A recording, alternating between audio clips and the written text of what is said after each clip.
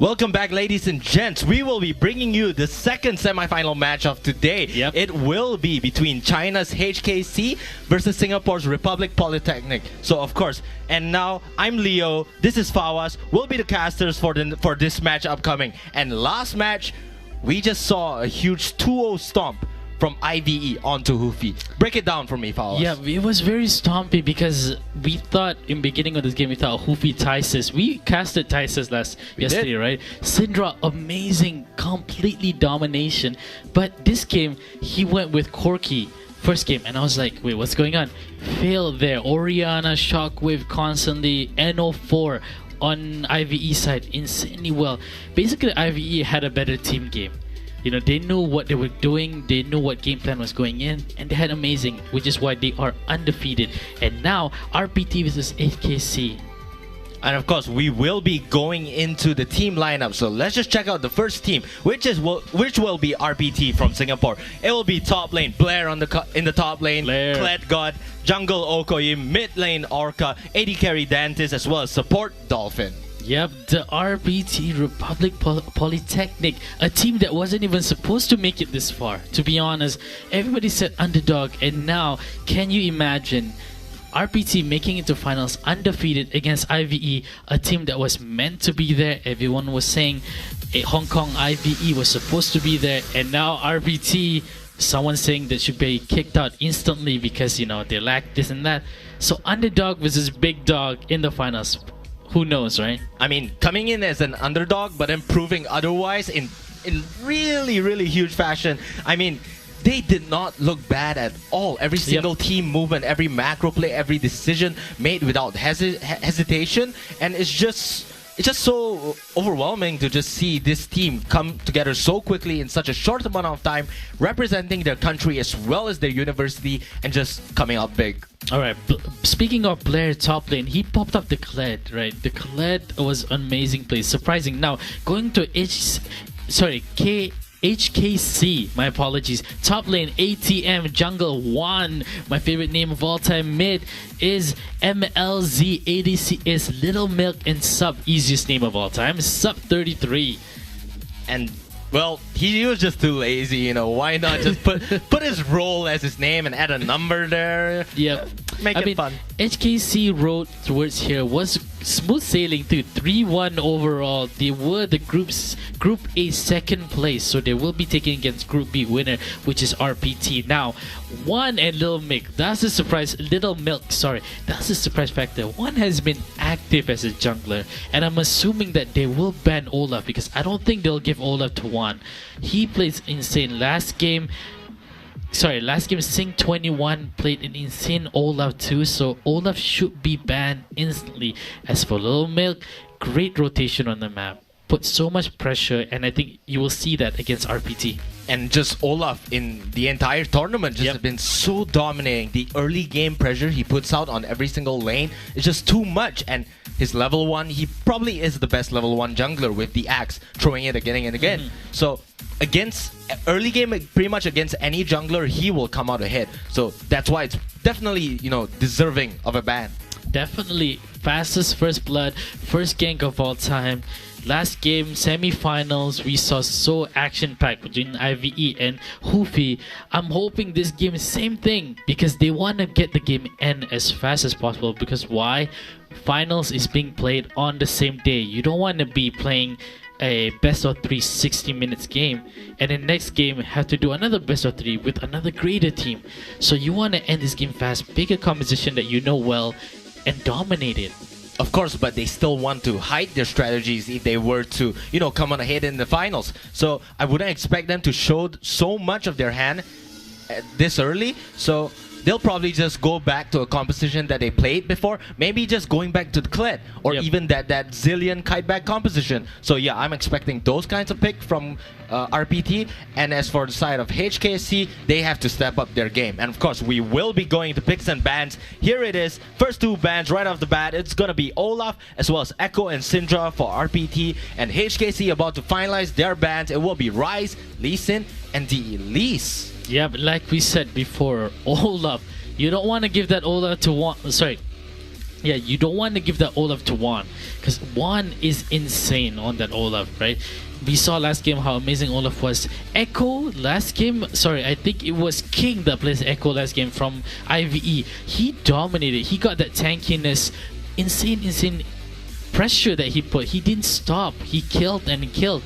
And they've been Syndra, typical mid laner. HKC ban is Ryze, Lee Sin, and Elise also going for that mid and jungle ban. Shows how much they respect each other's team and they know they can play jungle and mid very well. So ban it. Why not? Alright, so RPT has locked in the Orianna. Yes. So very good engage, very good disengage.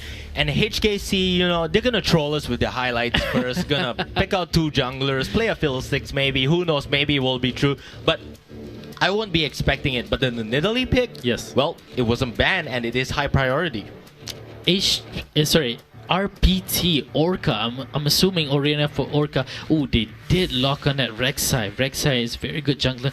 Not a win rate in this tournament so far, right? Not doing so much. And Lissandra. Orianna versus Lissandra. Could be a flex pick. Could go top. But Orianna wise, Shockwave is major. Indeed. I mean, both these mid laners, you know, they have such strong engaging potential. I mean, ATM, if he gets the root into the ultimate onto himself, just does so much damage, so much CC. Same goes with RPT's mid laner, which is going to be the Orianna. But of course, HKC have decided to lock in the Rek'Sai, and I'm probably expecting for HKC to save their last pick for a top lane counter pick. And right now, you know, RPT should probably go for a bot lane, meaning either an ADC or a support, but not both. So either one of that as well as their jungler, since they can pretty much counter pick right now. I totally agree on that, but I love how they countered Orianna to this Lissandra, because Shockwave, you can block the Shockwave with your Lissandra's ability R in order for you to heal yourself and also protect yourself. It's like a double Zonia Hourglass in a way. So they will be picking that Kled. So I guess Blair will be playing against that Kled. Can you imagine a Hecarim and a Kled chasing you at the same time with that Kled R? They better pick an ADC with an escapability. And there's a really funny synergy here if they actually pull it off, because Hecarim's damage scales with movement speed. Yeah, exactly. If he stays in the Kled ultimate, he's just gonna 1k one-shot you if he actually has the movement speed. So that's just crazy synergy right there. And of course, Blair is a Kled god, so and they obviously don't want to show much of their hand. So once again, as I said, you know, they're probably just gonna lay back into the Kled. They're comfortable with it. We've seen it before. And what is it that HKC can reply here? Because they locked in the Jinx. Ooh, the Jinx against the Hecarim and the Kled. No, that gotta be a mistake. No way you're gonna pick Jinx when Kled and Hecarim maybe has that Orianna ball on him, and you pick someone with the least mobility ever.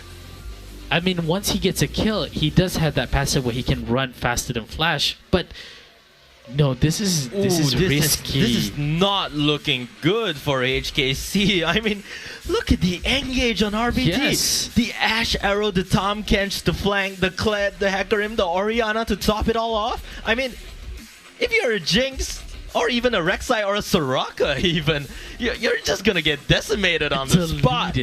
No joke, they better pick a tank versus support, because you don't want to pick Soraka right now. Even though she can heal. Tarek, yes, I would be more on that. Or Braum, someone who can kind of, if they are coming to a Jinx, he can kind of block that and pop his ultimate, so everyone move away. Pick a disengaged support. As for right now, if Jinx gets hit by Enchanted Crystal Arrow, it's not gonna be a good day for him. Alright, so let's just break down what we have here, and no way. We just got Tarek, the sexiest man alive. It will be the Tarek pick into support. So the idea going into this is that he can just pop the ultimate if they were to pull off a super engage, but still, it takes 2 seconds for him to activate the ultimate. In that 2 seconds, Jinx will die. Exactly. It's not enough. It's not like an instant Bard ultimate, Tempered Faith, where everyone freezes for like 5 seconds. It takes time, and so Jinx has to be careful. For me, buy QSS first. Literally, what can you dodge? Kled Ultimate, Hecarim, Orianna Shockwave, Tahm Kench's gonna eat you alive? I mean, you could put the Flame Chalmers, but Hecarim can always ulti over it. Right? I mean, this is a huge mistake. If it falls through, it shows how well they can play it. I think HKC just needs a miracle they want to win. But of course, enough talking about the compositions. Let's go into the matchup. So one thing we haven't talked about is the top lane matchup. It's going to be Kled versus the Poppy. So which one do you think will go in favor towards? Yep, I would favor towards Poppy because Kled is not a range champion. If you pick a range champion like Jace or anyone that can poke, I would go towards him more. But Kled and Poppy is very melee, right? So you will see a lot of poke here, poke there, but eventually Poppy will get tankier and Kled slightly tankier, but he's gonna go for that more AD Black Cleaver kind of build, right, to help his team. So whichever I will pick for my team, I will pick the Poppy more because I would love tank more than attack. But of course, the Poppy is just a single champion, but he can come to fruition. You know, he has the ultimate, the Poppy Copter, to knock back and disengage the fight, and if they successfully do so, like if 5 men were to come in with the Kled ultimate and Poppy just uses the ulti, even though Kled is CC immune, the rest are not. And so if he just knocks back 4 people and Kled's the only one there, Kled will die. Yep, definitely. But Kled against him, he has that little doggy with him. So I love that ability where he looks like he's almost died, then his friend come in to save him. Oh, whoa. 5-man bottom here. And Dentist, will he make it alive? I'm not sure. Here comes Sub. Oh, he flashed. Force the flash. That was worth. Out. That was so worth. Now they know ADC has no flash. He was so scared right there. Because I know if that stun had landed, I'm pretty sure you would probably see a HKC 5-man flash and kill him. But now he has to be careful.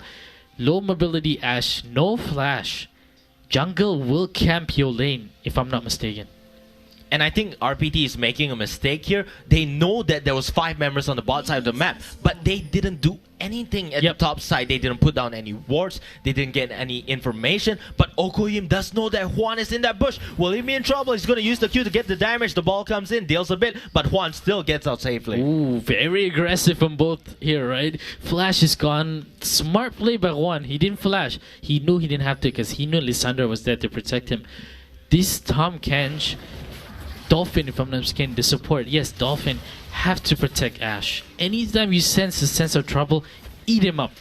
Eat that Ashe up. Eat that Ashe. Indeed, I love that. Eat that Ashe up and go on the turret range so you are safe. But 3 men. Easy play. Ashe doesn't have flash. Flash, yeah, so they know. All right, let's wait for it. Shh, it's gonna happen. Oh, they got him. It's the lockup. But Dolphin eats the Ashe up and just goes out safely. Dolphin taken down low, but he still makes it out alive. Cheesy play. That was cheesy play because they assumed they saw Rek'Sai there. They assumed Poppy was gonna go help Rek'Sai leech, right? Smart play. I gotta give it to them. So they thought, okay, fine, Rek'Sai is helping. Poppy is helping Rek'Sai leech, so he won't be in lane, but he was there. No flash. Smart play, but again, you gotta eat that Ashe. You got to do it. It's just, I mean, when you see that Ashe, what else can you do? And of course, now, going into jungle pathing, Hecarim's going for the red buff right after the blue, while Juan is hanging around the top side of the map. What do you think is the pathing going to be like for both junglers? Yep, I like Hecarim. A lot of people say Hecarim gang post level 6 because he has that easily speed and then he can also dash through. But a good Hecarim would just constantly gank because you have that lane pressure, you have that map pressure, you have that movement speed and that knockup. So you should be aggressive pre-level 6 or post-level 6. Now, he is in dangerous spot right here. He wants to get the engage. Lil Mo gets knocked back, but the stun is going to land onto 2. The teleport is here. They don't have it. Sub 33. Will he die? He flashes out. No. Dolphin. Rek'Sai goes in. He gets the kill. The first blood goes to him. Hecarim goes down as well. Dant is in trouble. Makes it out alive. And it is a 2 for nothing. 2 for the side nothing. Of HKC. So confusing. So confusing what they were trying to do there. I mean, this is ironic. When have you ever seen a 3-minute, 4-man bottom lane scrimmage? Hecarim was doing way too much. I said you gotta gank pre-level 6 or whatever. He has red. I understand you should gank, but after he missed that, he should have just backed away. I mean, TP was coming, everything was coming. Here comes another the one. TP just came in. Blair is in the middle of the fight, preventing them from getting the Earthdrake. Chuan trying his best to knock them up, gets the stun onto Blair. Little Milk is in a bit of a pickle. He might just get caught up by Dantis and Orca. I'm not too sure. But Juan on the other side tunnels out, gets out safely, and that's just gonna be it. No kills whatsoever. Yep, all this scrimmage, but guess what? You're missing out on your CS, right? Poppy is doing well on CS, but 13 minute on an Ashe, 13 minute on a Jinx, and that on an Ashe, you're missing out a lot. I get it, you want kills, but this is laning phase. I think they are trying to do too much a little bit here. But of course, even though Kled did TP into the bot side and did lose out a lot of CS, luckily Okoyim is there, so the XP and farm isn't necessarily all wasted. I mean, better on the jungler than to the turret. So That I mean, is turrets true. can't buy items. So Kled right now in a very confused spot because he TP and he didn't get anything by it. Speaking of mid lane wise, they've been acting based on what the team are doing, right? If something happened in jungle, they're roaming down lane, which is, I think it's great as a mid laner. Map awareness is key and follow up is key too, but I really want to see how Alessandra can go head to head. Orca versus, if I'm not mistaken, Alessandra. Crazy. If they can go 1v1 each other, play that slightly claw through, play that shockwave through, we might see an interesting mid lane right now. Show who has the better mechanic. Yep, and also really dependent on the jungler, because both MLZ and Orca, they are on very strong wave clear champions, and if there were no jungle ganks, they pretty much don't want to do anything aside from, you know, just shoving the lane. So if they just shove the lane, nothing much will happen. It's pretty much dependent on the jungler to decide if they want to engage or not. Yep, I want to go in a little bit on this build because most people won't go as what I see Jinx is going. He went with that Doran Blade to the beginning, right? Everyone does that. And then he gets a kill early end. He did die, but I'm pretty sure that kill was able to get a longsword, 350, but instead he went to get a call, if I'm not mistaken, which gives you the extra gold after 100 CS. For me, I would rather go for that longsword. Instead of investing your gold and getting more gold later on, I would go for a longsword and just dominate the lane. Because that's what you need to do as Jinx. I guess there is an argument to that, being that longsword only provides 10 damage and the stats from Call are slightly higher. It gives damage, lifesteal on hit, as well as the passive in which you stack it up. So all in all, it's a good investment. After, you know, 20 minutes when it's completed, it pretty much is a good investment. And right now, Juan on the top side of the map, he wants to look for it. ATM uses the ulti. Blair can't dash out. He uses the dash though. That was a huge mistake from him. He loses Scarl. Will he be able to fight back? I'm not sure. He has to flash. Why is he holding it out? ATM's gonna get greedy. Flash in. Juan, not over yet. Blair gets out. Oh, shaky there. Very miscommunication because Juan looked like he wanted to go in, but apparently the top laner was like, no, not yet. ATM was like, no, I don't have money in yet. Relax, guys, relax. And Juan was like, come on, let's do this. So you could see the nervousness coming from HKC right now. They are communicating as a team, that's why they are 2-0, but miscommunication right there. Different objectives. And it seems that RPT is just not in their state that they were 2 days ago and yesterday. So perhaps this is good for HKC, because even though they literally lost the draft, because their composition is definitely not as useful or as reliable as on the side of RPT, but even so, they got the better rotations, they got the better cheese, and hence they are actually slightly ahead, which is really good. That is true. They did so much cheese. I'm telling you, that 5-man in the bottom just to get a flash. And now RPT is showing their cheesiness right now, waiting in red. But I think they are caught up slightly. Wait, not yet. So Alright, they're waiting for Rek'Sai to go to this they're red. just gonna wait for Rek'Sai. Oh wait, Okoyim might be a bit too impatient, so he's just gonna take the red for himself. But Juan, he spots out Orianna. He knows he's there, so he's gonna go for the tunnel. He's gonna go for the chase into the flash. Here you go. Orca's gonna flash out as well, but Poppy is there. Orca, you're dead. The 3-man shockwave though is it enough to save? Here comes here comes Poppy. Everything, it's a mess. ATM low HP, so Swan. Juan, will you be able to get out live? I'm not sure. It's all a mess. The Ash arrow comes in. Killed. Rek'Sai's dead. Hecarim's dead. ATM, what are you doing? You're gonna become a machine. Blair, you're really low too. It's gonna be the outplay. MLC triple kill. triple kill combo after the other. We were talking about Collegiate and Hecarim combo, and we just saw it, but it didn't pay off. First of all, how that whole thing happened was the lack of map presence coming from RPT side, right? You took red way too antsy. Now Oriana, the path that she chose to go back was horrible. Look at this. Poppy was coming from the bottom. They knew that. Lissandra coming from mid. So great play to buy time for that shockwave. And a little slight damage. This is what I love. Bang, double, but not enough damage because they did not focus the same target. One focus Poppy and one focus Rek'Sai. Enchanted Chris's arrow, AoE damage landed through. Get something for nothing. However, again, not enough. So close to kill them. Not enough. And he's dead. 2 for 1 triple kill on this Lissandra. He will pop off. MLZ, Lissandra, not the best mid laner to get all the kills. Not so much of assassin in my opinion, but still, a mid laner getting 3 kills is a lot. And I think we just ate our words here judging HKC's team composition because they look way better than they did last time, and well, they're just gonna beat out the winners of Group B, which is not really the winners, but the first place of Group B, which is RPT. And I think, you know, HKC, if they keep up this pressure, keep up this amount of teamwork and coordination, I think they're just gonna take this game. I mean, when you think about it, textbookly speaking, I mean, HKC team comp was supposed to lose, right? If you want to be so technical, technically speaking, they were supposed to lose. But I guess their players for RPT side didn't realize that, and it seems like they don't know how to take advantage of this team comp. And Rek'Sai is coming bottom lane. Could this be a gank?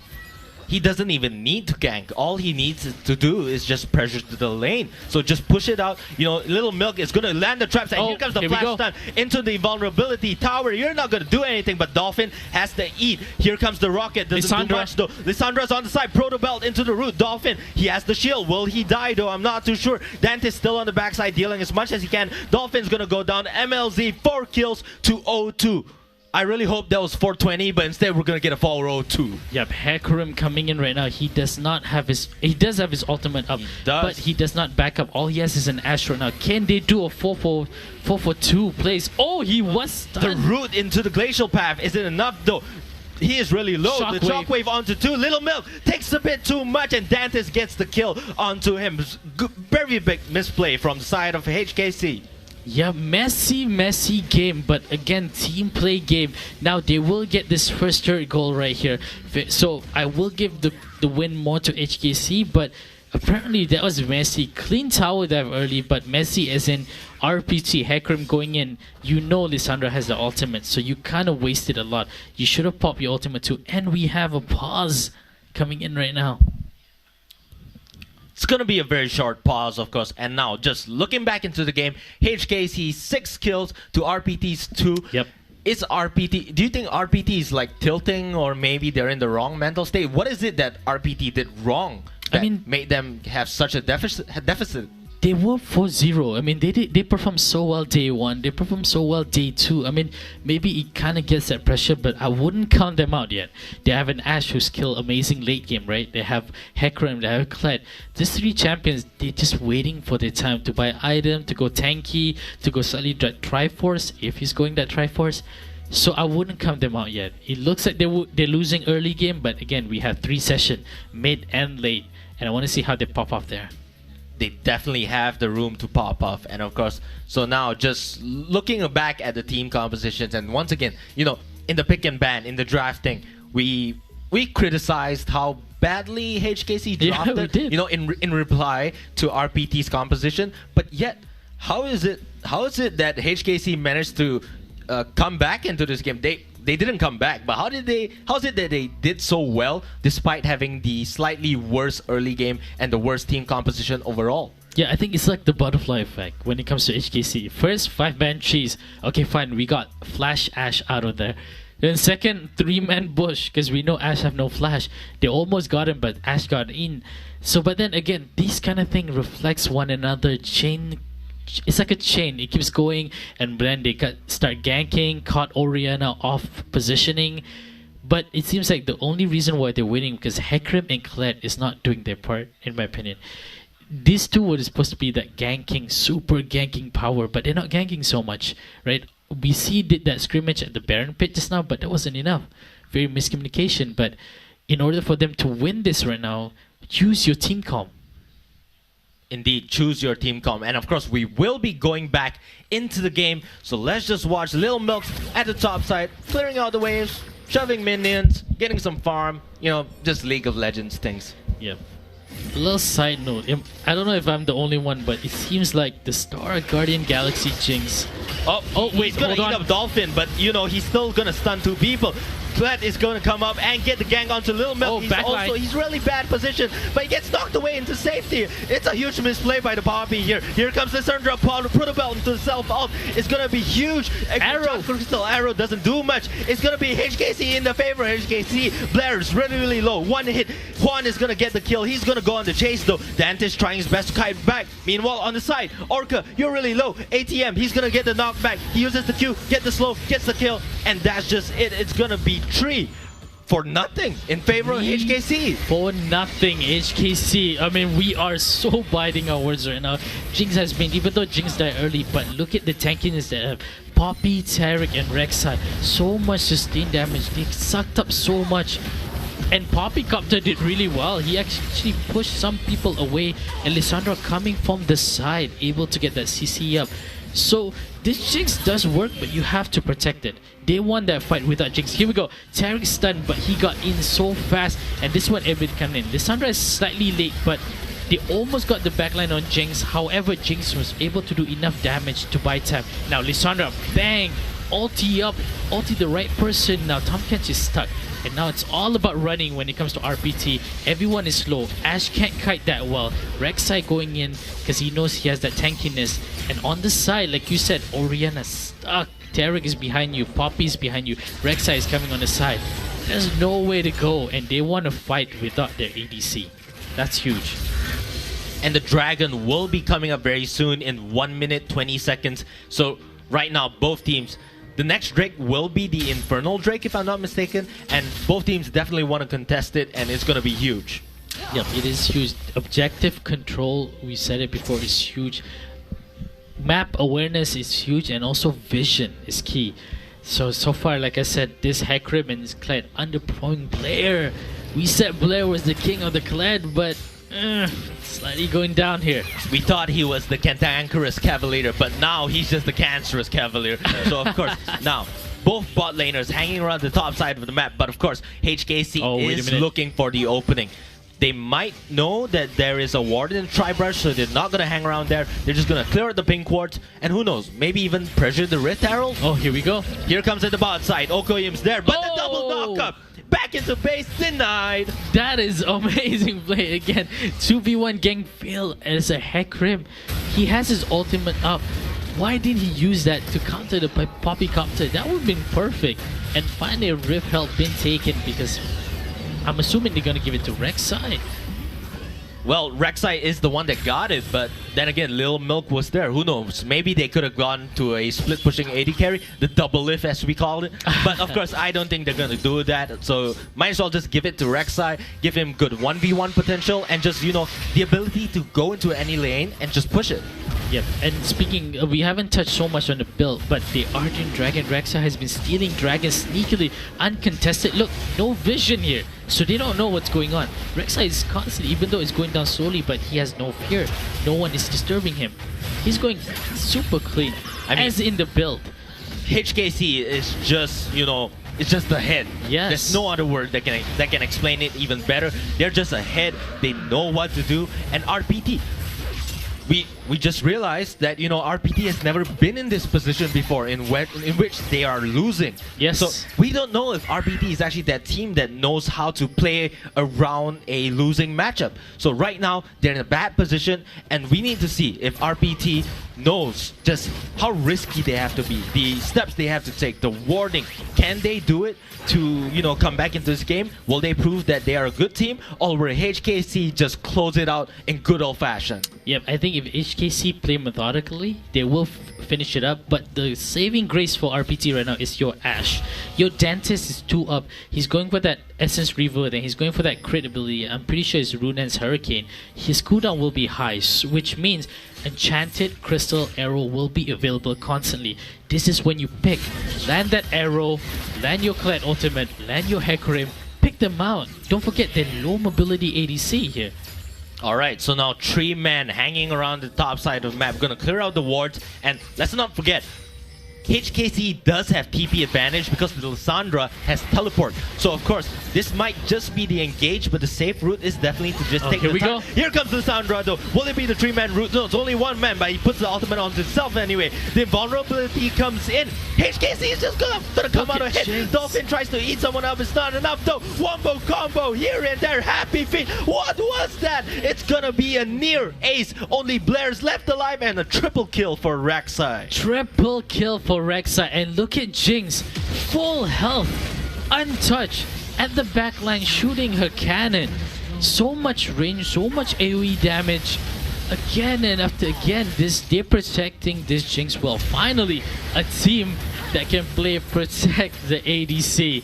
You play it when your ADC is good, and apparently Little Milk is amazing. Look at his score on Jinx, 127, has that IE up.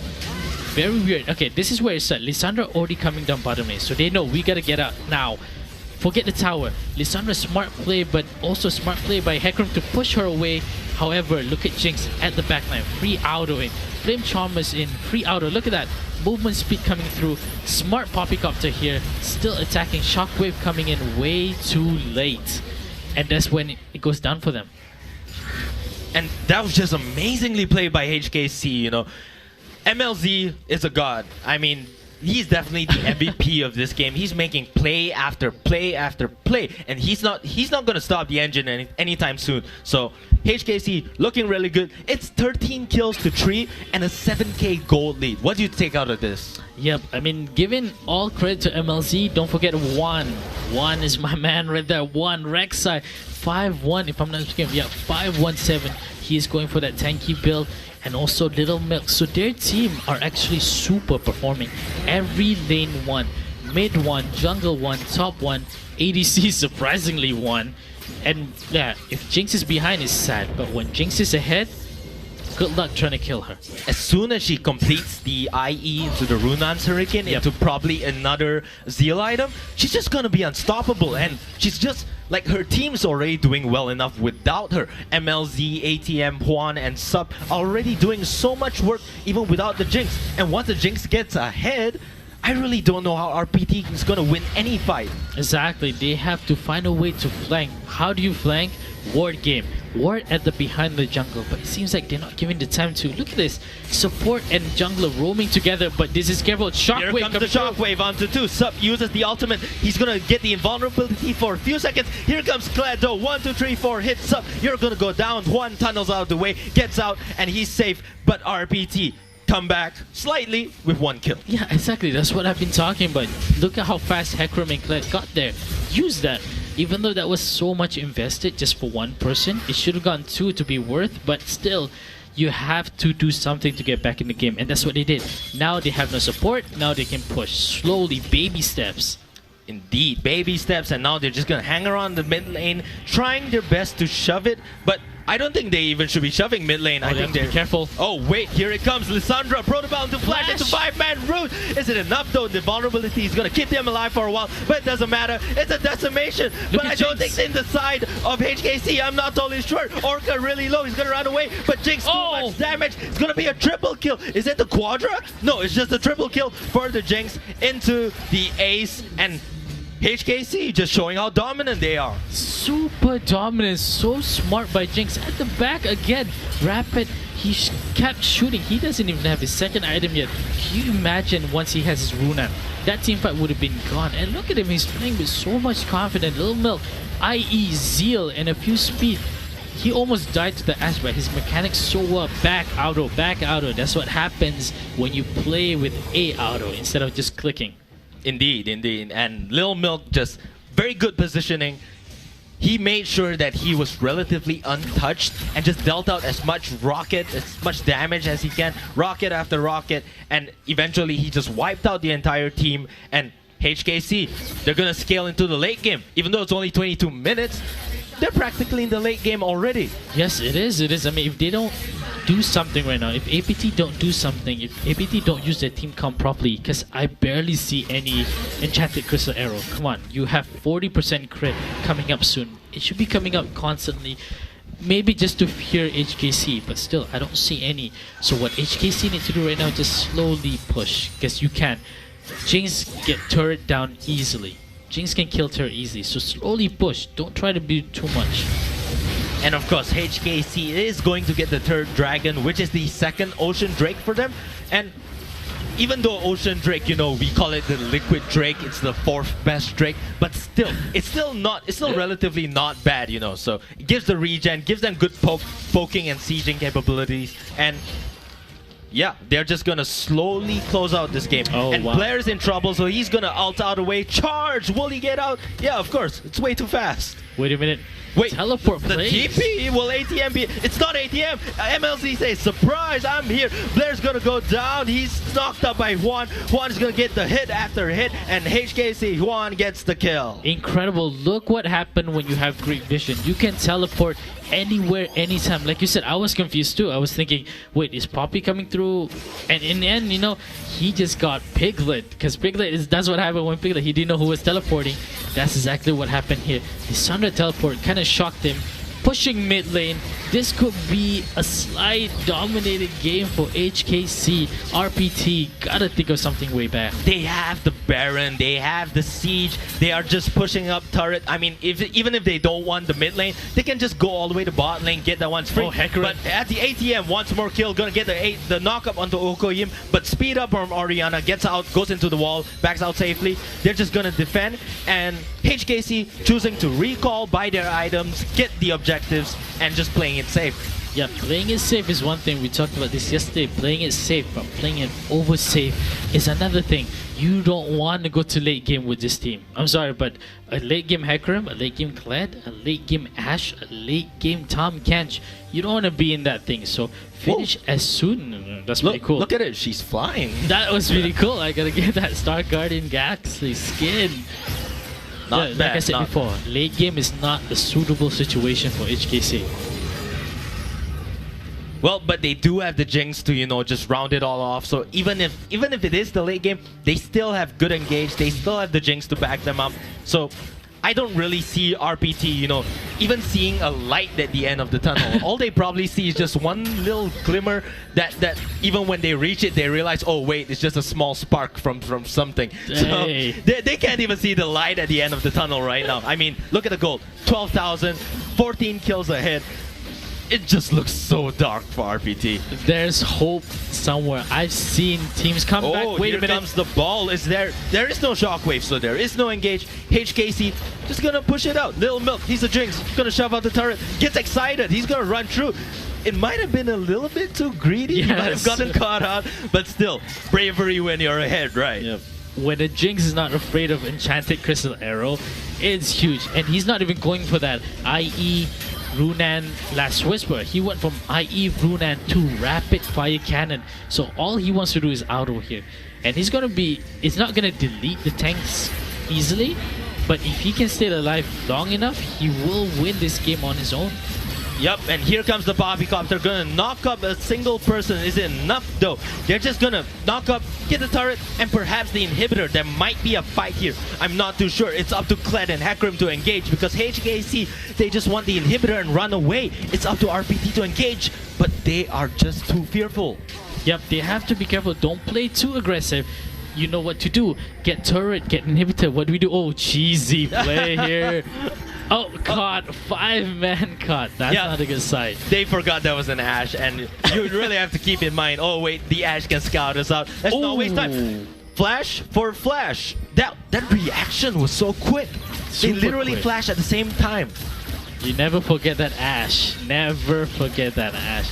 Weird reaction flash. He He tried to predict that flash. Oh, Finally, the arrow lands onto Little Milk. Shockwave. He's almost gonna die, but he did get the invulnerability to help himself keep alive. MLZ got caught up by Oh, he Klett. died. Hecarim actually got the kill. I'm not sure how, but ATM, he needs to run away. MLZ gets exhausted. He can't deal any damage. ATM is gonna just kite back slowly with the Lissandra. Onslaught of Shadows gonna wipe it out, but MLZ gets the return kill. Meanwhile, on the other side, Dante's gonna get stunned up. Lissandra is still there. He's still alive. The Jonias keeps him alive. I don't know how, but the kill is still secured. Sub 33 wants to run away. Can he do it? Blair gets a kill. He's gonna go on to one. You're the only one. RPT, is this the comeback? I don't know, but Here comes ATM is Poppy. still there. He still wants to fight. He's not done yet. Using the ultimate into the queue. He's gonna prevent everyone from escaping. You have so One is still alive. He's trying to get the kills. He got one. He got two. One. Will it be One. a triple kill for Rek'Sai? Holy cow! I can't believe I just saw that. How many Rek'Sai does it take to kill 3 people? You just need one. One He did Rek'Sai. it. He did it. Amazing play. I have no idea what Ash was trying to do there. All you needed to do was auto, but he was so scared. I think Ash cancelled like 2 or 3 autos there. But if this is a replay, I really want to see Lissandra on this replay right now. First, they started off like this. Klett was caught on the side over there. Lissandra did this amazing dodge on bottom. See, this is how Jinx got killed, because of the flank. So no question there. So now the battle goes on to the right. Now Juan and Poppy on the side doing as much as they can. Look what Lissandra did there. Dash through the whole ultimate of Hecarim, go to the backline, Zhonya Hourglass, so nobody wants to be in that zone because you still get damage. And that's when they go in and in. Juan solo at the back with Klett. Yeah, he know he can't do anything, so he goes around. Now it looks bad for the other red team right now, but 1-1-1 came here to play. Sucked up as much damage as we can. Here comes Poppy doing all he can. Poppy copter on Ash. Incredible. And Juan still holding that Guardian Angel. He know he can do stuff. 1 kill right here. Double kill right here. This is what I mean. Ash could have just like 2 or 3 autos there. You see what I mean? Smart play. The lack of vision in the brush and Rek'Sai, he was just kiting inside and Dantes didn't know what to do, running back and forth. That was hilarious. That was actually the smartest thing I've ever seen. He Of could've course, attacked. Dolphin now, he's caught up, but he does have the gray health. It's not enough. It's going to be an easy kill for Little Milk. He has the GA even. He's not going to have anything bad happen to him. Going to take the blue buff into the Baron, and I think HKC is just going to close out this game right after. Yes, when you have a Rek'Sai and a Poppy triple kill, I cannot stop imagining about that bush thing right there. Ash couldn't auto because there's no vision in that bush. So what she do? She has to go inside the bush, but Juan is just free hitting. Okay, moving on to the game. They got the Baron, now they got the Drake. Juan is so active right now. He's 10-1 and 14. Yep, 10, 1, and 14. He has the same assist as the support. He has the most kill in the team, and he's a tank Rek'Sai. And he's been getting Dragon 4 so far alone. Yep, it's gonna be 2 Earth Drakes and 2 Ocean Drakes. On top of that, the Baron buff to just push out the wave. I don't know if RPT can really do anything. Orca is supposed to be the wave clearer. He's supposed to be the one that will clear the waves repeatedly. But the Baron buffed up minions, huge magic resist, and it's just gonna be so much. HKC, they want to close out this game. Jinx took the red buff to make sure there's the constant slow along with the Runan's proc, so really well synergy with the red buff. And yeah, HKC, they're just gonna win the game slowly. They can take their time, doesn't matter. It'll be eventually closed out. 15k gold ahead and 16 kills. Really, I gotta touch on this Jinx right now. Great play so far, but because she died so easily last team fight, it kind of encouraged her to go last resort, which I do not recommend. Oh, the fight has begun. Sub 33 is using the invulnerability ult on himself. Wasted ult. I guess that's a good thing. MLT, however, he does have the home guard. He wants to charge in. They're just going to take the turret instead. Onslaught of Shadows. Will it be enough? I'm not too sure. Dante's at the backside dealing a lot, but he's going to get caught up. Lissandra ult herself is going to be a kill. 1-2 for the side of HKC, but it's not enough. RPT, they're going to lose this game. 1 kill after the other. Orca, he's trying his best to survive. Uses the shield, gets back into the fountain safely. HKC gonna use the BM, stand in front of the Nexus, and Orca just gonna stand there, unable to do anything. 2 inhibitors down, the minions are here, and it's gonna be the game. Wow, for look HKC. at 1-1-1. A little BM over there, and they're still going for it. They are Orca. They went for the fountain dive. Unnecessary, but give it up. Give it And up. just There you look at go. them. Give it up. High five all around. High five chain. There you go. That's how you play as a team. Unexpectedly. I mean, like you said before, we never see Republic Polytechnic come from behind. So this is actually the first time they had to struggle to stay in the game, because mostly they dominated, right? But again, best out of 3. There's still 1 more to go. There is still 1 more to go. But HKC, they lost the draft, or at least we thought they lost the draft, and they still came out so far ahead. It's just so amazing, and I mean, like, they're even celebrating right now. They probably knew that, wow, our draft kind of sucks compared to them, but they still won anyway. And that's why they're so excited. Yeah, look at the face of Lil Milk. He's confident. He's all good. He's ready to go again.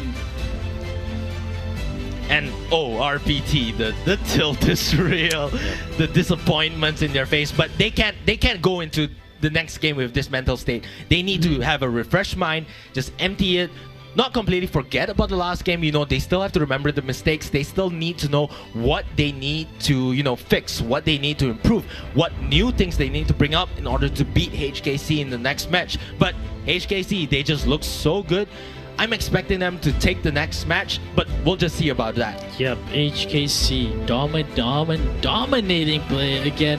MVP in my book has to be one. Has to be one. My man won MVP right there. That push play, his gank, not just that 1v3, also his ganks was on point. He knew when to came in, he knew when to came out. Amazing play. I'm still a bit torn between the Rek'Sai and the Lissandra for MVP because both of them just did so much work. They did. Rek'Sai just so much global pressure with the ult, taking objective again and again, and Lissandra just outplaying the enemy, getting triple kills repeatedly, and just making sure that their team gets the early lead in order for Jinx to start coming out ahead. Yep, and Lil Milk did. Little Milk did. So I'm excited to see what we have next game. Definitely really excited, and we will be going into a short break in order to bring you the second match between these two teams, which is HKC and RPT. So stay tuned. We'll be right back with the second match, and I'll see you again. I'm Leo. This is Fawas.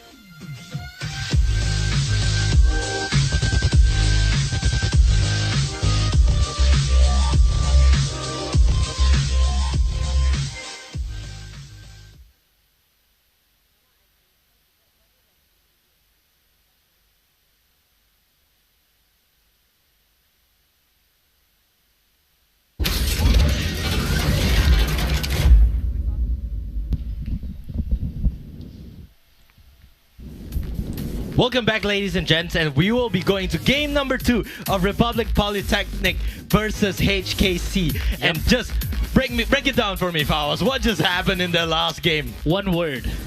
One. One, indeed. That's what happened last game. I mean, not just one. The Rek'Sai play was good. I think HKC came in understanding what kind of team come. They knew that the Jinx need to be protected, and they protected well because Jinx died only once or twice that game. Little Milk, amazing plays. So they knew, and Republic Polytechnic went with the team come of watch out for your ADC, we're gonna get her, but at the same time they didn't pull it out. So that's the whole summary of the game. They didn't pull out team comp, the other one pulled it out even better. Yep, I mean, looking at RPT's team composition, we thought it was so good, so much synergy. There was the Hecarim, there was the Kled, there was the Engage, and to top it all off, the Orianna, the Ashe, but still, it wasn't enough. Apparently, Poppy just completely disengaged them. Jinx was completely untouched, didn't get any kills, only went down a couple of times, and they just came back, and I don't know how. Maybe it was good rotations, maybe it was good macro play, maybe it was good vision, but HKC won that match. Yep, so coming in, Republic Polytechnic, what they need to do right now is keep it simple. KISS, keep it simple. And you figure out what the other S means. You need to keep it so simple because you are on the back end. One more loss and you could be going home. I mean, a 4-0 in the season is good, but it's all on how you depend in the semifinals here. The idea for them was that they want to hide their compositions, and of course we will be going into the pick and bans for the second match. So right off the bat, Rise is gonna get banned, and alright, let's play the guessing game. You have 15 seconds. What's the next ban for RPT? RPT, I would give it to I wouldn't say Jinx, but Rek'Sai. Rek'Sai would be a smart ban by that side. Of course, they can probably... Okay, there we go. And Olaf, still a meta ban, not really a target ban. Yeah. I mean, Juan still has that very, very scary Rek'Sai. They did ban Lee Sin. They didn't ban the... I mean, HKC is not so methodical on the ban because they know RPT didn't perform anything well with the other team. So RPT banning champions that HKC didn't even use last game, which is very odd. They're just going for the meta bans, and I'm not too sure if that's good. And of course, Kled, I'm not really sure about this ban. I mean, Blair is really that good, just that good on Kled, but they played around it so well with the Poppy. But I guess RPT still has one more ban, so they could have banned the Poppy and take the Kled, but instead, alright, they're just gonna go for both bans. Yep. So now Poppy and Kled is banned, and HKC gonna lock in the Elise for the jungle. Yep, I mean, the Kled ban, I understand why, because even though Blair didn't play so good, but he was, every time someone got caught, Blair was there, and he plays anytime. So maybe they were afraid of that map mobility, being able to go anywhere, anytime. So shows a little respect HKC have for RPT. They banned the Kled, and then RPT banned the Poppy because Poppy did so well. Sorry, who was top again? It was ATM. ATM did so well on a Poppy, sustained so much damage. Now, RPT going with that Caitlyn and Karma, showing their bottom lane right away. That burst damage that will come up from a headshot, ace in the hole, and Karma Q. Be careful. ADC has to dodge that. And Ezreal, I'm assuming. Yeah, this is definitely the winning lane for the 2v2. Instantly, Caitlyn and Karma. There's pretty much nothing you can do unless you get a hard engage with a couple of the jungler ganking, but that's pretty much the only entrance they have. Aside from that, there's no way that they can lose this lane. So of course now HKC gonna go with the troll highlights. I don't think it will be, but then again, will they go for that Jinx again, or is it just too unsafe and just go back to something that's more reliable, like perhaps an Ezreal, or perhaps, you know, the Jhin to a certain extent? But yep, it seems like they're gonna go with the Sivir, and Sivir against Caitlyn, somewhat a counter. You can spell shield the traps, but really that's only all they have. And of course, to round it off, it's gonna be Echo. No, but even though you spell shield the trap, I'm pretty sure headshot that his Caitlyn headshot still works on him. Yep. So it doesn't really matter. I like that they didn't pick Jinx because that shows that their level of professionalism. You know, you can't be that arrogant to pick a Jinx just because he did well last game. Everybody comes with a different strategy. Everybody comes with a different play style. So that's what happened. So what they did was they picked Sivir and they picked Echo. Echo on the hunt with Sivir, that's dangerous. Yeah, and of course, we're gonna get you fast. We're gonna get a new top lane pick, which hasn't been picked before. It's gonna be the Blades woman, it's gonna be Fiora. Fiora and Zack. So engage is key right now. Zack can gank, like the Hound said, the caster. Zack can gank any place, anywhere, and anytime. But he has to land them. That's the key.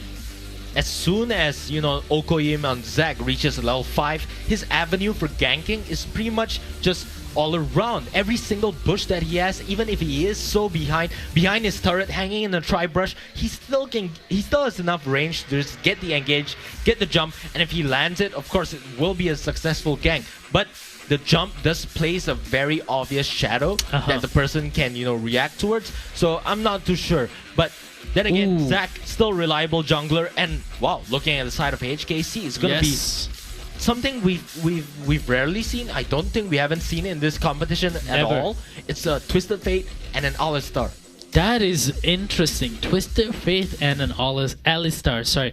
So picture this combo again with me. Sivir on the hunt. Echo teleports down.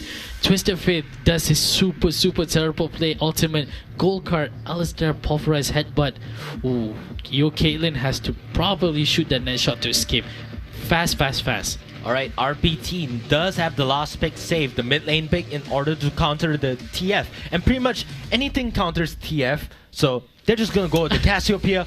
Very lane dominant. Very good. Once she gets a poison, just land 3 Twin Fangs, so much damage. And of course, even going for the cleanse, which will make any gank from Elise and Twisted Fate relatively unreliable. Yep, I like this Cassiopeia because Cassiopeia has this ability to zone out. So HKC has that team combo of we're chasing you with on the hunt, run, and then Cassiopeia can just drop her poison and they cannot get past it. There's no silence. I mean, the only thing that can get past it is a Ragnarok Olaf, which you don't have.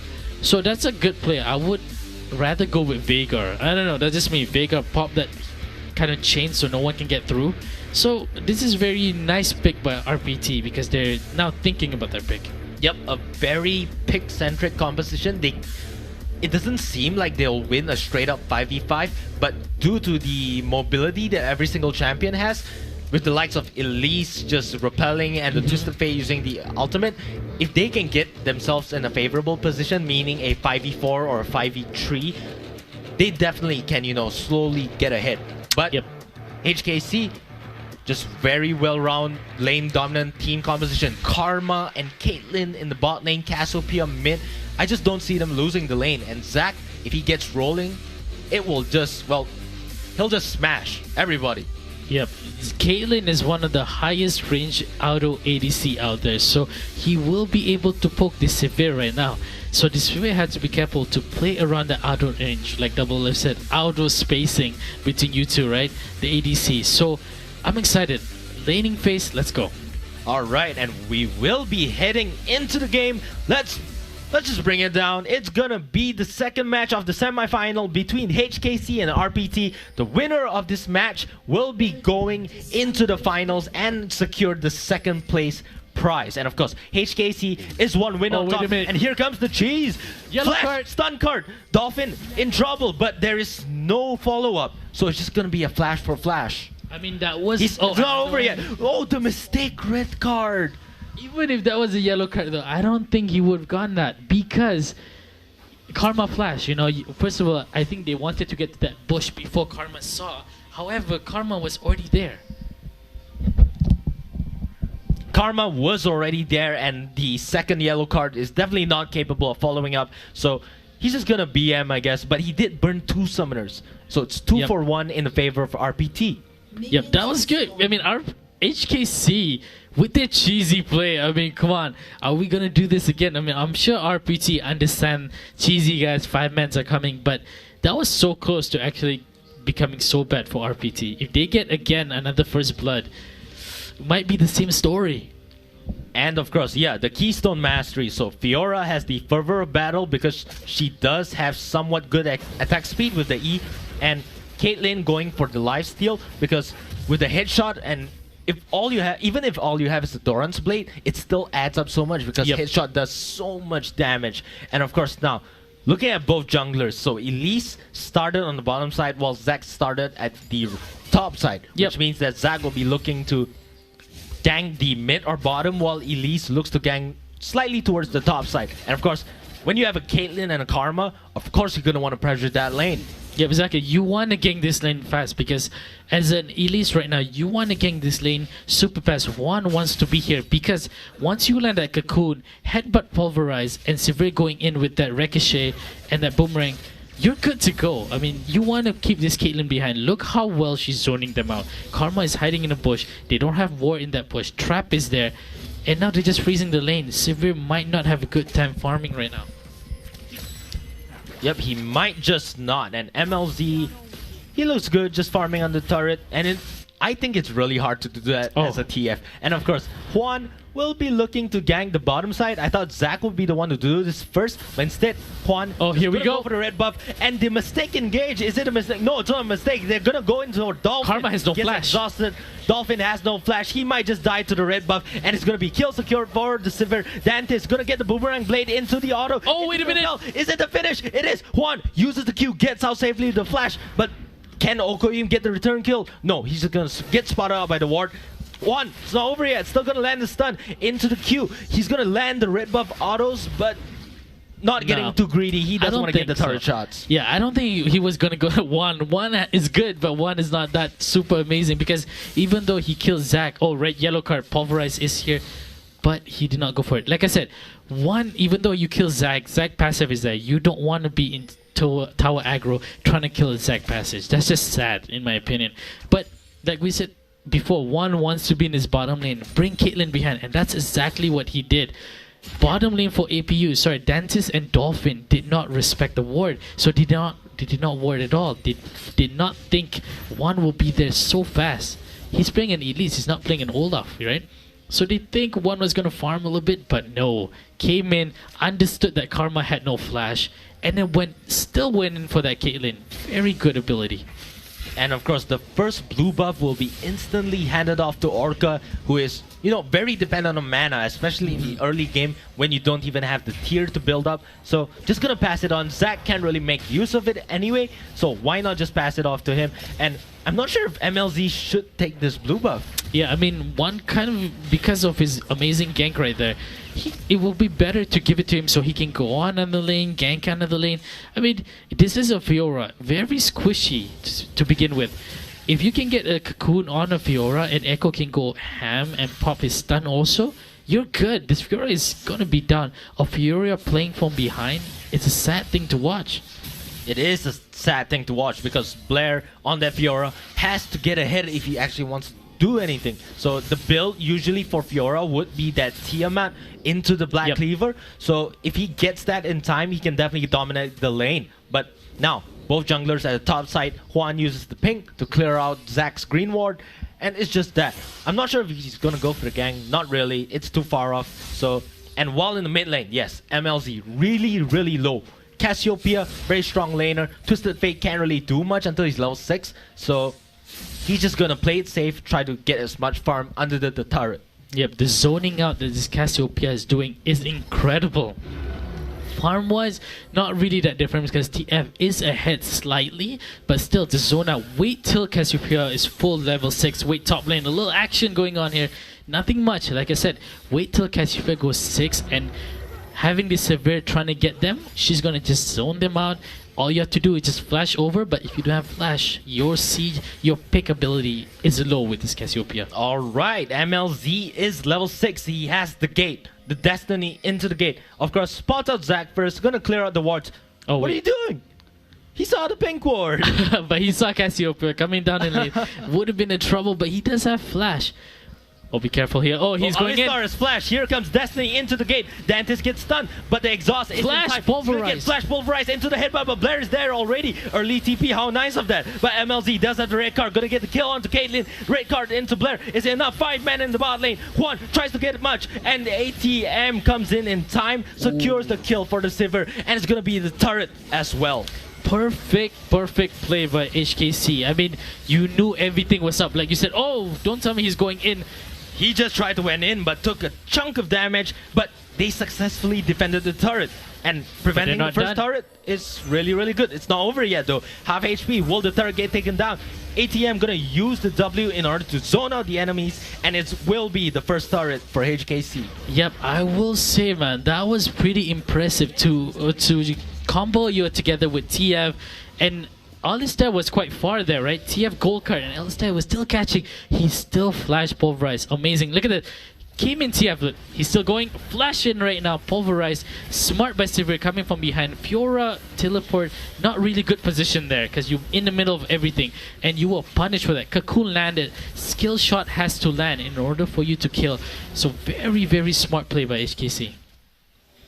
And now MLZ will be able to shove out the lane repeatedly. He is ahead on items, which allows him to just clear the wave with 1 Q and perhaps a red card. Yep. And that's really, really good because he can basically negate the laning phase if he just shoves it over and over again. And Cassiopeia only has a single target damage spell, and that's hard for someone to clear the wave. So since MLZ is ahead, he can clear the wave. He can even get the better ganks off. Oh. Now at the top side, will he land the cocoon? No flash. Blair does have the riposte, so the cocoon won't do much. Oh, the reverse wow. stun, but Subterfuge Tree is there in order to secure it. Blair can't get out safely. ATM is now no longer the ATM machine. Instead, he's taking out money from other people. I mean, there's only so much as a Fiora that you can spell shield.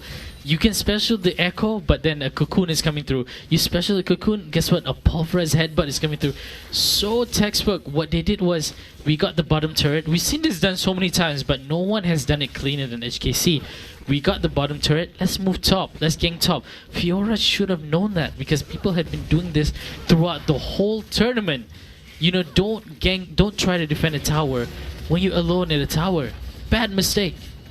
Of course, HKC, another smart thing they did is that they forgot the dragon. Not really forgot, but they purposely decided not to do it in order to go to the top side in order to get the turret instead. And I mean, Ocean Drake, not really that useful, so I think it was the better decision because now they have pressure on both Rift Herald as well as the Ocean Drake. Yep, Rift Herald is all open. We don't see many teams. I'm not sure, did they get it already? Not yet. Not yet, yes. We don't see many teams get it so far because most of the top lane don't carry push, but it will be a very smart idea to give it to Echo. Echo can split push for days, right? Echo is slowly building his item right now. He is going for that more tanky. I hope he go for that Triforce so he can snowball easily. And Triforce, just such a good item on Echo, but he is, even though he's ahead on CS, he's also ahead in kills, which means he should have the gold for it. And of course, now HKC, they're gonna pressure up the dragon as well as the mid lane.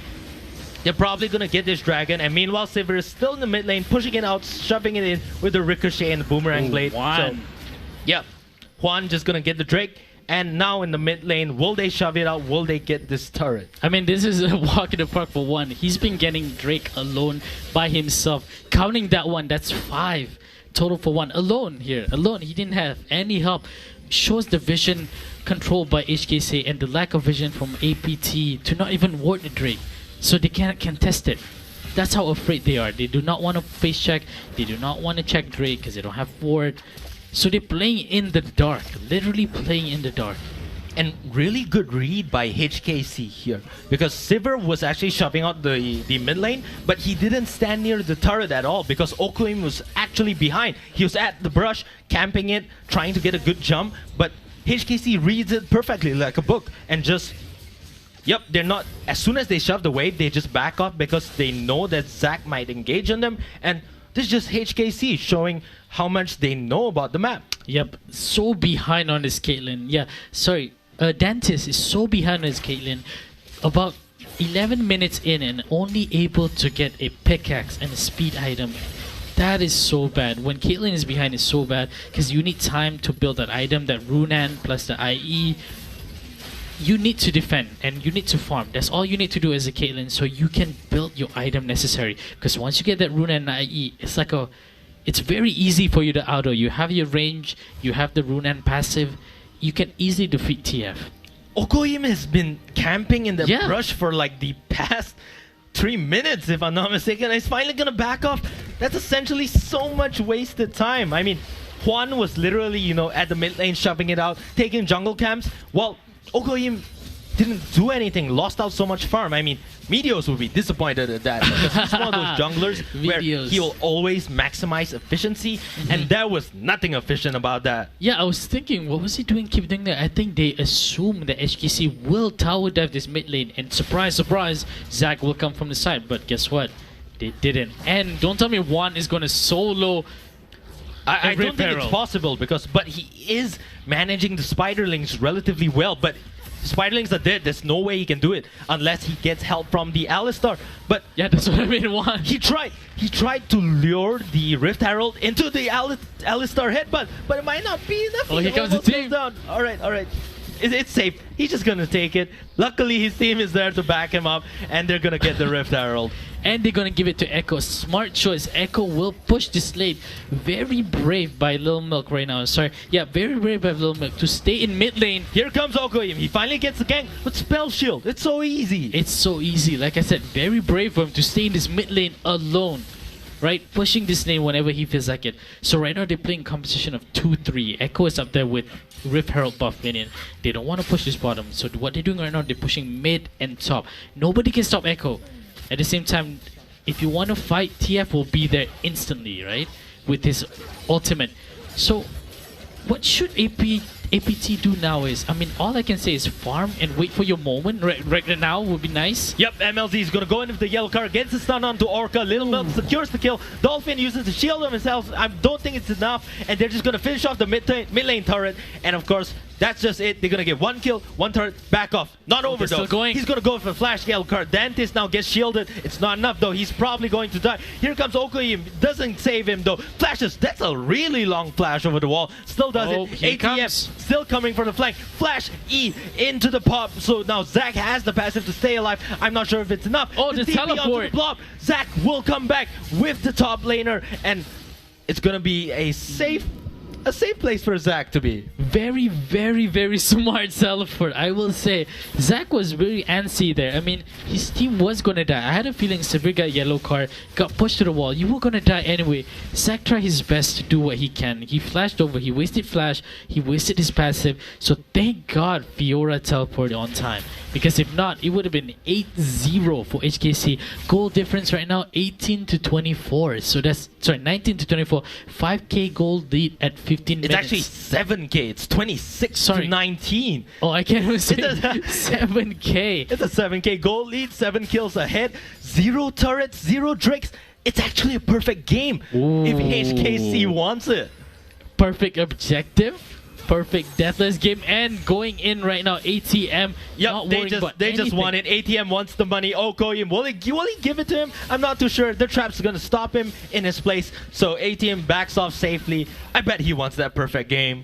Yes, don't want to push too far, guys. If you want to go for that 17-0, they are warding right now the Baron Pit and the Baron Rear. This is very textbook. I said it all over again because once you're winning this far in lane, you push bottom, you push top, you push mid, get your objective, get Baron. So it's like a security kind of blanket for you if you have Baron buff with you. And now Sivir is going to shove out the lane again and again. So is the TF, so is the Echo. They have 3 lanes constantly pressured, and what this means is that anytime any objective comes up, the Baron or the Drake, they're just free to move to it and do it. And it's really that simple. Because they have so much space to move and roll around, be careful, do anything freely. And so they even go for this gank. Doesn't matter, just shove the lane anyway. Yep. The key for APT right now is build ZZ Rod Portal on all 3 lanes. So your minions can constantly push it. I'll probably just build 5 Rod Portals, you know, why not? You're already this behind, so just try your best to shove everything. Not really shove, but unshove the lanes. Yep, again, objective control by 1. Solo, again, Dragon is the same trick he got, which is gonna stack up sooner or later. They have to do something. 7-0, guys. APT, you guys are 4-0 for a reason. Use your team comp. The third Drake is actually another Ocean Drake, so they're gonna have so much regen if they get the third one. If I'm not mistaken, it's gonna be like 12% HP regen out of battle, and that is a lot. That is a lot. That means you don't need to go to base necessarily. You will always kind of heal, which is amazing. Now, one really disappointed thing right now that we see from APT, because Orca We haven't talked about his mid laning right now. Orca has been dominating in that 4-4 kind of thing, right? He has been dominating increasingly in that 4 match that they won. However, in this game, he's been silent. Really silent. I'm not sure if he's not mechanically stable with the, kind of challenge NO4 right now. Sorry, not NO4, my apologies. I don't think he can challenge HKC mid lane right now, but it seems like he's very degrading. He definitely is underperforming. I mean, he needs to step it up. He's the Cassiopeia. If HKC wants to engage them, he's the man to get the counter engaged, to use the Petrifying Gaze into the Poison, into the Twin Fangs. But there's just not much because HKC is literally coming from every single angle, and there's no way you can cover every one of them. Cassiopeia can only face one direction, or one direction, if you will. So it's really just really difficult for RPT to even find room to get engaged. And speaking of this Fiora right now, top laner Blair, the Clad God, not even able to build his item yet. He didn't complete his Titanic Hydra or the other type of Hydra, and instead he went with Phage and he went with the boots. Very confusing, very greedy in my opinion, trying to do too much, but he's not performing well. Fiora was supposed to dominate the lane and split push, right? But right now, he's so much with his team, he's not even splitting. And look at Echo. Echo's first item is the ZZ Rod. So we called it. We called it. Yep, he's just gonna get the ZZ Rod, plant it, shove one lane, well, basically forever, and just stick there. And yeah, HKC, they're freed up to do any objective they want, and I'm not sure really what is it that RPT has or can do in order to come back. Yep, this is very hard for APT right now. They are doing the best possible objective right now. They are protecting the tower really well, but how long can this last? Eventually minions will pop up. Eventually you will get tower dive, as we might see here. You see one playing on this left side over here, so be careful. I mean, but they are doing the best they can, defending and defending. Hopefully the only thing that they have right now is HKC go for that Baron and they steal it and turn the game around from there. I mean, that's my only kind of suggestion. Yep, but that is just way too unlikely. I mean, HKC, look, they failed to shove out the mid lane. They just choose bottom instead. ATM's already there, and so is Twisted Fate. Is he gonna use the gate? I'm not too sure. Okoyim gets the gank, but Spell Shield is going to prevent it. And Let's Bounce didn't hit anything. He missed a lot, and now he got the turret. And now they have to back up really fast because they were the engager, but they failed. But what else can you do, right? They were the engager, they failed. So back off, respawn, get your item, and do it again. Because they almost won that, in my opinion. APT, if the bounce really landed really well, they could have won that team fight easily. So HKC have to be careful. Don't slip now. But they definitely are slipping. Zac doesn't have the ultimate, lack of engage. They can just pretty much shove out any turret they want. So from bot to mid, I wouldn't even be surprised if they went to top. They are pinging the top lane. So they are definitely going to go there. It's just turret after turret after turret, and I even think they might just secure this perfect game as well as the final spot. That is true. We might see a HKC versus a IVE, but don't count your eggs yet because APT still can bring back the underdog story. Again, they are the underdog. 7-0 comeback. What is the goal difference? We have 38 to 27. Almost 10k. It is 10, past 10k gold lead for HKC. Now get the top tower, push the lane. Bottom is already pushing. You have Echo pushing bottom lane. Sorry, TF is pushing bottom lane easily. Fiora is too afraid to fight this TF. You can just push all three lane easily. 1-3-1 composition. It's 21 minutes into the game. 12,000 gold lead for the side of HKC. Ooh. 7 kills ahead and no deaths. I think it will be a perfect game. And of course, HKC gonna take the safe route, just back off, recall the base, buy their items, and just either bait the Baron or do it, and either way, they win.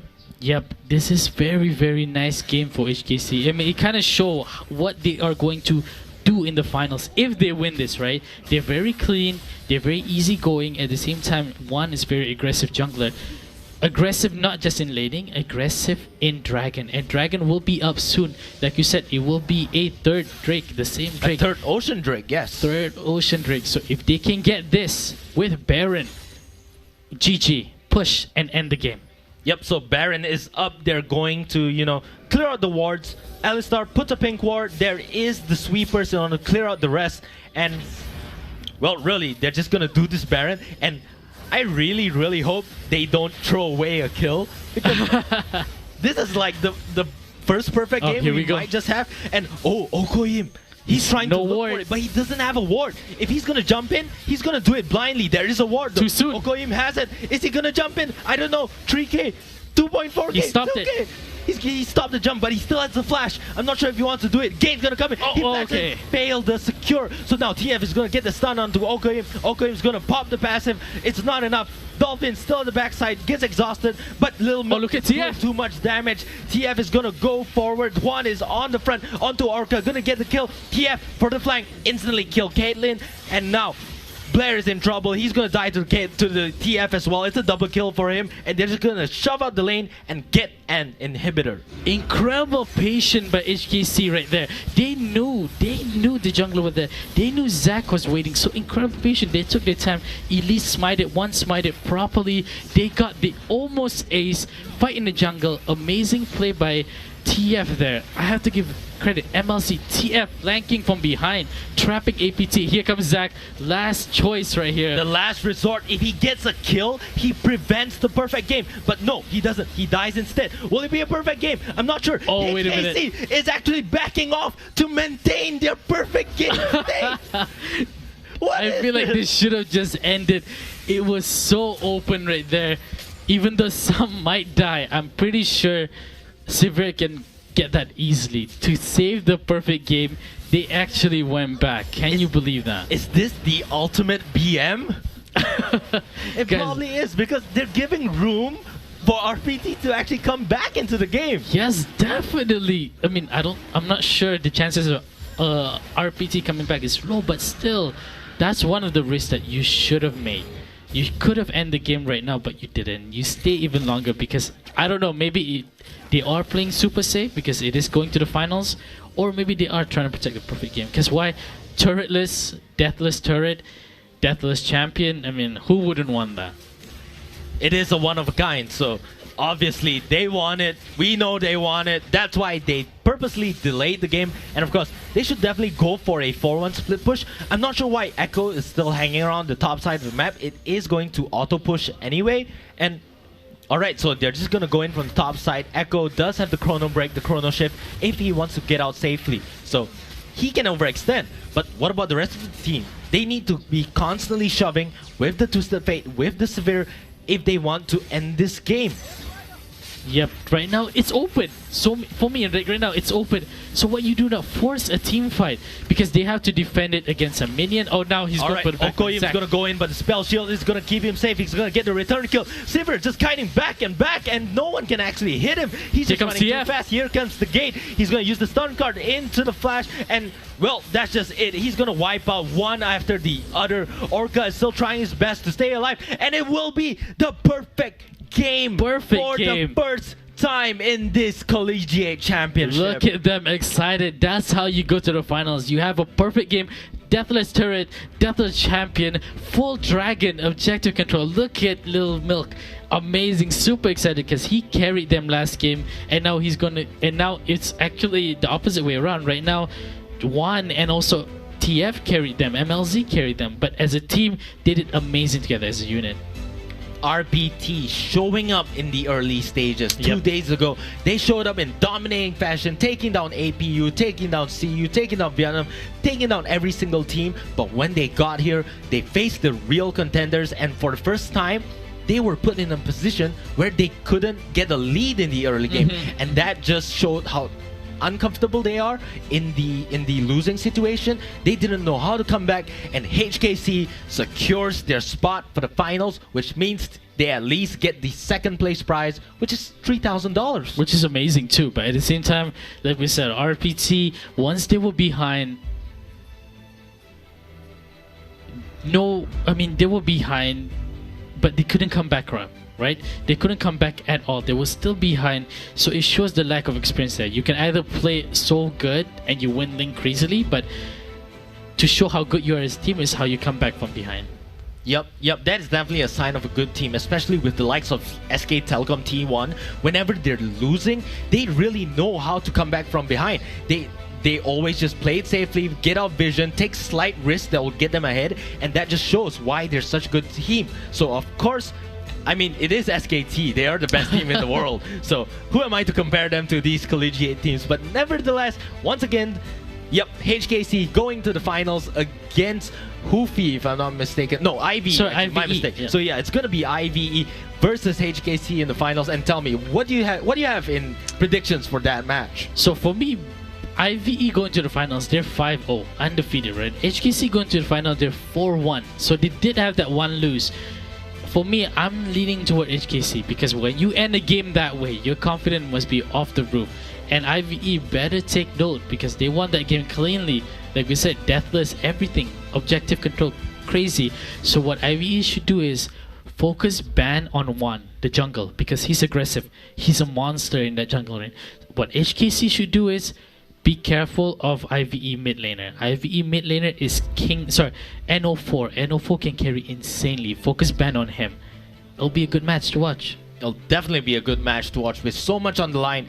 And of course, HKC with the first perfect game, making sure, even BMing their opponent, just preventing the win just so that they can get the perfect game. And yeah, so very dominating fashion. Republic Polytechnic obviously forced to go home. Sad for them. And of course, we will see the highlights of this match. Yep, I mean, the highlight is started off from beginning to the end. This early gank by them. We talk about how Ely should be down here. Then this TF gank, they had to notice TF is on the other team, so he can be anywhere, anytime. Fiora making horrible play. Blair.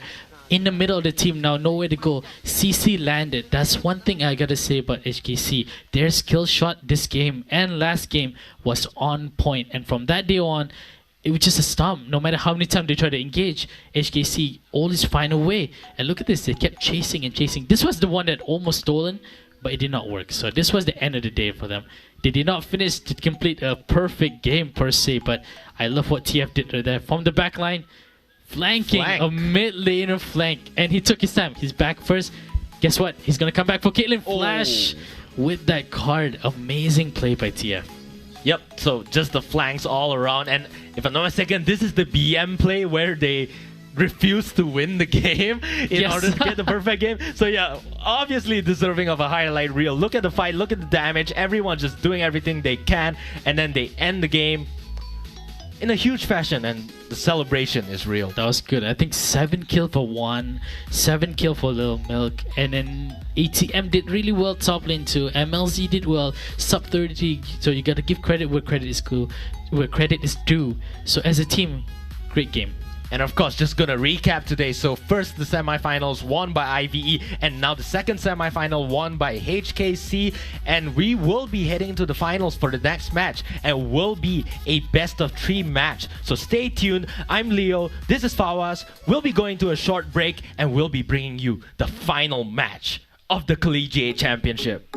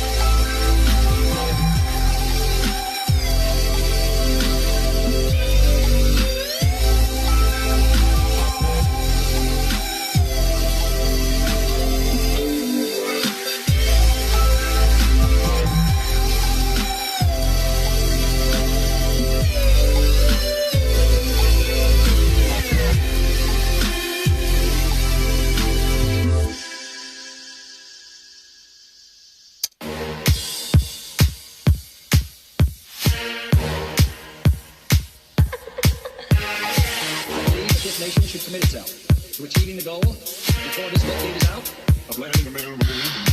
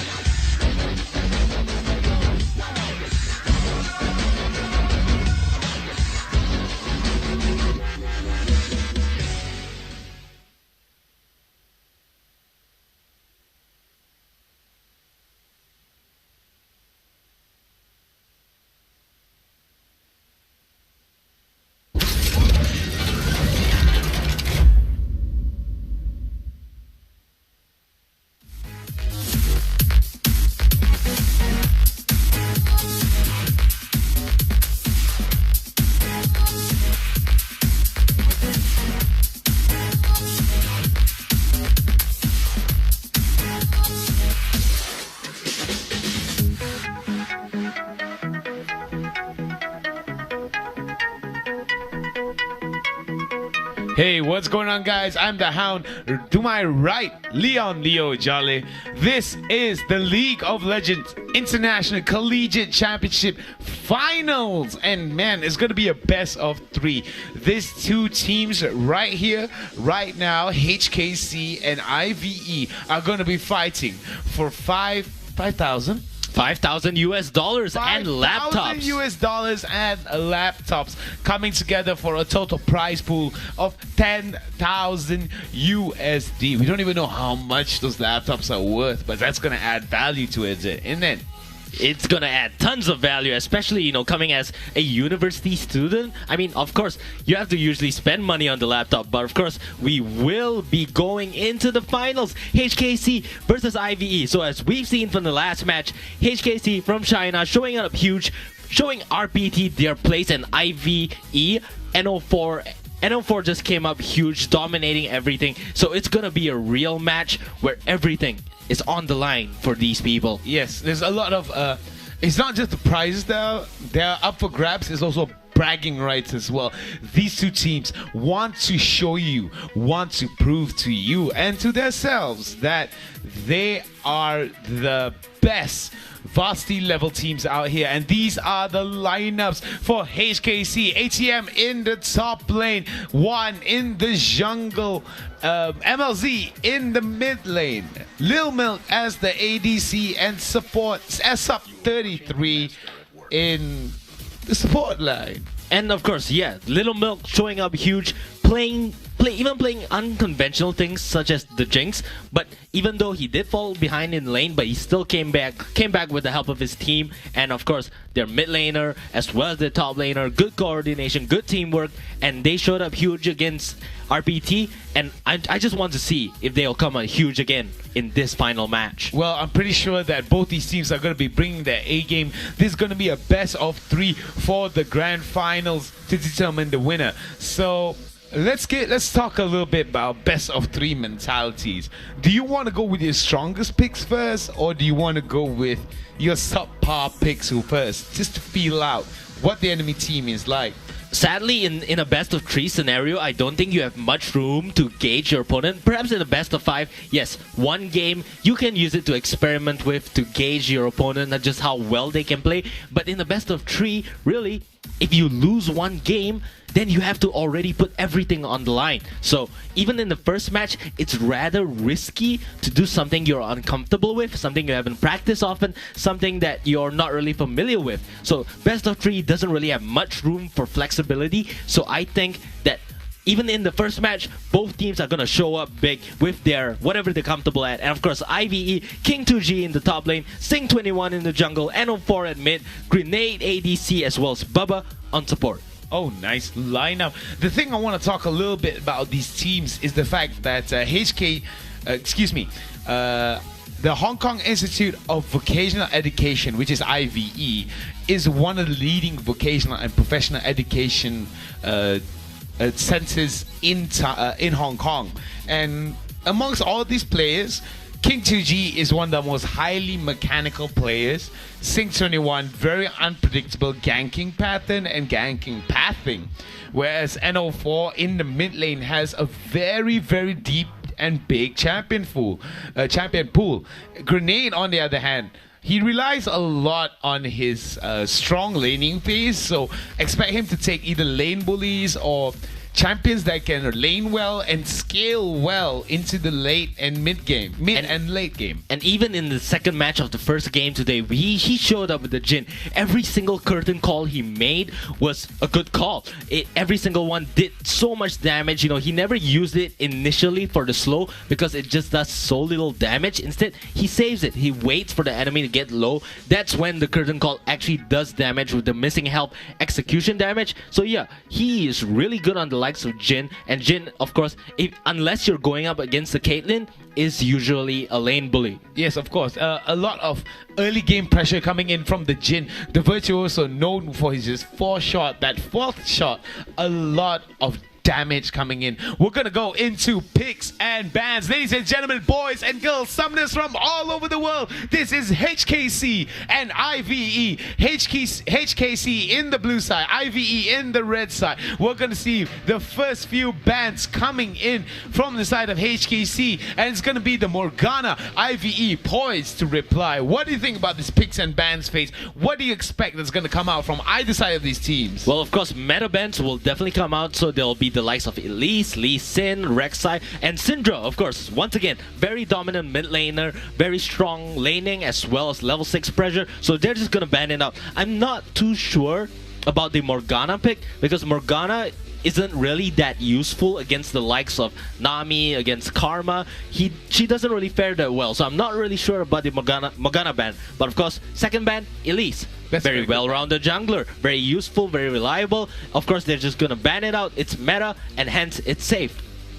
Well, let's talk a little bit about pick and ban trends that's been happening right now. So as you can see, gearing up towards these finals, we saw a lot of these bans. Elise, a very popular ban. Syndra, a very popular ban. Olaf, Nidalee, they go for that very high reliable burst or dive heavy compositions where they ban out, like Olaf, for example. All he needs to do is just get Ragnarok and he'll be able to just decimate the entire backline. So judging from these bans, do you feel like either side of each team will go for that kind of tanky frontliner peel composition, protect the ADC? It's really dependent, but I guess, you know, Lil Milk does like to go for that protect the ADC composition. He likes playing Jinx, he likes playing Ezreal, so he should probably want to go for that. And of course, in order to accommodate that, they're gonna lock in the Poppy for HKC. Once again, a very good engaged champion, disengaged champion. And now for the junglers, this is the really confusing thing, because Elise, Nidalee, Olaf, Rek'Sai has been banned, which means the only two junglers that have been picked relatively often are the Zac as well as the Lee Sin. And of course, since HKC only has one pick, they decided to go for their top laner, which means now IVE should be locking in their jungler in order to secure it for the likes of Lee Sin. But instead, no, they're just going to go for the Kled and the Karma instead. Well, this is going to be a problem for the side of HKC. As we see, the Cantankerous Cavalier makes another appearance for the side of HKC. They will be picking the keeper of the hammer herself. Poppy is going to be the first pick into the rotation, counted by the Kled and of course the Karma pickup. Whereas HKC, they immediately reply with the horse himself, Hecarim, and the virtuoso Jin over in the bot lane. There's going to be a hover over the Lissandra and the Ezreal over for IVE. So I'm pretty interested to see what kind of composition is going to come out for the side of IVE and HKC. IVE seem to think that they want to go for that get in your face, dive them, and a little bit of poke composition that's going to be coming down into that mid lane. It can't really depend what is going to happen because Karma has been locked in, yet Lissandra is just a hover, so it could just be a prank. But as I said, it is a prank. It's a Skarner. And yeah, they're gonna go in for the Skarner jungle, and I thought, you know, Zac and Lee Sin was open, why not pick either of them? So instead, it's gonna be two new junglers, relatively new at least. It's gonna be Hecarim versus Skarner. I'm not really sure how this matchup will go, but Grenade has decided to go with the Ezreal against the Jhin. I'm really not in favor of this, because if the Jhin just stays behind his creeps, he can actually outlane the Ezreal. I would have preferred it if IVE went for something like a Caitlyn, paired it up with the Karma, and it's basically an unstoppable bot lane. But instead, so now HKC gonna finish up their composition with Vladimir in the mid lane and the sexiest man alive on support. Very, very sexy. Fabulous Taric, that's for sure. And it seems that they wanted to go with the Rise hover for IVE, but they seem to be a little bit undecided as to go whether it's the Rise, the Lady of Clockwork, Orianna, but it seems that the Serpent's Embrace, Cassiopeia, will be picked up. A lot of damage coming in, a lot of mobility denial coming in with that W, the Poison Mist. Debilitating poison is one of the most OP things that's ever come to the new Cassiopeia rework. Being able to just deny your enemy team even the opportunity to flash, and that's just like a millisecond, that's enough to just destroy the enemy team. So we're gonna be rounding off these picks and bans. As you can see, all these teams already coming full circle. We do see a little bit of sustained damage coming in from the side of HKC, a lot of long-range engage coming in with that Jin, and onslaught of shadows from the Hecarim, being able to close that distance. All the keys to victories are pointing towards HKC and IVE being able to strike first. Whoever strikes first gets that catch, will be able to draw that first blood and get that advantage. IVE definitely wants to engage first, but the thing is, HKC has some form of disengage on their composition. They have the Poppy knockup. If he lands a good Poppy Copter, disengages and isolates a few people out of the team fight, they can really just reverse the entire situation and put it well in their favor. So HKC, they are more well-rounded because they have more disengage as well as engage. So yeah, in terms of draft, I would give a very, very slight favor to HKC, but of course we can tell that from the past few games, nothing's really set in stone. You can tell everything just from the draft. So yeah, these two teams coming out ahead, just showing up in dominating fashion, and I expect it to be a great match at the very least. Well, it's going to be a very fantastic match. China against Hong Kong, some of the best League of Legends players in the region are here. You know, they come from China, they come from Hong Kong, Taiwan, all these places here, and I'm very, very sure that the amount of mechanics is going to be going in towards this game is going to be very, very high level. What I'm really interested to see is how Juan, MLZ, and Little Milk is going to be, especially Juan, how he's going to be pathing and what kind of lane he's going to be setting up for either Little Milk, MLZ, or ATM. For the side of IVE, we've seen them play that Kled a couple of times. We know how dangerous and how much damage Kled can actually push out for the side of IVE. So it's going to be really interesting to see whether or not there's going to be that engage, counter-engage, counter-engage, or it's going to be the engage, run away, and then we're going to re-engage after a few minutes. So, but really, that's the problem with all these engagey compositions. Basically, if one team wins one fight, they can snowball the entire thing. So they just win one fight and then they start sieging, because now they have the team fight advantage and the enemy team knows it. So they don't want to fight while they want to fight. Since they have the upper hand of controlling what the opponent is going to do, they can just siege, because the enemy knows that they will lose the fight. They have the sieging advantage, and slowly they will just snowball the game. So yeah, in my opinion, the first team to set up a good team fight and actually win it will be the team that have the most easiest time just slowly, you know, rotating from lane to lane, mid, bottom, top, back to bottom, back to top, just taking out turret after turret while getting dragons and rift heralds in between.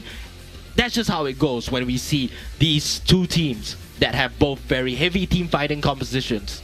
Well, both these teams have an equal amount of range and a lot of reach between one another.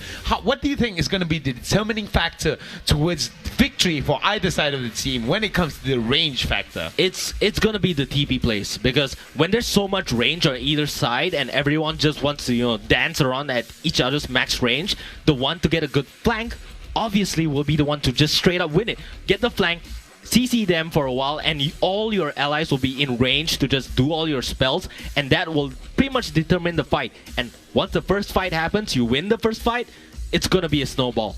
Well, ladies and gentlemen, we'll be going into game relatively soon. This is the LICC League of Legends International Collegiate Championship. 5,000 USD on the line for the players. This is the finals. HKC versus IVE. If you don't know what that is, HKC stands for the Haiku College of Economics from China, and IVE stands for the Hong Kong. Hong Kong Institute of Vocational Education from Hong Kong. Excuse me, I get a little bit confused lately. It's been a long day. And I mean, China and Hong Kong, they kind of have like a political rivalry themselves. So let's just see if it shows in game as well. And yeah, so just the rivalry between them. Who knows? They might have it. They might have that pride. So they don't want to relinquish it, and they want to get those bragging rights. And really, that's what that matters here. Well, in terms of what is going to be happening for this best of three, how do you feel that the outcome is going to come? What is it that you predict is going to be like in terms of that early 10 minutes? What's it going to be like? I'm really torn between these two teams because, as we've seen, HKC, they did dominate. They did have a perfect game, but then again, they were against RPT, who is a rather underperforming team. Most of the Hong Kong, Taiwan, China region are supposed to be better than the Southeast Asian region. So all along, HKC only showed up dominatingly against RPT. But IVE did beat Hoofy, and Hoofy is another really, really good team. So I'm really torn. I'm not too sure if HKC just had an easy matchup or they're actually that good, or if IVE, they're actually much, much better because they went against a better team. So I'm really torn between these two teams. I really can't decide. And, well, I guess that's how you have to be, as an unbiased caster. So Unbiased. unbiased, there you go. So I just really want to see how this match will go. And, depending on, the jungle routes, the laning prowess, the mechanical prowess, and I can definitely gauge from there just how the game will go. Well, it really depends on what kind of pathing that's going to be present for the either side of the team. We already know that there is a certain trend when coming in for the junglers, whereby wherever they start, they will end up at the opposite side of the map, either with a counter jungling gank or some kind of a gank to set up a snowballing lane. But it really depends on the composition as well. We're going to be going into game relatively soon. So before that though, what is this little thing that is happening between HKC and IVE? You were talking a little bit about rivalry. I think it stems more than that. There are some, in terms of HKC, if I'm not mistaken, over here it says that for IVE, Baba has experiences in playing in the LMS secondary league. What do you give that? Well, I mean, it is the LMS, and we saw Flash Wolves as well as HQ from Worlds. They did not underperform.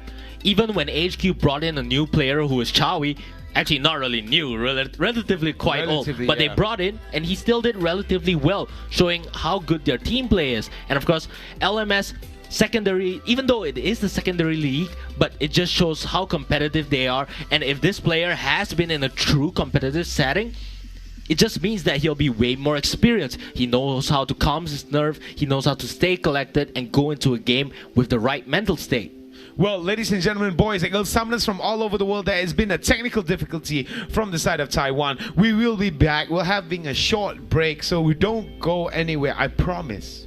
The Hound promised you that he'll be back with Leo, so don't go anywhere else. See you in a bit.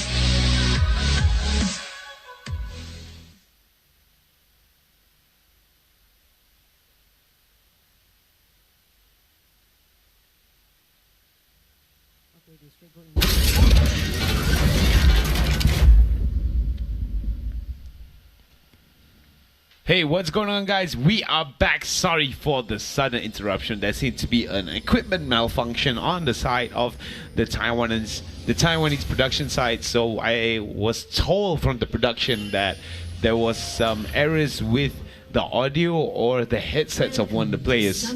So we've already rectified that situation, and here we are live.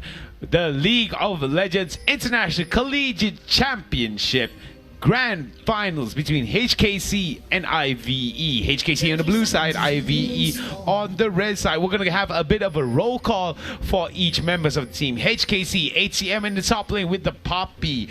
Juan in the jungle with the Hecarim. MLZ with the Vladimir in mid lane. Lil Milk with the Jin in the bot lane, coupled with Support 33 with the Tariq. And meanwhile, on the other side, it will be the Institute of Vocational Education from Hong Kong with King 2G in the top lane on Kled, Sing21 in the jungle with the Skarner, NO4 mid lane with the Gas, Grenade on Ezreal AD carry, as well as Bubba support with the Karma. Now, we're gonna have, pretty much a standard start.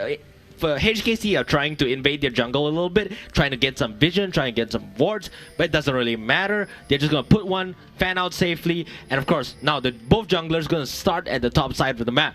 And this is pretty much how it goes standard, because you want to start at the top side so that your bot lane can do the lower side camps.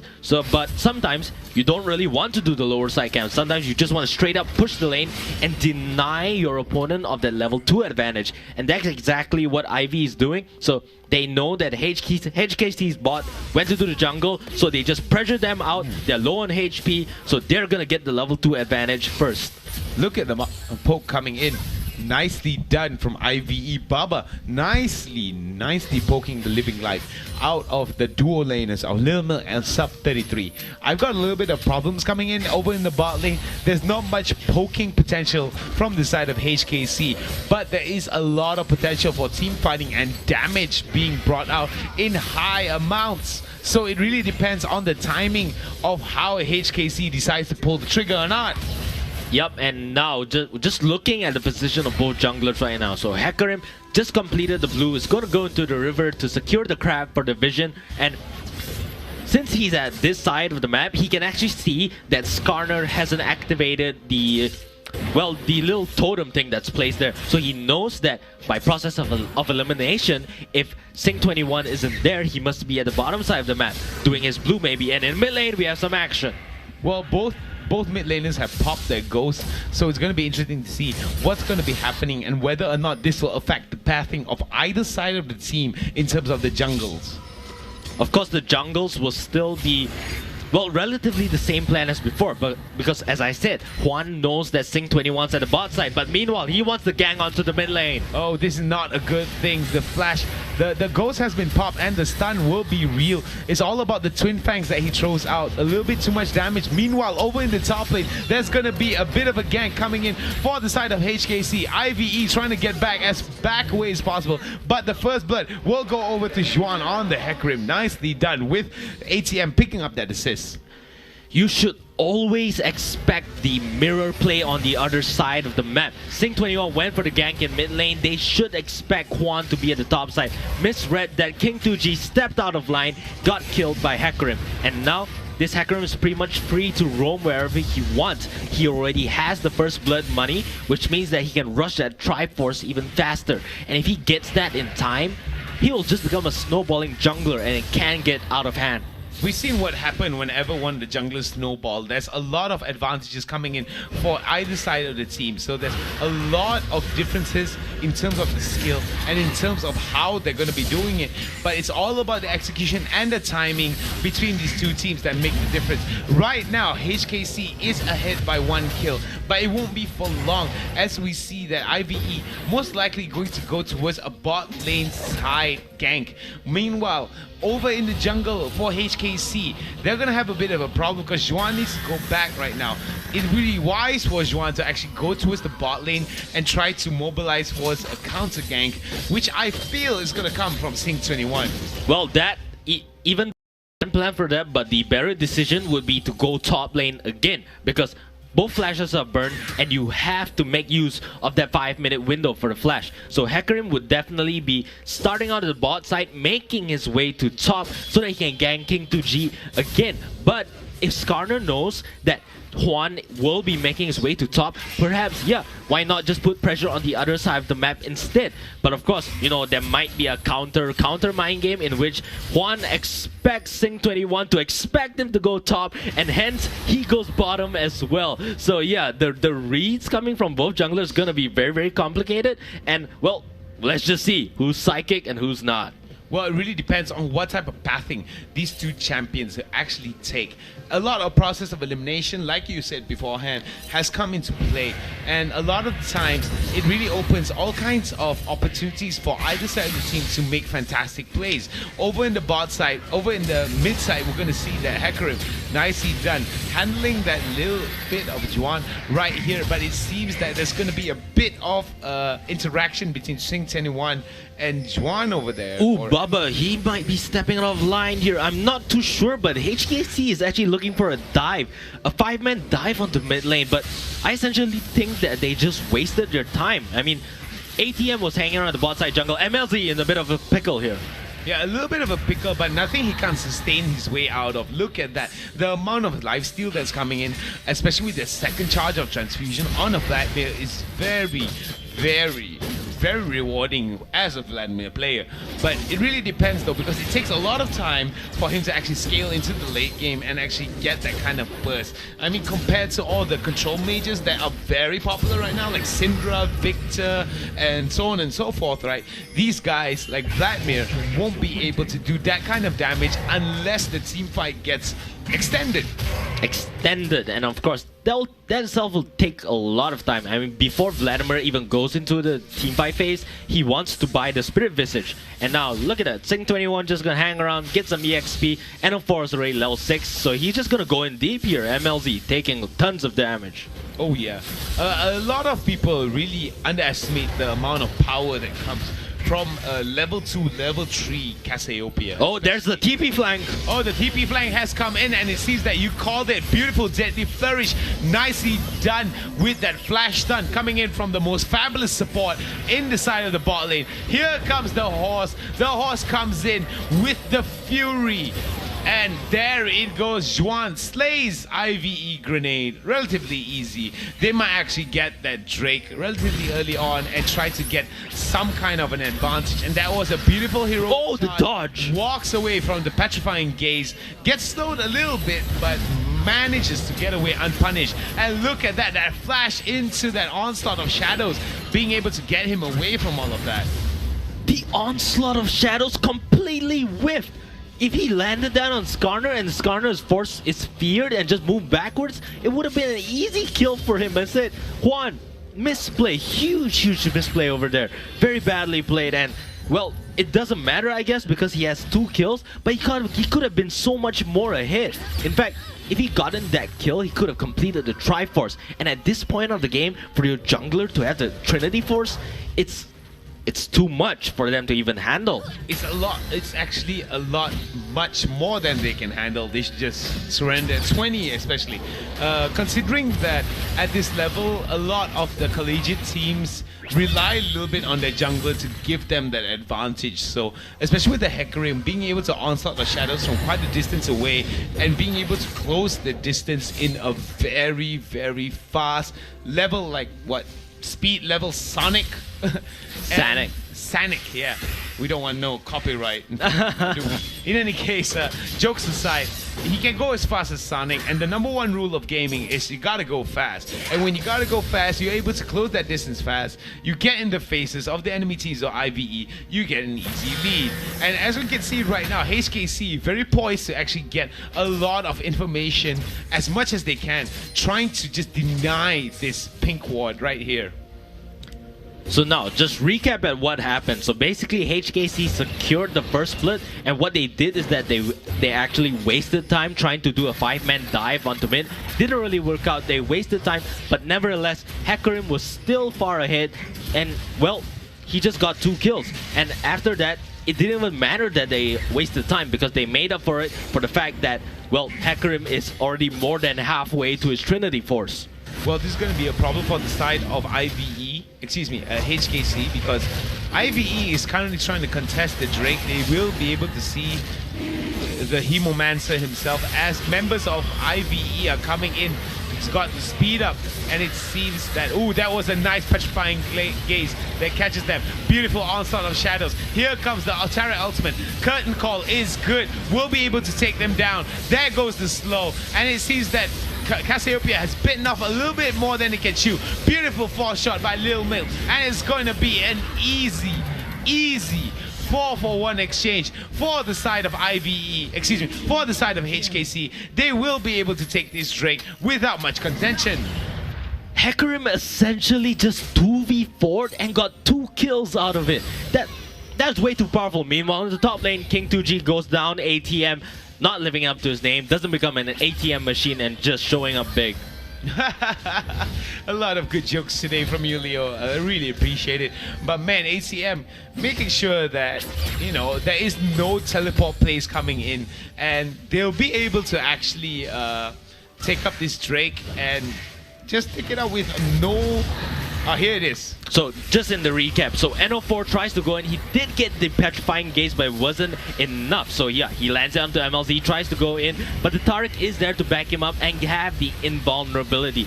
That gave them a fight, an advantage in the fight for a while. And even look at Juan. He was just soloing out. Look at him. He's gonna kill, run after grenade, just kill him. He essentially killed 2 people in that fight, and then that's what made them win, because Juan was just so far ahead, and this is just one scary pony. And meanwhile, in the top lane, look at this. ATM, I think he's gonna go for a flash stun onto King2G, or... Oh no, King2G just made a huge mistake. I don't think that's wise, but oh my god, he does make it actually. He does, and that was just a mistake by King2G, not respecting his opponent, and that's how he went down. Well, you've got to know the limits of each and every one of your champions if you want to play them effectively. The thing about these kind of champions is that every little stat can mean the difference between walking away with your life or walking away with 10 HP. And yeah, so now going into the lanes, we're pretty much, since everyone has pretty much used their summoner spells as well as the TP, the lanes are gonna pretty much play out as standard. You know, everyone's gonna be in their lanes, just do their thing, shoving out, farming, but Juan is extremely ahead. He has 4 kills and 2 assists. He only needs around like 300 gold to complete the Triforce. And once he does that, he can pretty much just choose a lane and just say screw you and let's just go for it. In fact, he's gonna get a little bit caught out. Oh boy, there he goes, gets caught out, and it seems that Juan will be taken down by NO4. And over in the top lane, we might get a return kill, but here comes Kled.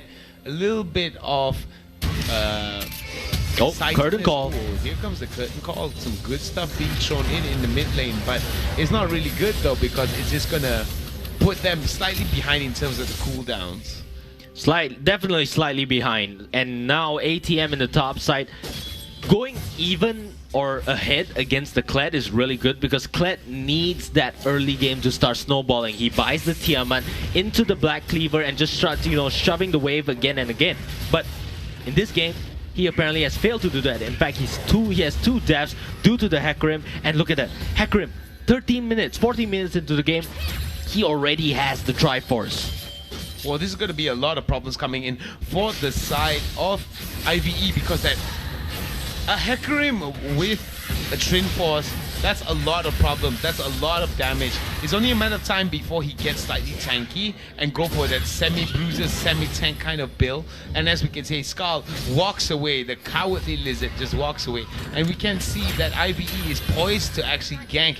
They're looking towards that pull towards the turret. And as he goes for the dive, I'm not surprised if they come in for the flank.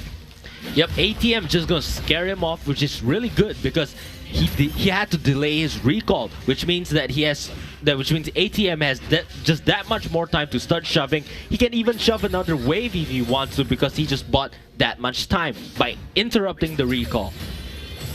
Well, interrupting the recall has a lot of implications, especially at a higher elo tier. Sometimes you just need that extra 7 seconds just to get a turret objective or just to prevent a person from going back to get some kind of an advantage over you. So this is going to be a good thing. Infernal Drake not touched yet, and it's going to be a dance over at the Dragon Pit between the Jin and the Skarner. They might actually just walk away from each other. Get a little bit of information coming in from that side. By process of elimination, like you said, they know for a fact that, okay, Skarner is over in the bot lane, which Hecarim immediately recognizes Juan going here, and he's going to get the blue buff, leaving the top lane open for a gank. As I said, here he comes. That was a beautiful keeper's verdict, and here comes the charge. There it is, the slashes and the onslaught of shadows. Skull decides that he does not want to be a part of this, and HKC Juan picks up the kill over Kin 25, and it seems that MLZ also will go down in the mid lane. A 1-for-1 exchange for both teams. Alright, so IVE did not completely go down, even though they knew that Juan was about to assassinate the top lane, and for went in deep, got it, and they even secured the dragon. So it's practically like an even trade. Kill for kill, turn for dragon. Well, this is interesting to see how this is going to be pushing towards that mid game. I like the amount of pressure. And just looking at it, I mean, MLZ obviously just overstepped. He doesn't even get stoned by the gaze, but it's still enough. The ignite, it goes through the pool, and that's how Cassiopeia got a kill. It's not over yet. Oh, it's definitely not over. That was a beautiful flash over the wall, but it seems that Lil Mill walks into the hands of the Jin, and it seems that HKC comes in for the counter attack. There is no keeper's verdict at the moment. Another 30 seconds or so for it to come out. So if not, Ezreal could have actually, Jin could have walked away with a sliver of health. Oh, Juan here is in trouble.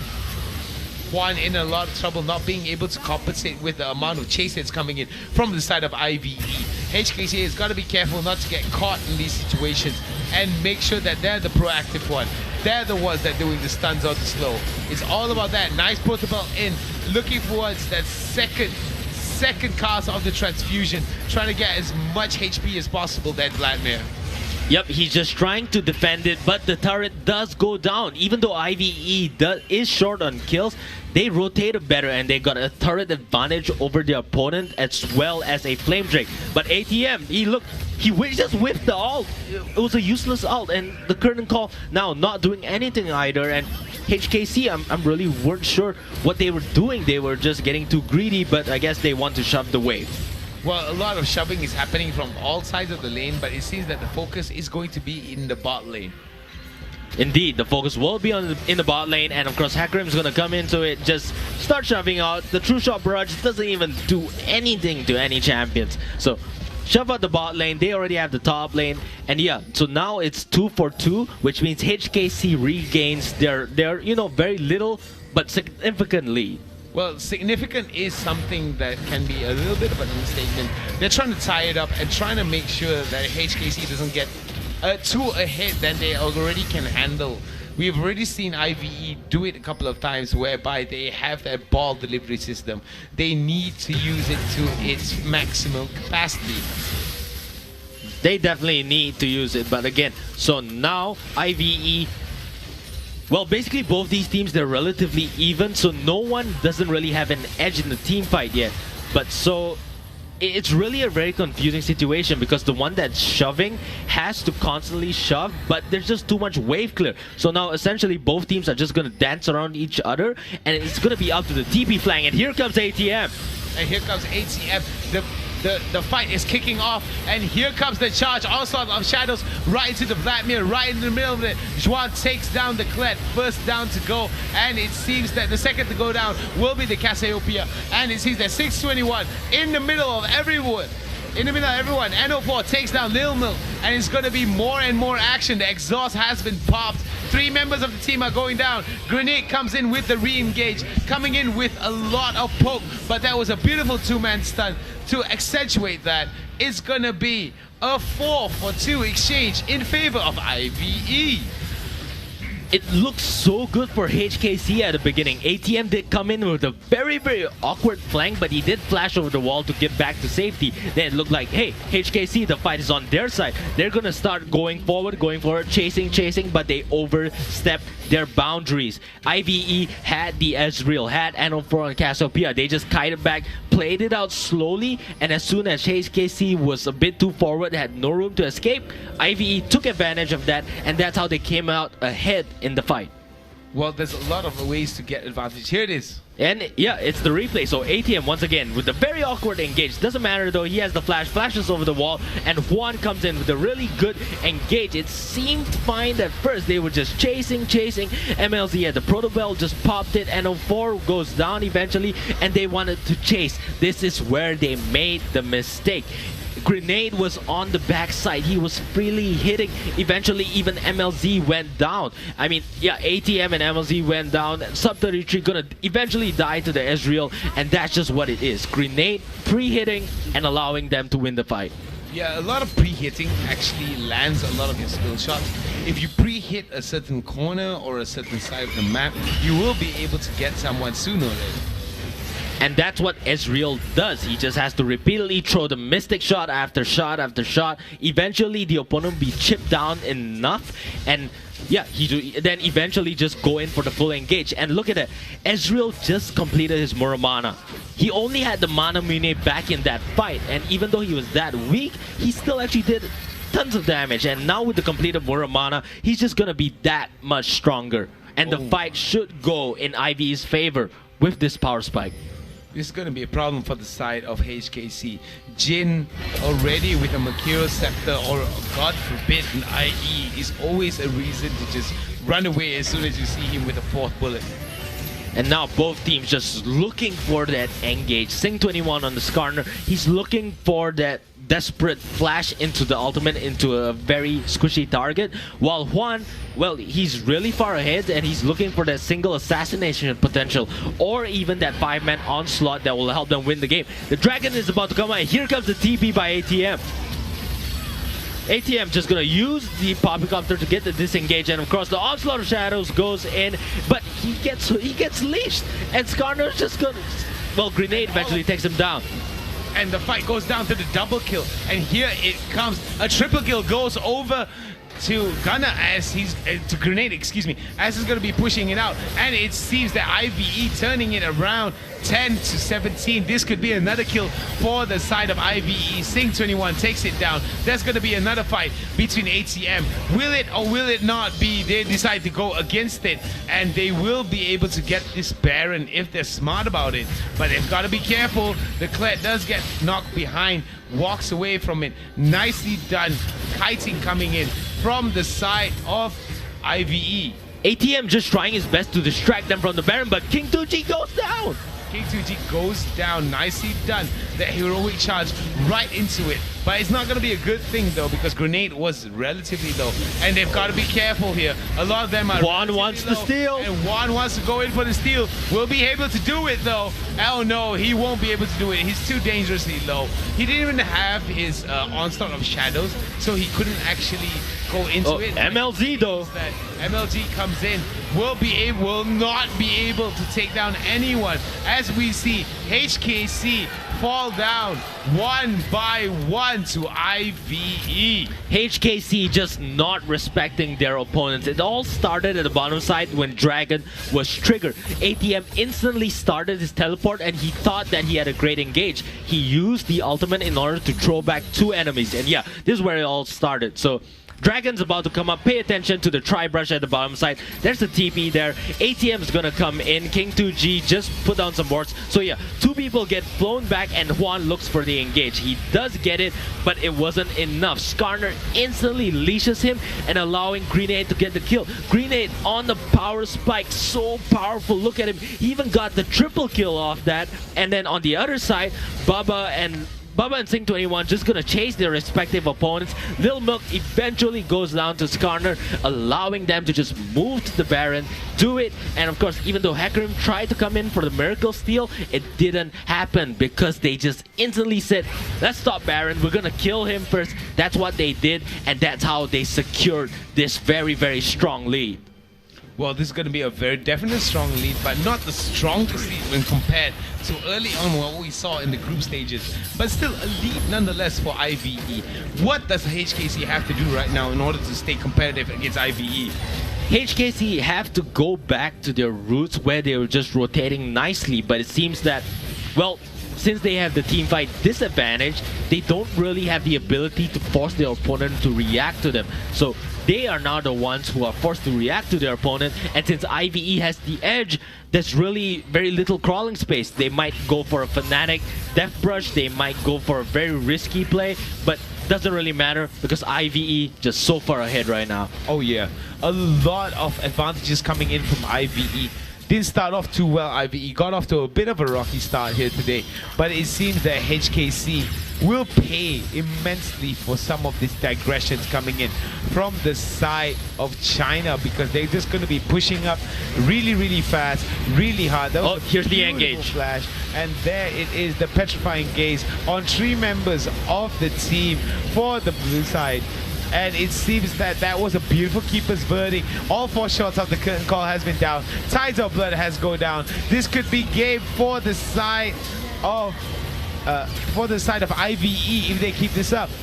Yep, they're just gonna keep on going. Skarner gets the double kill. Kled gets 1. 3 kills. They still have the Baron buff, so they're just gonna get the top lane turret as well as the inhibitor. And from then on, it's just smooth sailing. They just get the inhibitor, back off, buy their items, go either mid or bottom. Doesn't really matter. But here comes another fight. Juan looks for it.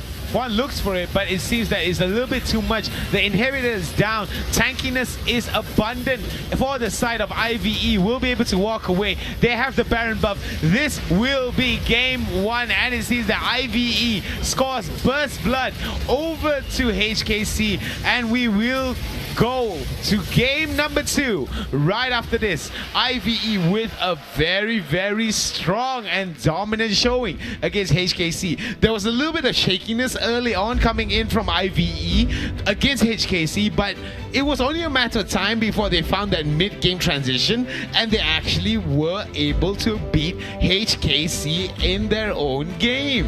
Basically what happened is that, you know, HKC was being too forceful, so what IVE did is that they redirected that force against them. They knew that Juan was far ahead and got overconfident so many times. Juan goes in instantly, Skarner leash, and he can't do anything. He's a carry. Take him down, and then Grenade just slowly stays back.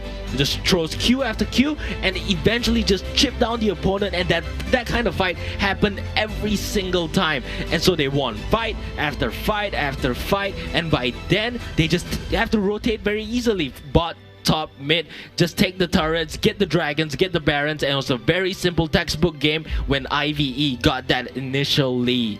Well, the problem I have a little bit with HKC is the fact that they kind of threw away their lead with a little bit of hasty decisions that they made.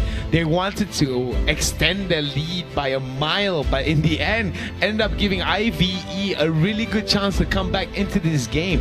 I'm really surprised as to how IVE just managed to just play from behind and just tell themselves, look, we need to relax, we need to just pull back and not go on tilt. We will get HKC back towards that mid lane, towards that mid game, and they did it beautifully. They definitely did. I mean, a Hecarim with a Triforce so early in the game, getting even 2 kills, first blood as well, and he just got so far ahead. I don't know how IVE still managed to keep their composure in order to counter the Hecarim, and they did. Every single huge team fight went in the favor of IVE, and that's how they won. So yeah, IVE looking really good, looking like they know how to play out the match.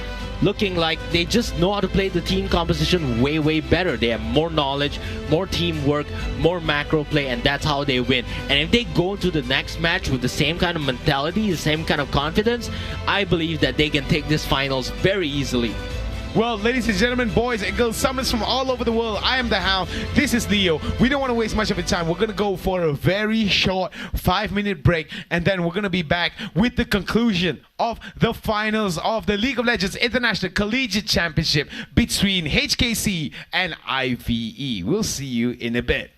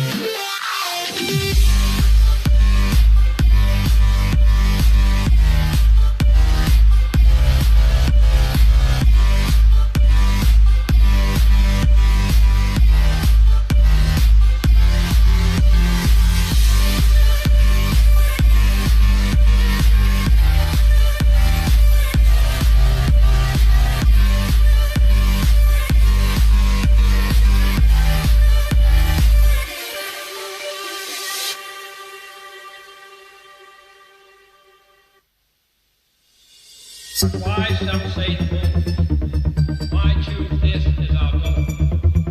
And they may well ask, why climb the highest mountain? Why 35 years ago, fly the Atlantic? We choose to go to the moon. We choose to go to the moon in this decade and do the other thing, not because they are easy, but because they are hard. Because that goal will serve to organize and measure the best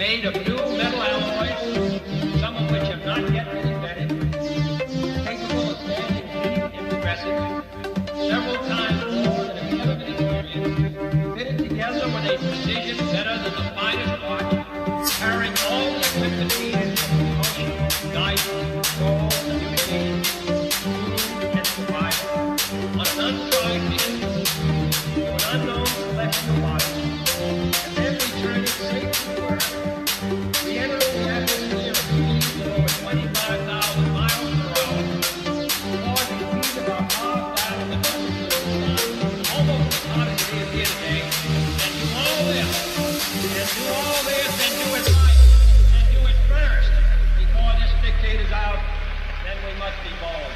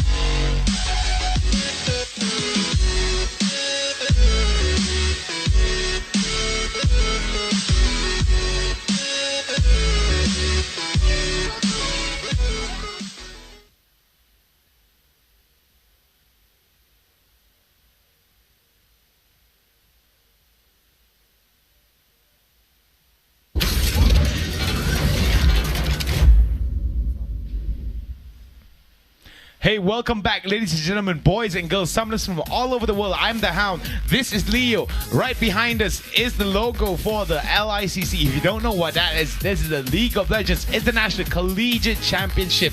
Right now, we are at the finals. It's game 2, which could be the conclusion if IVE wins this. We're gonna have a bit of a switch up in terms of the sides. HKC started off with the blue side. Now they're gonna be on the red side. We saw already that HKC did relatively well for the early game, but somehow or another picked a little bit too many fights that they could not end and ended up giving the advantage back to IVE. Yep. What are your thoughts on that? HKC just went in too far with their Chinese aggression. I think they really have to tone it down because Juan, he actually got 2 kills at the beginning of the game. He was so close to his Triforce. He even got the Phage as well as the Sheen so early in the game, which allowed him to snowball really well.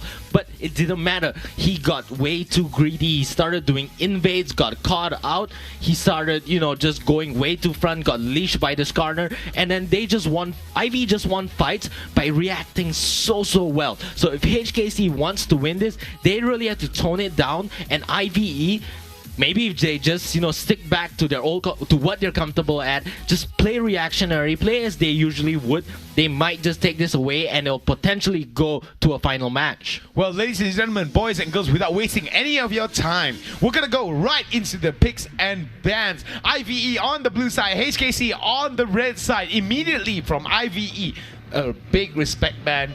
Rek'Sai out of the way. So Rek'Sai now out of the way for Juan, and of course Juan, we know he is the carry jungler. He wants to just get ahead, get snowballing, and just get rolling. So they're gonna ban out his Rek'Sai. In the meantime, HKC a respect ban to Enom for banning out the Cassiopeia from the last game, and obviously, yeah, it should do work because it forces IVE into a position where they probably never done it before. But that was only one strategy. I'm sure IVE has, way more planned up in their sleeves, rolled in their sleeves, and HKC just have to pick something new, a new style. Maybe they just have to tone down Juan, go for a slightly less aggressive jungler, maybe the likes of Zac, maybe the likes of Olaf, and maybe just, but doesn't matter though. Olaf got banned on the other side, and Elise. So IVE really heavy targeting the bans onto Juan.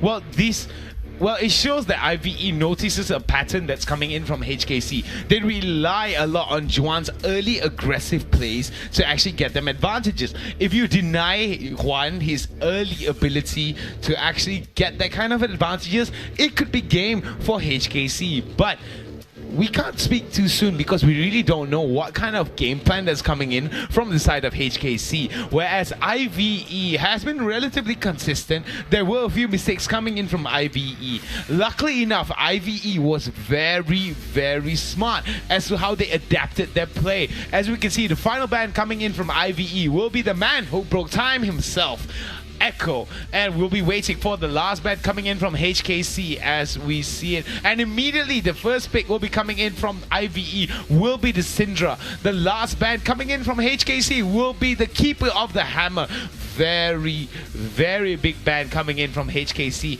but it seems that for HKC the Hecarim is still available. Alright, Juan is just going to insta-lock it. Now more on the bans of IVE because we haven't talked about the Echo.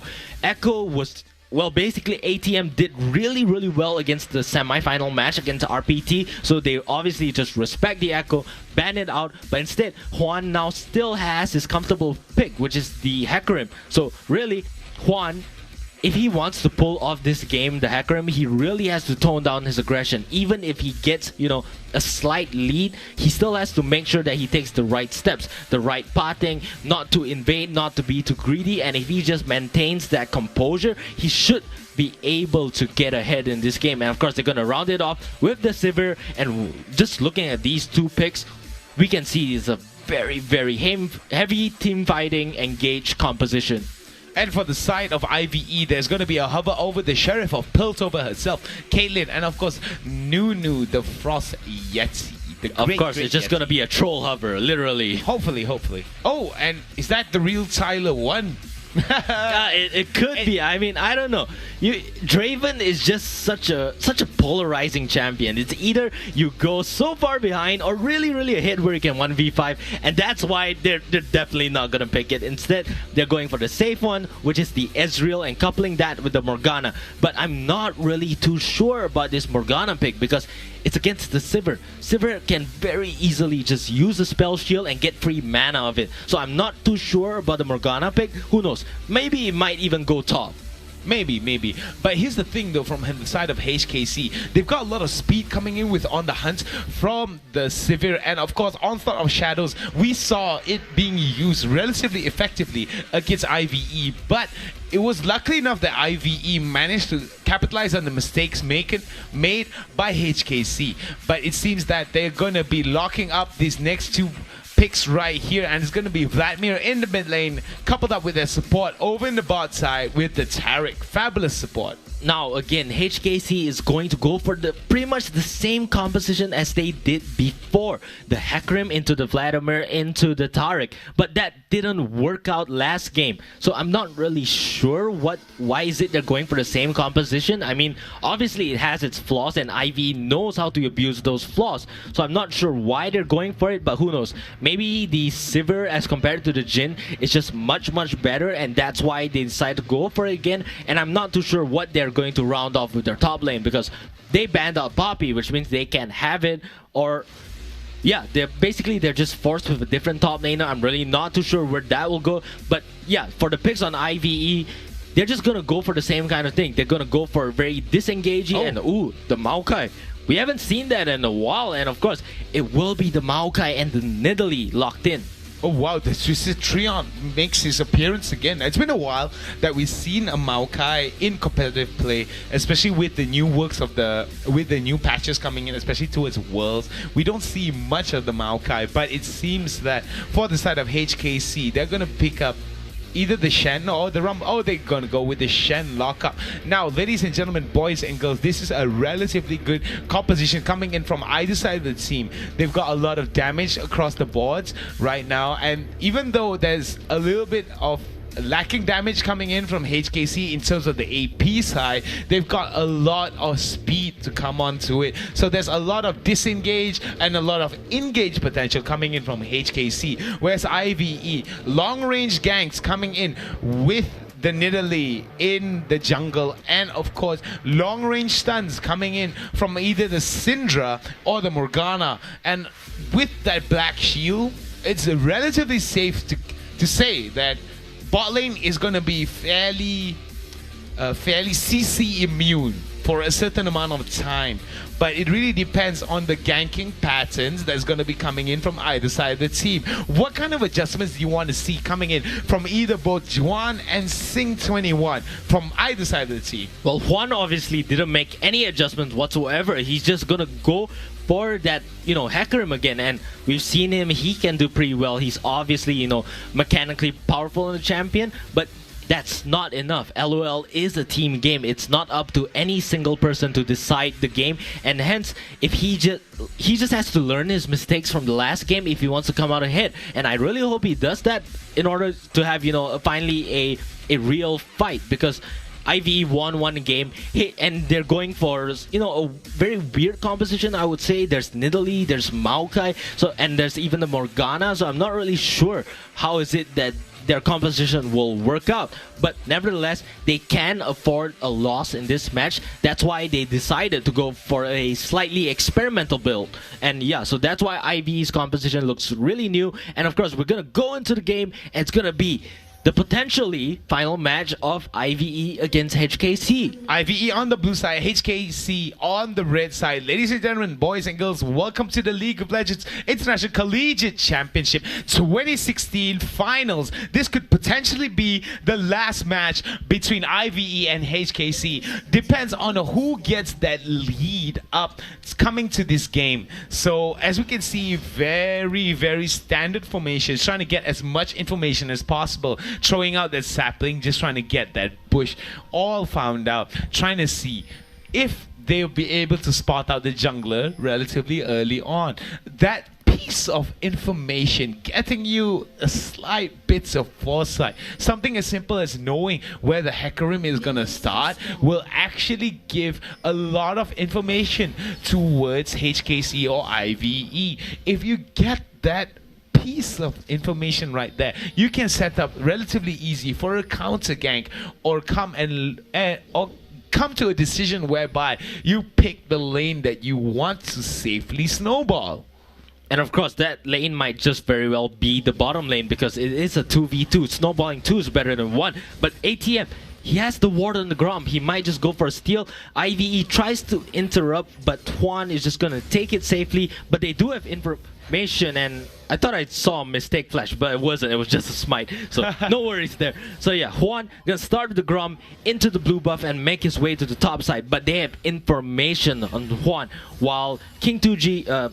Sing21 is also known, and he's at the top side of the map. So both these guys, they know where the jungle position is. So as I said, usually when you start the bot side, you go to top. When you start the top side, you make your way to bot. So as soon as it hits the 3 minute and 30 seconds mark, both the top lane and the bot lane will start playing safely because they're going to anticipate the jungle ganks. Now let's talk a little bit about this mid lane matchup between number 4, No4, and of course MLZ. Sustain or burst, who gets the better of it? Basically, usually Vladimir is considered to be the counterpick to Syndra, but it's not really a counterpick. It's just that MLZ on that Vladimir will eventually outscale the Syndra, and since his first item will be the Spirit Visage, he will do fine against the Syndra. So the way Vladimir works is that you pick him in order to break even with the Syndra, which is really, really useful because a lot of the times we've seen Syndra, as soon as they hit level 6, they instantly get the kill on their counterpart. So yeah, MLZ, he is low, but as soon as he gets, the second transfusion, he's just gonna regen back up, and if the lane just goes even, MLZ will come out ahead. Well, even if it goes even, MLZ will still come out ahead. That's really something as a Vladimir, because of the Crimson Pack, the more HP that you get, you're not only just going to get tanky, you're just going to get more damage as well. More AP translates to more HP as well. Even though there was a slight nerf in the Crimson Pack, it's towards the scaling and the eternal figures towards it, it still seems that Vladimir is still a very strong mid laner, but it seems that over in the bot lane, there's going to be a bit of a poke dance coming in from either side of the team, and it seems that HKC fell short and got the shorter end of the stick with that exchange. Alright, now Juan is about to complete the red buff, but Sing21 has the vision advantage, and he might just look for this gank. Nope, just puts down the ward and gets out. Well, this could be a little bit of that foresight thing that we got. He's using that mirror jungling style to actually try to see whether or not that Hecarim will come on down to that top lane and try to create some kind of a gank opportunity, and whether or not Sing21 will be able to come up to that top lane and come for that counter gank. But it seems that he has picked mid for his There's gonna be two ganks. Beautiful stuff coming in, and here we go. That was a nice Sanguine Pool to actually just negate as much damage as possible. So there's going to be a different kind of pathing style that's going to be coming in. Maybe the Nidalee might make a visit towards the bot lane. It really depends on how far push this bot lane is going to be. Also, the mobility coming in from the side of Severe and the Taric. I mean, they don't have much mobility, but when coupled with the fact that Severe has that passive, she just lands a few auto attacks on the champion, she'll be able to get that speed buff, gives her a little bit of kiting potential coming in. And of course Taric, one of the more tankier support champions, and the ability to keep your ADC safe and invulnerable for a certain amount of time will definitely play a factor as to how the bottom lane gank is gonna pan out.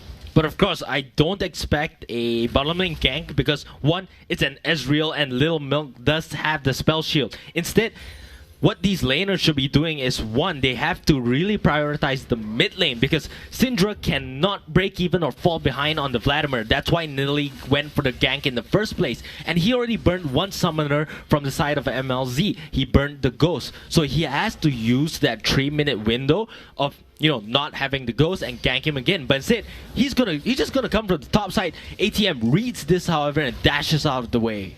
Well, let's talk a little bit about this matchup between ATM on the Shen and King 2G on the Maokai. Who gets the better of this? Oh, and it's going to be a dive. It's going to be a dive right here. Beautiful javelin toss. This is going to be first blood for, oh my goodness, that was a clutch first blood coming in from that Maokai. Beautifully done by King 2G. 1-for-0 exchange. ATM falls down. And of course, Juan is just going to come back in order to make sure that not all the minions are wasted. So yeah, smart play by Juan, but nevertheless, King 2G amazingly played, but bot side though. Bot line.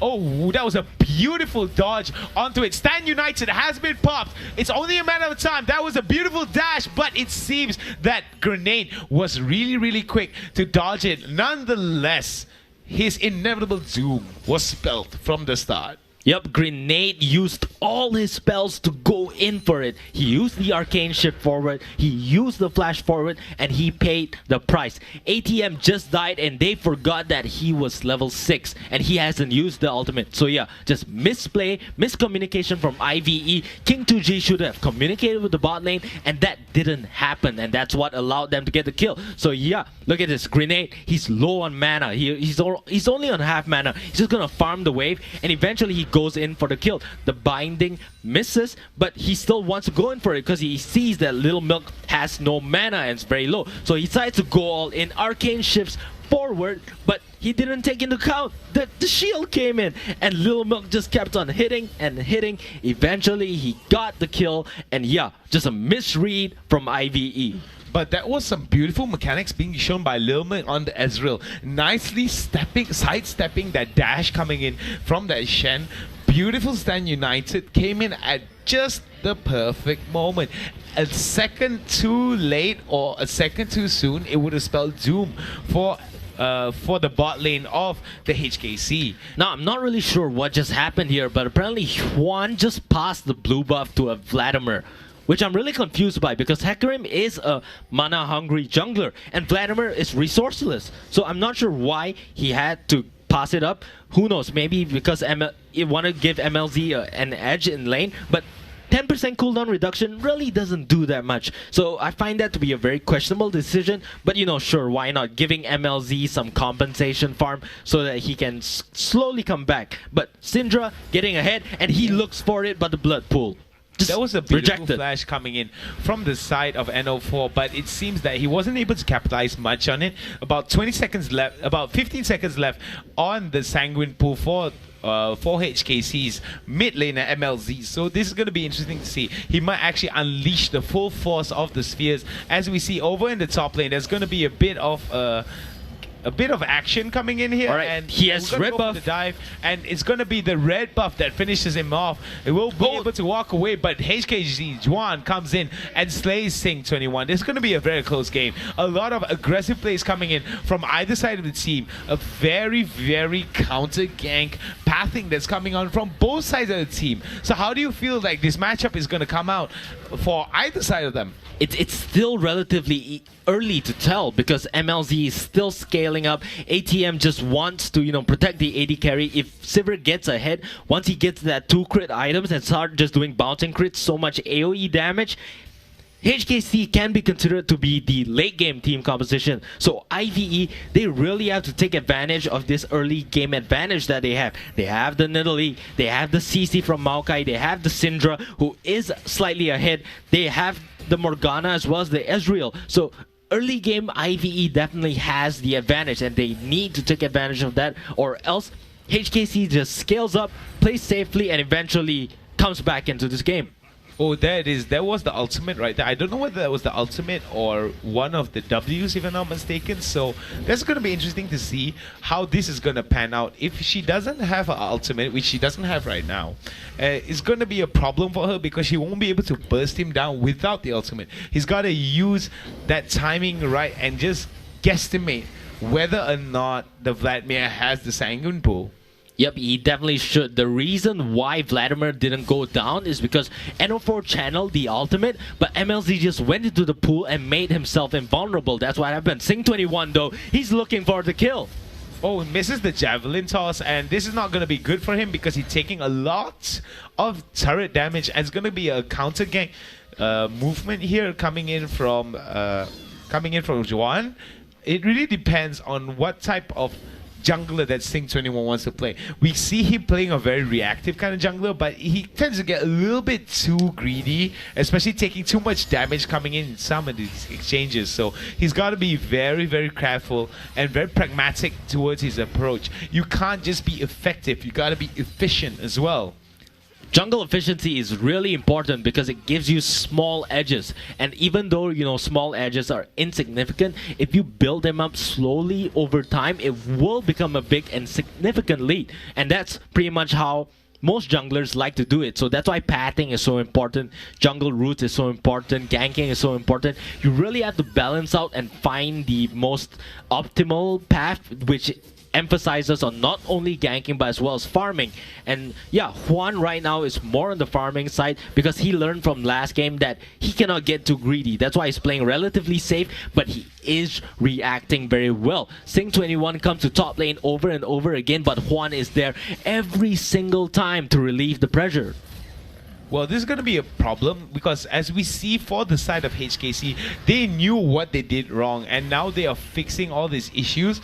And as you can see, Juan is playing a little bit more conservatively and more safer, concentrating more on the objectives and the control of the game rather than trying to make a lane snowball very heavily. Oh, Sing21, he doesn't know the horse is here. The horse is here, and here comes the onslaught of shadows. It's not a good thing. The Stan United on the onslaught of shadows as he comes in. Beautifully timed. That was a beautiful combo coming in from HKC. ATM just had to use the Stand United to come to bot lane in order to win the fight. And he still has the TP up. King 2G essentially just wasted his TP coming here because he lost our farm on top lane. And meanwhile in the mid, MLZ really low, NO4 got chunked out a little with the ultimate. But of course, HKC with the advantage, they're gonna get this Ocean Drake as well.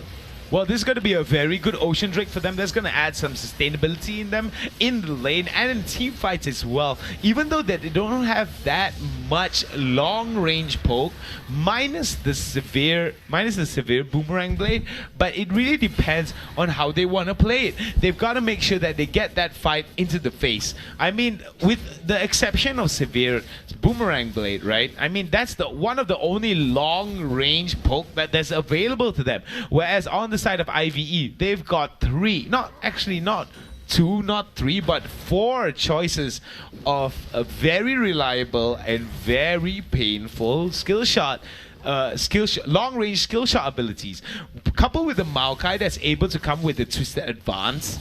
That's going to be really, really painful coming in. Alright, Sing21, he looks for the gang on to ATM again, but smartly decides to just take the turret instead because it's free. Well, it's going to be the first turret bonus coming in for the side of IVE. This is good for IVE. This is the first turret for them, even though they didn't get the dragon, which is relatively important for them to actually try to get that kind of lead, because we saw in the previous game that objective control was very, very dragon based. They really rotated towards the bot lane, and they knew for a fact that, okay, if we get the kill over in the bot lane, we'll be able to get that dragon advantage and get the stat advantage. We stat check our enemy team, and the enemy team can't defeat us if they don't have the stats to compensate. Alright, King 2G wants this. And beautiful Twisted Advance coming in from King 2G, and it seems that Juan picked a little bit more than he could chew. Will be able to walk away unpunished from it, but only a sliver of health. Little Milk comes into all the fray, but gets binded by the Morgana Dark Binding, and a beautiful Javelin Toss follows it up, chunks him down to lower than half health. Alright, so what happened was that IVE went for the 5-man gang into the mid lane, killed out MLZ, but they overstayed their welcome. They went too far forward. ATM had a really good flank because he used the Stand United, not really Stand United, but the TP to actually get the flank, get the taunt on the multiple targets, and actually finished off NO4 in the end. So overall, just a 1-for-1 exchange. But IVE still has the lead because they're the ones who got the first turret of the game. Well, this is definitely a very interesting lead for the side of IVE. They have that first turret advantage, and they've got to use that advantage to their fullest potential. They've got to try to find some extra pressure that they can get towards the bot lane. As you can see, Sing21 going to that bot lane, trying to add more pressure, whereas Juan is going to be focusing more towards that top lane, going to try and get that onslaught of shadows onto the Maokai, try to push him towards the Shen, get that dash, but it seems that he will be spotted out by the sapling, and because there's information right here, there's going to be a bit of a shift towards the pathing. What do you feel about this? I mean, Hecarim showed himself at top lane, so they know that he is there and probably is pathing towards the bot side. So what they do is that they have to shove up bot side as quickly as possible, and that's exactly what Ezreal's doing. He shoved out the bot, instantly recalled because he anticipates that now Hecarim should be on his way here, so just use the recall, buy his items, do whatever he wants. He already has the boots, Lucidity boots into the Manamune, into the Sheen, so he is relatively powerful despite not having that actual power spike, and he can actually do something now. So IVE, very small lead. I wonder if they can actually snowball this into the game. Well, a very small lead. Yes, not a big lead in terms of the kills, but quite a bit of goal ahead in terms of the goal discrepancy. But ooh, look at that beautiful, beautiful poke. But ooh, it seems that Juan will not be able to spot Sing21 on that side of the jungle. So this could open up a dive opportunity coming in from the side of IVE, but 3 members of HKC recognize this, come towards the mid lane, and there might be a bit of a shift in terms of the lane pressure. HKC is now pretty much forced to react to whatever IVE puts, so that's why, you know, Hecarim is he's so disoriented. He doesn't know which lane to go to because they don't know. He doesn't even know which lanes they're trying to pressure, but it seems to have been a mid. MLZ dodges the skill shot comfortably. Sing21, he really can't make any dives because Nidalee is really weak, doesn't really buy any armor items, so he can't go for the dive because the turret will kill him. And Vladimir is a very hard target to, you know, kind of kill, but he is going to make his way to bot, maybe even just going to hide in the brush. But no, instead he's going to go there, maybe just bring the support and jungler and just ward out the map. But he's not going to do that, even though it is really recommended. If you want to get deep wards, deep vision, you have to coordinate the support and the jungler. That is the only way to get it. So now MLZ going to get binded for a while, doesn't really matter. If MLZ can just slowly farm up, he already has the Spirit Visage, he has the Kindle Gem in order to give him that 10% more cooldown reduction, so he can play it relatively safe. But NO4 does have the Morello in order to counter the Vladimir's heal. Well, there's going to be a problem. Grievous Wounds is one of those mechanics that just make heals very useless, especially very, very useful against someone like a Vladimir, especially that he'll be able to stay in lane so long and just sustain whatever minions that come in come their way. And the thing about Vladimir that makes him pretty broken is the fact that even though he heals up for a very smaller than normal percentage from the minions when he does the second charge of transfusion, it's still a significant amount that he gets back. Yep, he just has to sustain in lane. That's his plan. He's relatively close in CS. He's only 20 CS behind. It's not too bad. So he just wants to constantly farm up. Hecarim just completed the Trinity Force, but it is a bit late into the game to have that item. So Nidalee in terms of power definitely ahead, but HKC does have the Dragon advantage. But instead, Sing21 has a good read on this. Instead of going to contest the Drake, he's just going to go for the dive onto the top side. Well, there's going to be a dive onto the top side as we see turret aggro jungling between these two champions. But it's got to be careful, Mr. Sing21, because you're relatively squishy and there's so much damage that can be done by the turret. But the turret as well gone. Turret gone for the Dragon. I say it's a worth trade in favor for IVE. But Juan, he has to stand united. He wants to go in. Oh, wow. Look at that. That was beautifully done. 3 members of IVE are in trouble as HKC are in the middle of the Maokai as Maokai comes in with the Twisted Advance. Maokai first to go down. King 21. King 2G, what happened over there? I don't even know. But both teams are reacting very, very well. As soon as a play is made on top side, Ezreal and Morgana went for the instant shove. And that's exactly what you have to do. If one play is made from one side of the map, make a counter play on the other side. So that's why they're going to shove out the lane. But it seems like they're not going to get the turret because Sivir is there. He might even get the kill. Oh, he might get the kill, but it seems that he might have bitten off a little bit more than he can chew because Grenade easily takes him up for that kill. But it seems that HKC wants a little bit more of this beautiful ultimate. There goes the Arcane Shift and the teleport. He will be able to recall back. they did force out the teleport from the Maokai, which is really good. So now ATM basically has 2 TP advantage, and MLZ, you're in trouble. Oh, MLZ now in a lot of trouble, and look at the amount of damage coming in. Even with grievous wounds, he was still able to soak up a considerable amount of damage, and there it goes. There goes the knockback, but it seems that No4 will go down, but will he though? Oh, beautiful double kill coming in from the side of ATM, getting tankier and tankier ever so slowly, but also doing all kinds of utility damage coming in from the side of IVE. But it seems that IVE's King 2G comes into the middle of the fight, being able to peel and do all kinds of damage. Onslaught of Shadows is slow. Here comes the Twisted Advance. He is going down. Bye-bye, Juan. And it seems that Shen trying to get into the middle of the fight. Another kill goes over to King 2G. And this could be the tie-breaking fight. And welcome back, IVE. That was just such a long, extended, unnecessary team fight, and Little Milk gets binded. Oh my goodness, that was a beautiful binding coming in by King 2G. There goes Little Milk. Maybe Sour Milk, we'll call him that, yeah? He went expired. I mean, he expired. It was Sour Milk. It was Sour Milk, and he couldn't even dodge it. So it all started when MLZ got caught out. But NO4 and Sing21, they're gonna get flanked by this Shen here. So beautiful double taunt into the onslaught. Not really the onslaught, but Juan just comes in and gets, starts dealing the damage. But then first IVE overextended, then HKC overextended, and then Ezreal comes in, just wipes out everything, and it just ends with the binding from the Morgana into the Sivir, and it's just a really clunky and awkward fight, if you ask me. Well, this is one of those fights that I can never complain against because there's some really good mechanics being shown here.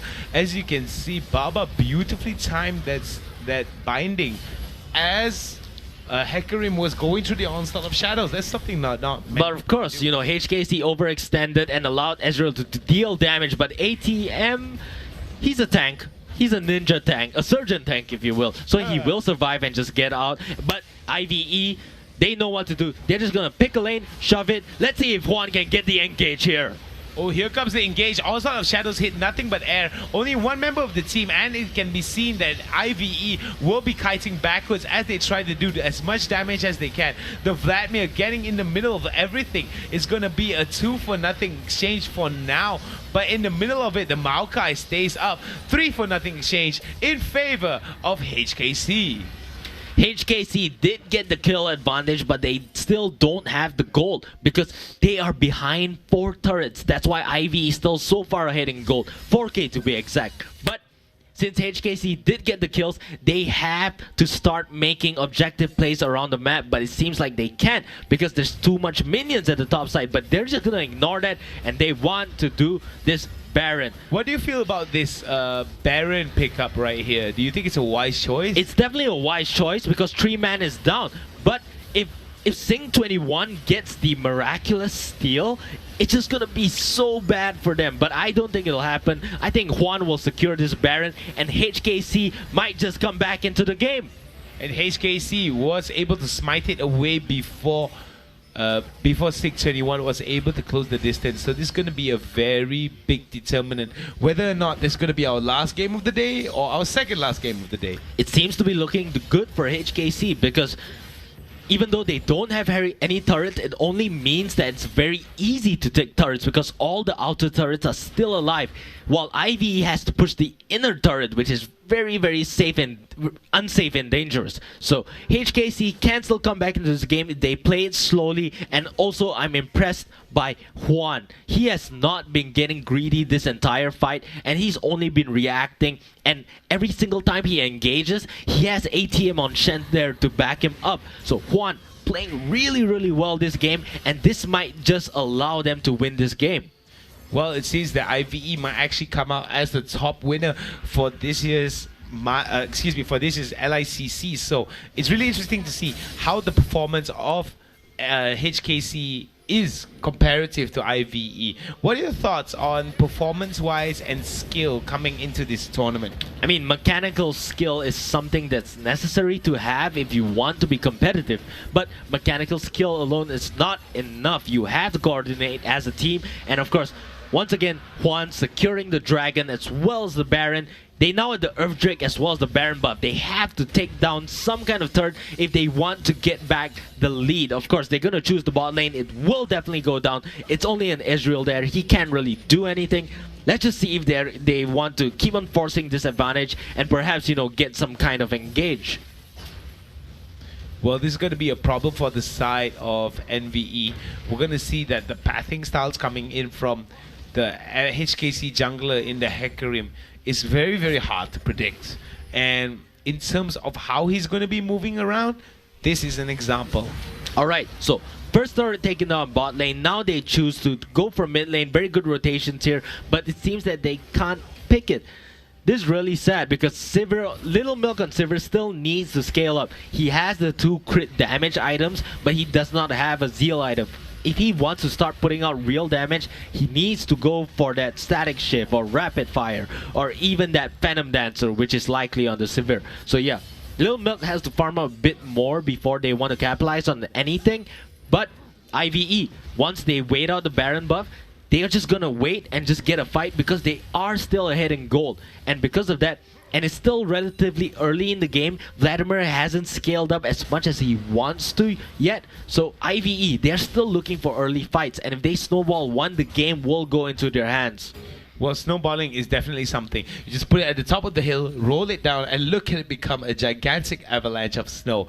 So there's a lot of snow coming in from both sides of the team, but no concise and consistent snowballing carries are available on team at the moment. So I'm interested to see how this Vladimir is going to scale into the late game and how much of a menace he's going to turn into. He's going to scale really, really well because Sing 21 on that Nidalee, he is going for the AP build, which means that he will fall off late game and in team fights because he has no tankiness. So now HKC very smartly just going to play it slowly, take down turrets and grenade. Well, Ivy in general just have to abuse this early game advantage they have. I'm really disappointed at IVE because they're trying to play it so slowly when they should recognize that they are the early game team and they need to push their advantages right now. They have to be looking for picks because that's what their team can do. Maokai CC into the spear. Here comes the flank though. Here comes the flank. Beautiful onslaught of shadows. This is going to be a dive. HKC going in. The ham is cooked to perfection, but it seems that the counter gank will be real for the side of IVE. Could they have bitten more than they could chew? They will be able to get away, but here comes the Twisted Advance from the Maokai. Twisted Trion staying true to his name, showing that he is an unstoppable force.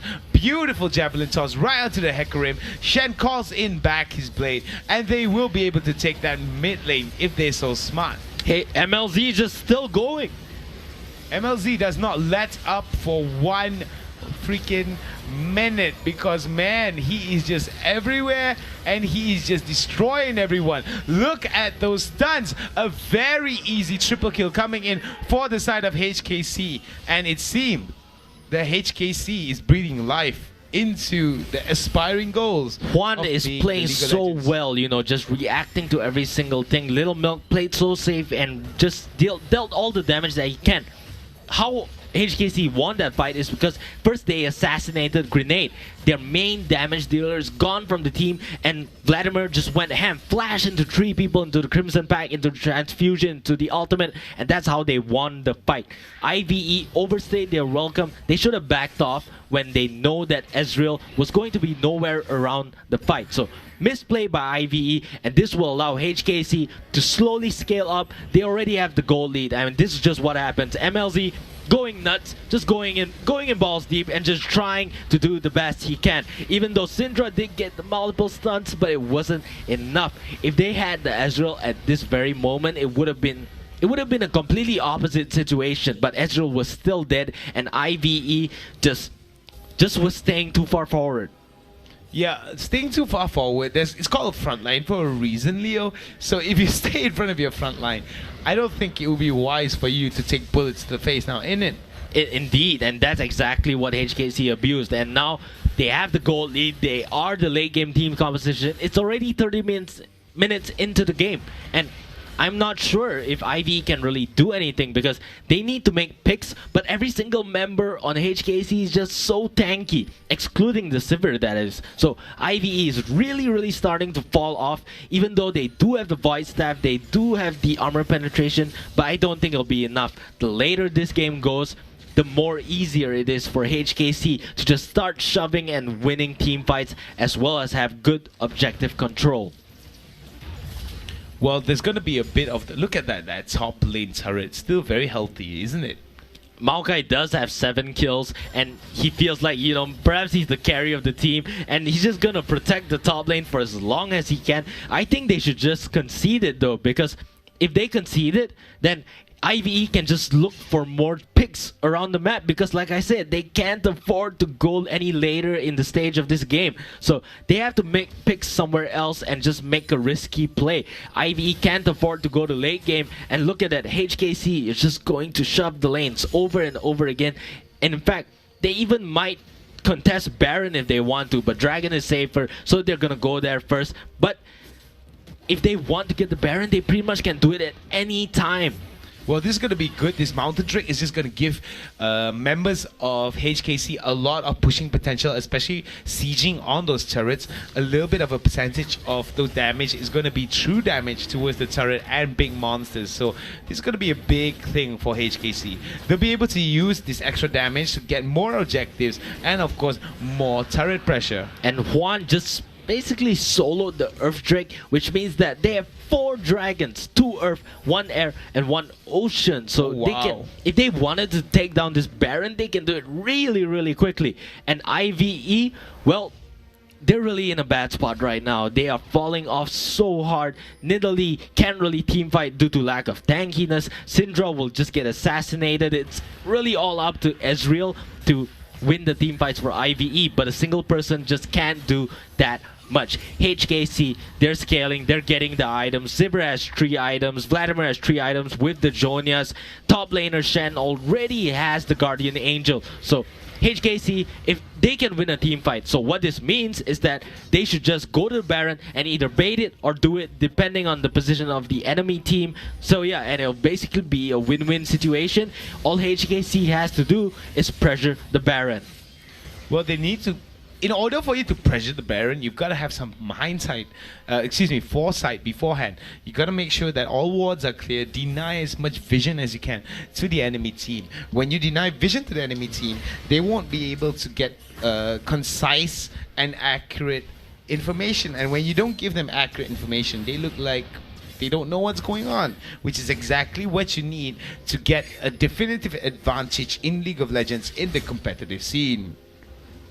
Of course, so now IVE, they're just clearing out the wards to make sure that no one can flank them. And yeah, just clearing it so that HKC doesn't feel too comfortable doing this Baron. But it seems that both teams are just gonna dance for a really long time around the Baron area. I mean, HKC should probably just do it. They already cleared out the wards. Oh, but this is also really smart. They're gonna go for the hide and just bait them out. And here comes one. United, beautiful onslaught of shadows right there. That beautiful dash coming in, and look at that. It seems that IVE is in a load of trouble as HKC collapses on them. That was all punctuated by a beautiful onslaught of shadows coming in on the Juan. Ooh, nice. And nice MLZ with the BM Jonias over there. Even though he wasn't going to die, but he still used it. And HKC should really just back off and just start the Baron or something, because actually they can't even do the Baron because they're really low. So they are forced to back off. Grenade just putting out so much damage right now. It's so easy to land the skill shots when there's 5 people there. So essentially, even though HKC did get 1 kill, but IVE successfully defended the Baron. Well, the defending of Baron just shows one thing for the side of HKC, that they came prepared. They knew that there was a certain plan that NVE plays by. So because of such things, right, they were able to actually say, hey, you know what, we can always turn this around. And when you do, oh, break it down for us. And of course, Hecarim comes in with the engage with the Shen on top of it. And Grenade trying his best to kite back, but look at the Vladimir. He's just doing so much work. Proto Belt into the W, into the ultimate, and 3 members in his hands, just zoning them out. Grenade still trying his best to just throw out mystic shots here and there, but it's not enough. HKC, they're gonna do this Baron. They might just get it. Oh, they will be able to get it, and this isn't a good thing. Here comes the teleport. Oh, beautifully done coming in. This could be a bad team fight for either side of the team. And yeah, the fight's still gonna go on, and of course, Juan is still gonna go for the chase. I'm not too sure though. NO4 gets the stun, gonna disengage it, but it's really just a matter of time. I mean, HKC is a living time bomb, and the later the game goes, once it hits the 40-minute, the 50-minute mark, HKC, they have 4 dragons. They have just the better champions that scale better into the late game, and they will just win fights. Even Juan, he's just going forward because he can. He can afford to do it because he's just that tanky. So now they're just gonna take the inhibitor and play it safe and just back off. Wow, that was a very convincing inhibitor take, and this is going to be a problem for the side of IVE, excuse me, because right now they're running out of options. What kind of options should they take if they want to stay competitive? At this point, they really have to just make the most desperate plays as possible. Just go to a random brush, just camp it, try to catch someone out, because that's really the only option they have. They can't go for a full 5v5 team fight because that will go to HKC. So IVE, just go for every single risk that you can take. With a little bit of a pathing over towards the red side, and I'm gonna be interested to see whether or not that Nidalee is gonna help push that bot lane and try to pressure it all the way to the tier 2 turret. Well, no, the Shen is there. He has the Titanic Hydra, which means he can just repeatedly shove the lane over and over and over again. And IVE, it just looks like they're just waiting for the collapse and just waiting to lose the game. And right now we can see HKC 5 manning at the bot. They have the Baron buff. They're looking to shove it. The bouncing crits just dealing so much from the backside. And yep, HKC will eventually just get this turret. And ATM does have the ultimate, which means Juan is free to engage. He even has Guardian Angel. So I won't be surprised if they just go for an instant engage and just wipe out IVE. Well, this is going to be a problem right now. It's all about who's going to be pulling the trigger. As we can see, Juan has no qualms pulling the trigger, being able to be stand united by the Shen, getting that Shen not just close to the enemy, but in the front lines where all the action is happening is a very, very big determining factor. As we can see over in the mid lane, the mid lane is bare. There is no inhibitor right there, so they will be able to push it out, but it seems that they're more content as towards getting that bot side turret, which is a very, very smart thing, to be honest. It is smart because, I mean, look at it. ATM was tanking it for like a minute straight. That's just how much armor he had. So really, HKC, yep, they're gonna play it safe, so they're gonna take the Elder Dragon. But the thing is, they have 4 Drakes, and the more Drakes you have, the more difficult it is to take the Elder Dragon. So who knows? Maybe Sing21 might go for the Desperation Steal here. He is looking for it. He's gonna jump in. He does jump in. Will he get the steal? He actually goes down, so it's secured. Juan definitely just secured the Elder Drake, and I believe with this 1 minute buff, they are looking to close it out. Just 5-man bot, shove it, run it down mid, whatever. It doesn't matter what they do at this point, they will just win the game. Definitely going to be a big determining factor for the side of HKC, as they're going to be closing out this game relatively quickly. They've got all the advantages coming in for their side, and it seems that it's not going to be the end game for IVE, because HKC has awoken and they will bring the game to a game number 3, unless of course something major happens, which is quite unlikely. It definitely is unlikely, but who knows, they might just overstep their boundaries and then IVE just comes back with a miraculous game. I don't know, but again, extremely unlikely, but they're going to go for the safer play again. Take inhibitor, run off, but they do have a dragon buff that is going to run out. So I'm not too sure about this. I think they should just shove their advantage and just go for it. But instead, they're going to get back, complete their 6th and 5th items, and just, you know, go top. It's the only lane that's left. And IVE, what can they do? Well, really nothing, because there's 2 lanes auto shoving into each other, and there's no way for IVE to actually look for any engage because they can't really do anything. They have to constantly defend against the super minions coming from mid and bot side. So HKC, we're just going to see them slowly gather at the top side of the map. ATM does have the ulti and the TP, so he can split push as much as he wants. Doesn't really matter. So Sivir will be at the top side. He's going to push it out. And once they get that third inhib, it will be the game. Yes, it's most likely going to be the game. It already depends on the amount of pressure that they want to give in. They all have all the pressure at all sides of the lanes. So this is going to be very, very good coming in from the side of HKC. All they need to do is just push it out. And that's what they're going to be doing. They're going to be focusing all of their resources and efforts towards either the mid lane or either the top lane or the mid lane shove. But HKC is just going to collapse on this. I mean, Vladimir's already looking for the flank. It's just going to be a collapse into the win. So let's just see the team fight that's about to happen. I'm not sure why HKC is playing it so scarily and fearfully. I don't think they should be doing that. But of course, the mid lane inhibitor is up.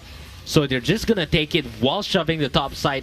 And actually, HKC, even though they're ahead, it seems like they're playing it way too safe when they should just, you know, out-aggress their opponents. They're 10k behind, so why not? And HKC, alright, here comes the engage. And that was a beautiful onslaught of shadows against Juan. Really on point. And it seems that Lil Milk will go down. Lil Milk will kill MLZ number 4 really quickly. And here comes the kill. Beautiful dash coming in from ATM, and the Guardian Angel will go down, and Maokai will be going down as well. Beautiful tides of blood, and look at that aggressive dive coming in from HKC, as they will be able to end this game, bringing this game 1-1. Ladies and gentlemen, boys and girls, we will be going to game number 3 between IVE and HKC. HKC not gonna go down without fight. They showed that they know how to play the composition. First game, they had pretty much the same thing, but they failed to scale into the late game with Juan on that Hecarim playing way too aggressively, way too greedily. Second game, Juan came in, he played really safely. He started farming, he was more efficient, and he just read his opponent really well and reacted. So basically, IVE first game reacted really well, then HKC learns their mistake, does something about it, even though same composition, just played it much better, running it off with the likes of the Sivir. Really smart play by them, and now it will be the final match between IVE and HKC, and I'm not really sure where this will go because both teams have showed that they know how to learn from their mistakes. They know how to play this game. So the final match, I'm really not sure where it'll go to. I think both these teams are relatively even in terms of skill, and the championship will really go to anyone. Well, it's really good that HKC won because number 1, more games for us to cast. That's always a fun thing. And of course, number 2, it makes the finals a lot more interesting because IVE, I think they've never dropped a single game unless you count this one that they dropped to HKC. So I really like the fact that HKC, they use the same type of champions, but there was a definite obvious change towards their playstyle. They just took a lot more smarter fights. They were a little bit more pensive when it comes to going for pulling that trigger. But it showed that it paid off dividends because IVE and HKC, the HKC managed to get IVE always on the back foot. Every time there was an onslaught of shadows, immediately come with Stan United, the double dash going through 2 champions, and that is it. That is all she wrote for HKC and IVE. Remember, boys and girls, ladies and gentlemen, it is 1-1. We will go into the third and final game for the League of Legends International Collegiate Championship 2016. Don't go anywhere. I am the Hound. This is Leo. We will be back.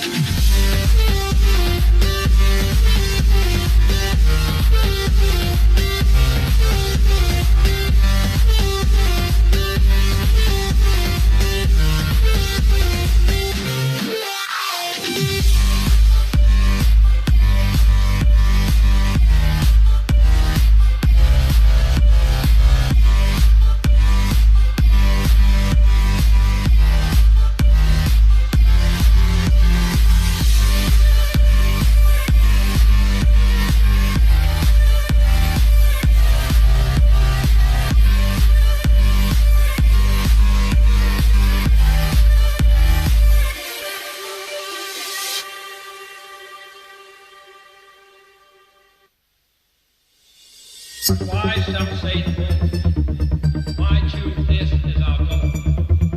And they may well ask, why climb the highest mountain? Why 35 years ago, fly the Atlantic? We choose to go to the moon. We choose to go to the moon in this decade and do the other thing. Not because they are easy, but because they are hard.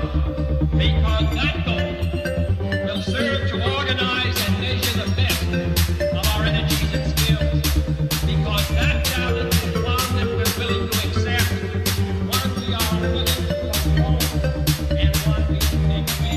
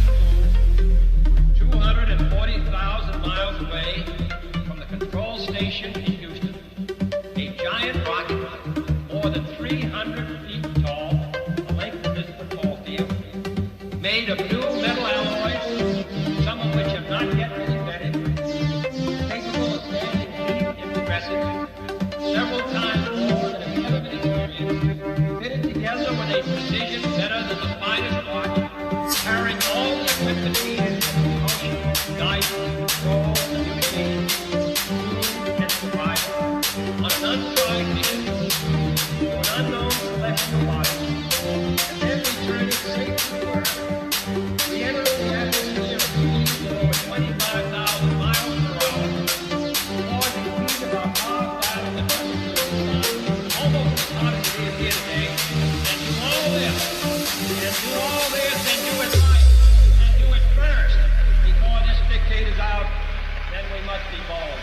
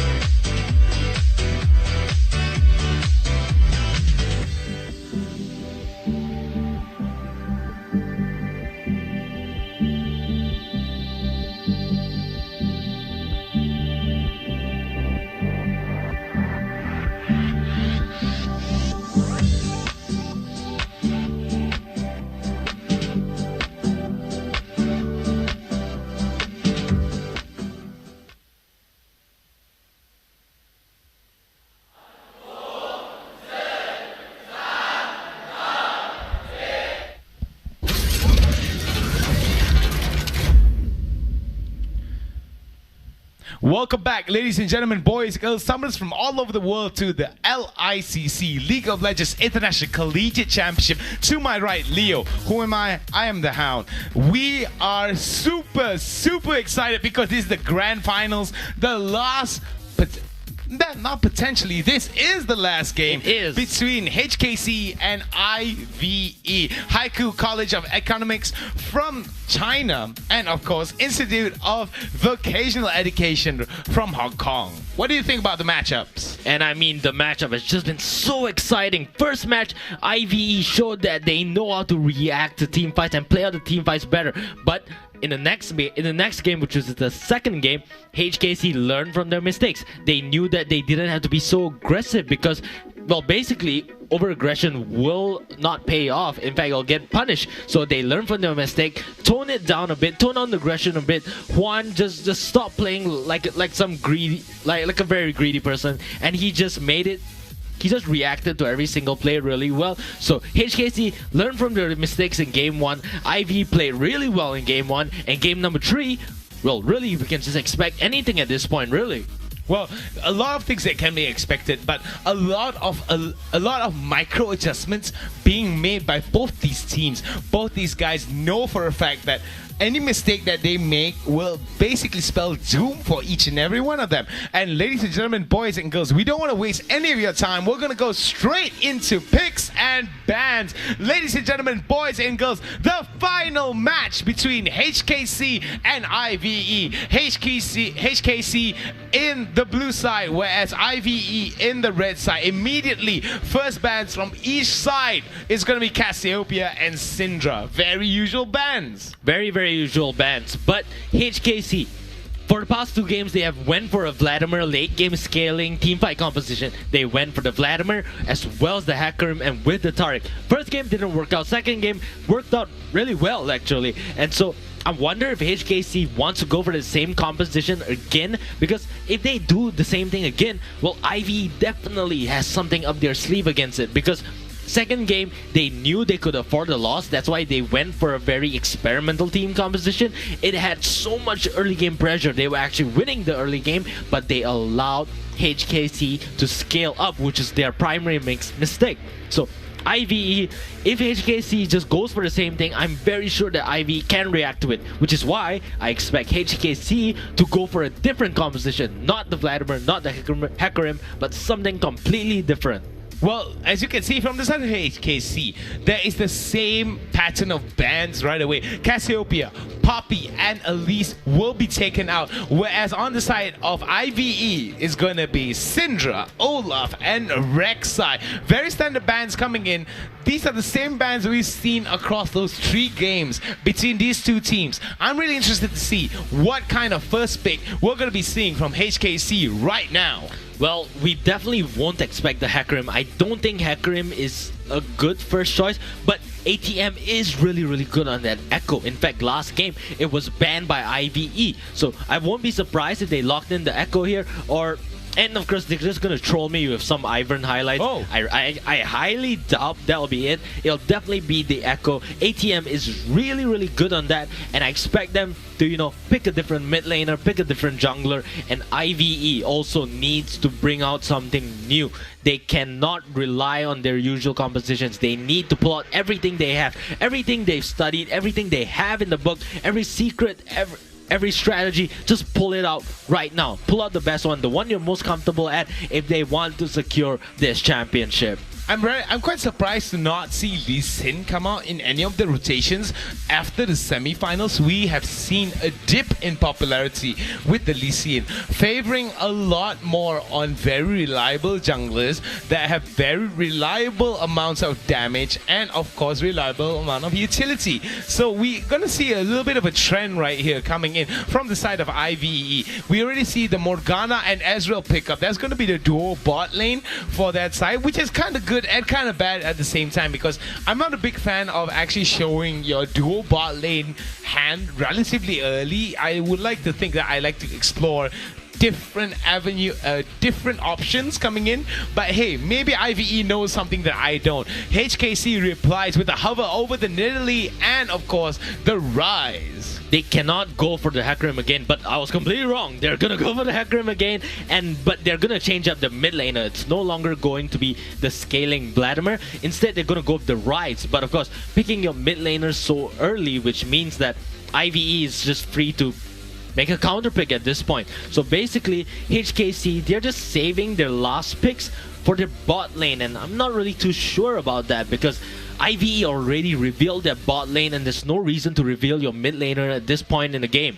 But nevertheless, it's gonna be the lock-in onto Ryze and Aurelion Soul Hover. Even though we haven't seen it before, but honestly, Aurelion Soul is probably the best level 1 roaming champion. We've seen it from Huhi. He just, in Worlds, he just shoved the lane level 1 and instantly level 2 went bot to gank, and it worked out really, really well. So IVE, I won't be surprised if they go for the Aurelion Soul. It is a really, really good champion. But against the Ryze, I would definitely give a slight edge to Ryze, which is why I'm not really too sure if NO4 wants to lock this in. But the Skarner, in reply to the Hecarim, is just flashback from game 1. Skarner, as soon as Hecarim just comes in with the engage, Skarner will leash and Hecarim will die and not allowed to deal any damage. So of course, like I said, Aurelion Soul into Ryze is a bit iffy, so don't take it. Instead, go for the Vladimir. Instead, it's way more safe. And Skarner into Hecarim. This pick from IVE definitely makes sense. Into a Victor, actually, you kind of made a little bit of a small mix-up right there. A lot of burst options coming in from the side of IVE, and of course, with the Soul Shackles that's coming in, with the Morgana ultimate, and of course the Dark Binding. A lot of options coming in terms of the peel and CC. We also got the gravity field that comes with the Victor W, and of course being able to get crystallized by the Crystal Scorpion, Skarner himself. It is going to be Skarner himself. Good counter to Hecarim, so I really, really like this pick. Not too sure about the Kled. Maybe they want to fall back on it again. I'm not too sure. But on the other side, HKC, they locked in their bot lane. It's going to be Sivir as well as the Taric. So aside from the changes in the mid lane, there's also changes in the top side. So ATM has a comfort pick. It's going to be Echo. MLZ is going to be on the Ryze instead. But Ryze doesn't really do so well against the Victor. Victor is ahead in terms of range, in terms of wave clear. So HKC, once again, they have to scale into the late game, while IVE has to put as much early game pressure as much as possible. And they have decided to lock in the Kled to round off this team. Kled with Skarner, I think, is a really, really good synergy. As soon as Kled just runs in, Skarner gets max movement speed and just goes in, leashes someone and gets out. This is a really, really good synergy. IVE looking good, they have a plan, but HKC, we cannot discount them yet. If they scale into the late game with the bouncing crits from Sivir, Ryze, and the Echo late game, the Triforce, as well as Hecarim, HKC definitely have the advantage there. So once again, we have a game 2, game 1 scenario where HKC looking to scale, IVE has the early game advantage, and we'll just see which team plays to their strengths better and gets abused with their weaknesses. Of course, there's a lot of weaknesses to be abused. Like, for example, on the side of IVE, they've got a lot of AoE damage dealing spells. And with those kind of skills, right, you use those kind of skills, it's all about the timing. A lot of the times you're going to see that they're going to come in, they're going to try and engage, but a perfectly timed gravity field or one of the more scarier AoE stuns that was going to come in, like for example a Dark Binding or a Soul Shackle, could literally turn the entire game around for either side of the team. Of course. I mean, CC, it's the most important thing in a team fight. 2 seconds locking down an opponent will literally just change the pace of the team fight and will make it so that it goes in favor of one team rather than the other. So now it will be the final game of the day, and this will determine who gets that $5,000 first place prize as well as the laptops. And with this much on the line, there's just that much pressure, as well as, you know, the potential for a very, very exciting game. For those of you who just joined us, this is the League of Legends International Collegiate Championship 2016, the grand final match between HKC in the blue side and IVE in the red side. Both teams have won at least once against each other. This is the tiebreaker match. Ladies and gentlemen, we expect a very aggressive match coming in from both these two teams. We already saw how Juan likes to mobilize with that Hecarim, and we already know how Sync21 plays with that Skarner. This is all going to be reliant on who strikes first, who's going to be rotating towards the bot lane and the top lane, and what kind of information that they're going to get early on. As we can see, HKC immediately going on reconnaissance, throwing out that ward, trying to get as much information on that Skarner as possible. Yep, they're going to throw down the ward, and they know that Skarner for sure will be the top side of the map. Hecarim position is relatively unknown, but the way IVE can sort of find out Hecarim's position is by determining if HKC does the Krugs or not. If they do the Krugs, then obviously Hecarim, by process of elimination, will be at the top side of the map. And they do detect that. Watch that. A binding into a Mystic Shot. Just going to deal as much damage, and they're going to shove out the wave, which prevents HKC from getting a lead whatsoever. Well, that is a really good level 2 advantage coming in from the Sivir immediately going in. And that is directly because of the Krugs. Even though they gave up a little bit of the CS coming into the game, it's alright. They do get that level 2 advantage fairly early on comparatively towards the Ezreal and the Morgana. So this is really interesting to come in from the side of IVE. And whereas HKC, they start off with this kind of mentality whereby, alright, we get behind just by a little bit, push our advantages ever so slightly, and we play carefully leading up to the game. It's all about how they make their plans. Like SKT has done at Worlds, everything that comes into fruition is all because everyone followed the plan. Yep. Every macro decision that's made in the game has to be pre-planned if you want it to work out, because it doesn't matter what the decision is, as long as you do it without hesitation and quickly, it will become a good decision. That's why all macro decisions usually is just pre-planned before the game happens. And if you don't have it in mind and your enemy is the one that reacts faster to every single situation, of course they're the one who's going to win. So that's why it's really important to always have a sort of handbook in hand during game. You need to know exactly what to do after every single situation. That's really what makes SKT such a great team. Not only their mechanical prowess there, they're also a really good team that knows exactly what to do at the right time.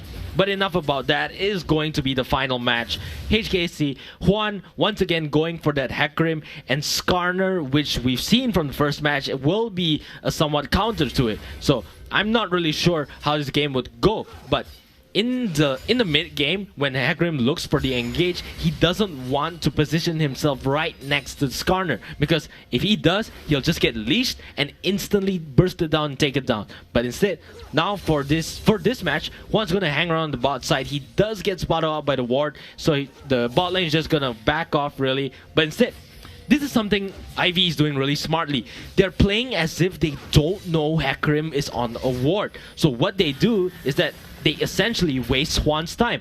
And it worked. Juan wasted a little bit of time while Skarner was still just farming and farming and farming, and is already on the top side of the map. So well played by IVE, and in the top side, there might be a fight. Skarner is already looking to make his way there. Let's just see if ATM becomes a machine.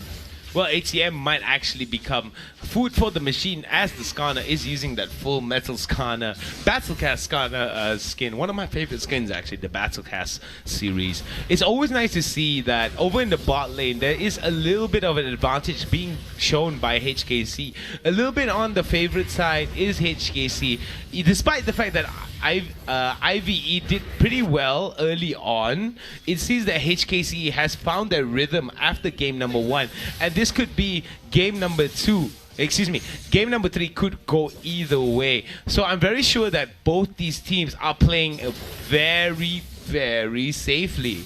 Alright, now Sync21 hanging around the top side brush, but apparently he has a field that's warded because as soon as he stepped into it, ATM backed off. So now he thinks it's warded, but actually it isn't. So who knows? Maybe it's actually a completely out mind game by ATM. Meanwhile, on the bot side, yeah, it's just two people gonna farm safely at each other. Ezreal can't really do much in the early game, and Little Milk does want to scale up. So really, in terms of the lane, nothing much is going to happen. Even the MLZ versus NO4 matchup, which is Rise against Victor, nothing much will happen because both these champions have really good wave clear. So it's really up to the junglers to make any action happen. But while that happens, MLZ gets slightly chunked, and who knows, so the mid lane might just be the most exciting lane.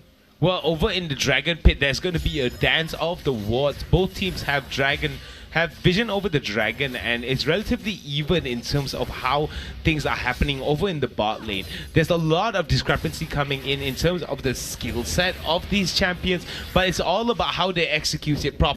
Team, they might be more highly rated in terms of the rank HKC, but I also believe that IVE as well, they have technicalities that they work on, and they're really talented towards how they pick their fights. But somehow or another, HKC has been very lucky, and I don't know whether it's just luck or pure planning, but they just get into fights where they know for a fact that they're going to get the better outcome. But of course, you know, it is the final match. That's why both these teams are playing it so safely, and because they don't want to make mistakes. Any mistakes is going to be capitalized, going to be taken advantage of, and will give a lead to the other team. So they have to play it safe. They want to play it safe. Look, even there's a pink ward there just to make sure no one even puts the ward. Juan spots it out. He's just going to clear it while putting a ward on the other side. And yeah, both teams we see just playing it very safely. ATM looking for an entrance into the jungle, perhaps because he already shoved out the top lane. He might as well make a roam. And yeah, just here comes the leash though. Wow, what was that though? That was relatively very aggressive coming in. I don't know whether or not it was the level 6 coming in from the Skarner. Oh yes, it was actually. Yes, and because that happened outside of our camera, what happened was Skarner came in for the ultimate, dragged him all the way, but Rise was smart enough, it actually flashed over the wall. This could be an opportunity for them, but the Black Shield will keep them safe. Good mana shield, but despite the fact that the mana shield was up to protect against the Dark Binding missed. So I don't know how worth that really was. Well, really, it was just a, how do you say, you might as well make the play because it's a safe play and you don't really lose any mana because of it. So really, it's a worth play. Meanwhile, the top lane, ATM, will he feed? I'm not sure. King 2G, he's trying to go in. Well, King 2G is coming in, but it seems that the counter gang is on the menu. Beautiful ultimate coming in. Beautiful onslaught of shadows. First blood will go over to HKC. Beautiful stuff coming in from Juan. But it seems that over in the bot lane, there's going to be trying to come in for some kind of an engage from the side of HKC. King 2G definitely got way too greedy there. He didn't anticipate the chrono break from ATM since he did have it up. It was obvious he had the shadow following behind him, but yet overestimated himself, didn't know that Juan was coming in. So yeah, Juan responded perfectly, got the free first blood, and this is definitely reminiscent to game 1 where he got the early Triforce, but who knows, maybe Juan might get too greedy again, or maybe he could have learned. But either way, good job to HKC for securing the first blood. Well, what I want to see a little bit more of Hecarim, what he wants to do is actually work as to how he played that last game. A lot of objective security, making sure that you don't focus just on snowballing your team, but creating building blocks for your team to win. And that is a beautiful gravity. The Chaos Storm indeed did work, and True Shot Barrage very close to finishing him off. I'm pretty sure the True Shot Barrage even made him miss his laser because he just whiffed it completely into the wall. So yeah, it's just gonna be a panic button from Victor, and yeah, just uses it uselessly. Panic is the real enemy of every League of Legends players. So many times we've overflashed. Instead of going over the wall, we ended right next to the enemy. it just happens, you know. Or maybe it's because of your rank. But nevertheless. Alright, once again, ATM at the top side just trying to pressure out King 2G as much as possible. King 2G still going aggressive despite being ganked already. He should also be expecting a second gank, and that's what we didn't see from Juan in the first game. In the first game, when Juan did a gank on the top lane, he did not do it again. He didn't capitalize on the fact that the opponent doesn't have flash. And once again, he shows that he's not going to do it when he should. Because King 2G, he has the Tiamat. He is going to shove the lane at any time. And he should. That means that Hecarim should be hanging out the top side, but he's not. Instead, he's going to get a bit greedy and go for a mid lane gank. But I'm not too sure if NO4 will fall for this. He has to be careful not to get caught in the gravity field, because gravity field into the Chaos Storm, right into the Death Ray, definitely a very high source of damage coming in with a Victor mid, and especially when he's already upgraded his Hex core already, and that's going to be a big pain in the butt, that's for sure. There's something really funny going on. Basically, both AD carries, they have 100 CS, but they're still on their Doran's blades. They don't have any other item, which means they've been sitting in lane for just that long. 100 CS, that's pretty much like 2k gold sitting in their hand. And I'm not sure why they're holding it. I mean, they can just recall right now and get their items. But you know, they're just greedy. I don't think it's more of greed. I think it's more of who's going to back first. Because none of these two teams want to give the advantage. But there seems to be a team fight right now. Onslaught of Shadow goes down. Gravity Field goes up. And there is the Chaos Storm. Juan does take down N04. And that was a beautiful flash right into the exhaust. This is going to be a problem. Dark Binding slops Tarek right in his place. And oh my god, there goes the stunt. Here are the enemy team. They will go down. Juan goes down with another kill. 2-for-0 exchange coming in for HKC. Will they go for another one? A beautiful true shot barrage trying to negate the amount of minions pushing towards it, but it seems that's a little bit too late as HKC shows a dominant early few minutes. It all started when NO4 got caught out at the mid side. So NO4 got caught out and HKC just slowly made their way into the bot lane. Eventually they collapsed onto the Ezreal. Ezreal couldn't even do anything. And that's why he just decided to use the true shot brush to get a few kills. The execution coming down to HKC's Juan. A little bit too, what's the word for it? Greedy for it. But hey, whatever works. They did manage to rush that first blood, that turret first blood. So that's going to be very important towards their itemization. That's going to give them a slight lead in terms of the goal. Not much, only by about 2,200 gold, but still, that's a BF sword's worth of advantage right there. Indeed, but the execution to the turret was still a misplay because now IVE is allowed to do the Drake. If Juan didn't went down there, he could have went for the Drake right after the turret, but instead made a mistake, thought that he could tank more turret shots, but you know, just overestimated, and now they failed to do the Earth Dragon, which is arguably, you know, the second best dragon. Well, it is the second best dragon when it comes to taking objectives, but here it is. There's a lot of focus coming in towards the top lane. As you can see, that they're going to go for that top lane tier 1 turret. As you can see, the rotations are pretty strong coming in from HKC. They do not want to waste any time. They want to try to end this game before 20. We can see already by their playstyles and the amount of rotations coming in. IVE seems to be left in the dust for some reason.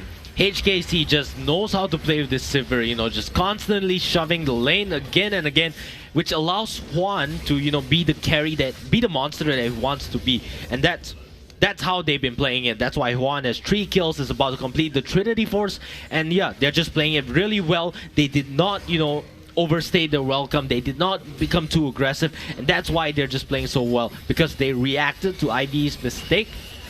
And that's how they played it safely. And now they can just shove lane after lane and even get the objectives.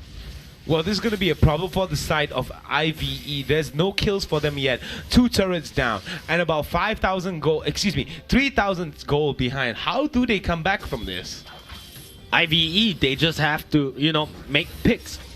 But in order to make picks, you have to have good vision. So they need to step up the vision game. They have a lot of defensive wards, but that's not going to be enough to come back. They need the offensive wards, the deep wards, which can be gotten if the support and jungler just went together, went deep into the jungle and just watered it out. But really, we haven't seen that in the LICC at all. I'm pretty sure we've only seen like once by a team that was underperforming. But Yeah, basically none of the LICC teams knows how to get deep vision because the jungler, there's really no jungler and support synergy, and it goes the same for this final matchup. That's why you don't really see much deep wards from either teams because jungler and support just not doing their job. But once again, it is, 4 kills ahead for HKC.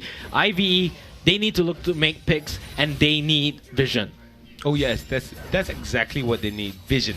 And as you can see right here, they are going to be focusing towards the mid lane turret right now. They already got the top pressure and bot pressure right now. As you can see, over in the bot lane, they already have that big wave that's going to be pushing up towards that tier 2 turret, and they're going to try to get that mid tier 1 turret. And if they get this tier 1 turret, that's just going to give an open up a whole load of options for them in terms of rotations within the enemy jungle. They'll be able to go in and out of the enemy territory and of course drop in wards. When you get the wards in, you're gonna get, like you said, more information, and of course offensive wards are one of the most important wards here in League of Legends. When you just neglect the fact that you need offensive wards, you lose the game.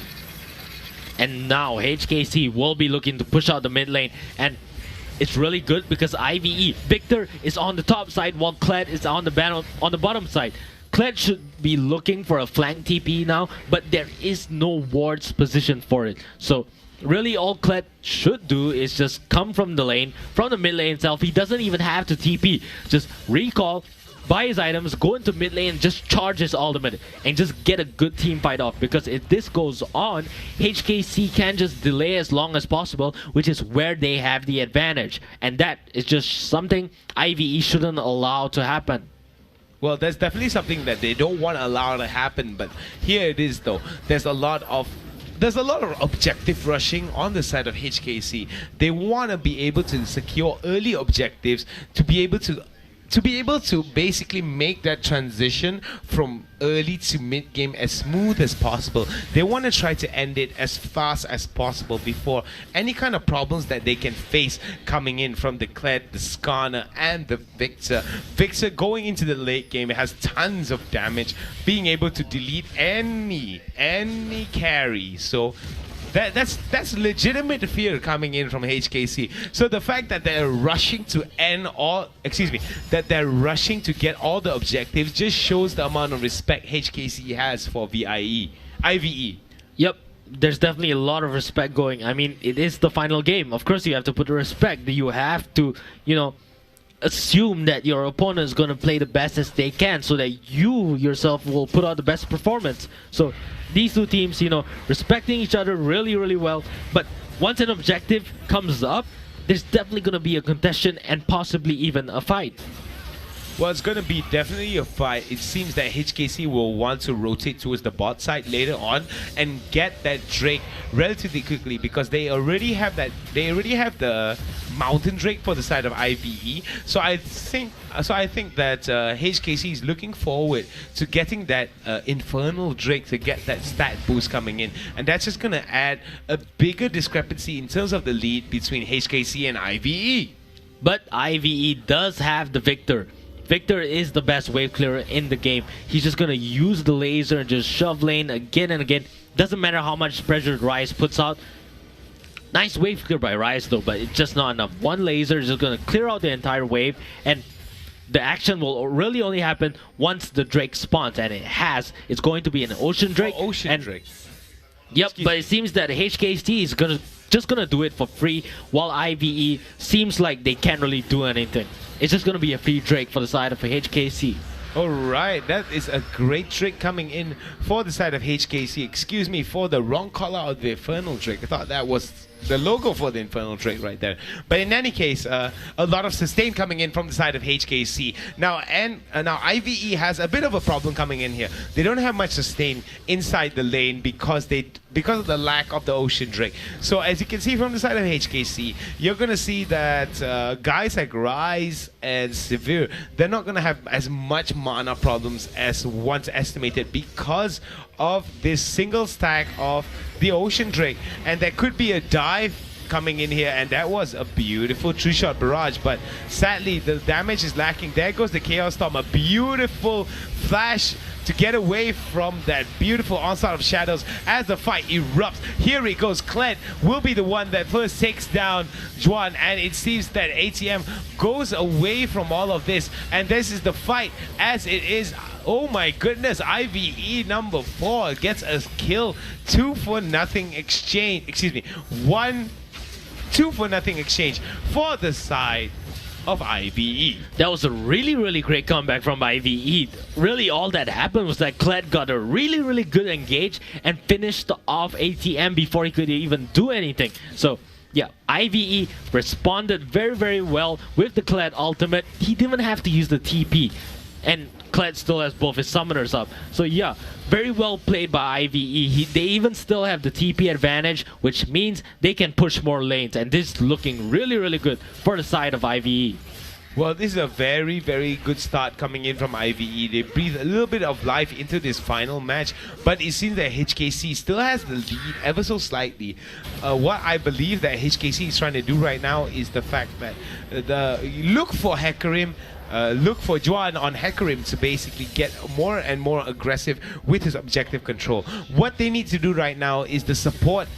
Break this down first for us. Well, basically, you know, HKC were greedy. They couldn't decide whether they want the turret or the champion, but instead here comes Kled. He's gonna be able to CC them for a while, and HKC just overstays their welcome. There is a turret just repeatedly shooting them again. ATM uses the Chrono Shift to try to, you know, be invulnerable for a while, but the binding comes in, and of course from then on IVE already just secured the team fight, and that just means they could roll into the turret, and that allows them to, you know, bump up the gold lead to not such a significant amount. Well, it's good that they're bridging the gap in terms of the gold discrepancy, but it seems that for the side of HKC, they're putting on a bit of a siege coming in towards the mid lane. They really want that tier 1 turret for the mid lane, because over in the bot side and the top side, both these turrets are down, so there's a lot of freedom to move around on the bot side and top side of the jungle for the HKC team. But IVE, they've got to be a little bit more proactive in how they did. I want to see more of those kind of team fights where they just reverse the momentum of HKC and make them bite on their own words when it comes to engaging on them. Yep, it seems that the trend here is that IVE really only wins the fight when HKC makes an over-aggressive play. So, but really what this means is that the edge goes to HKC, because HKC can always make the decision to not make an aggressive play,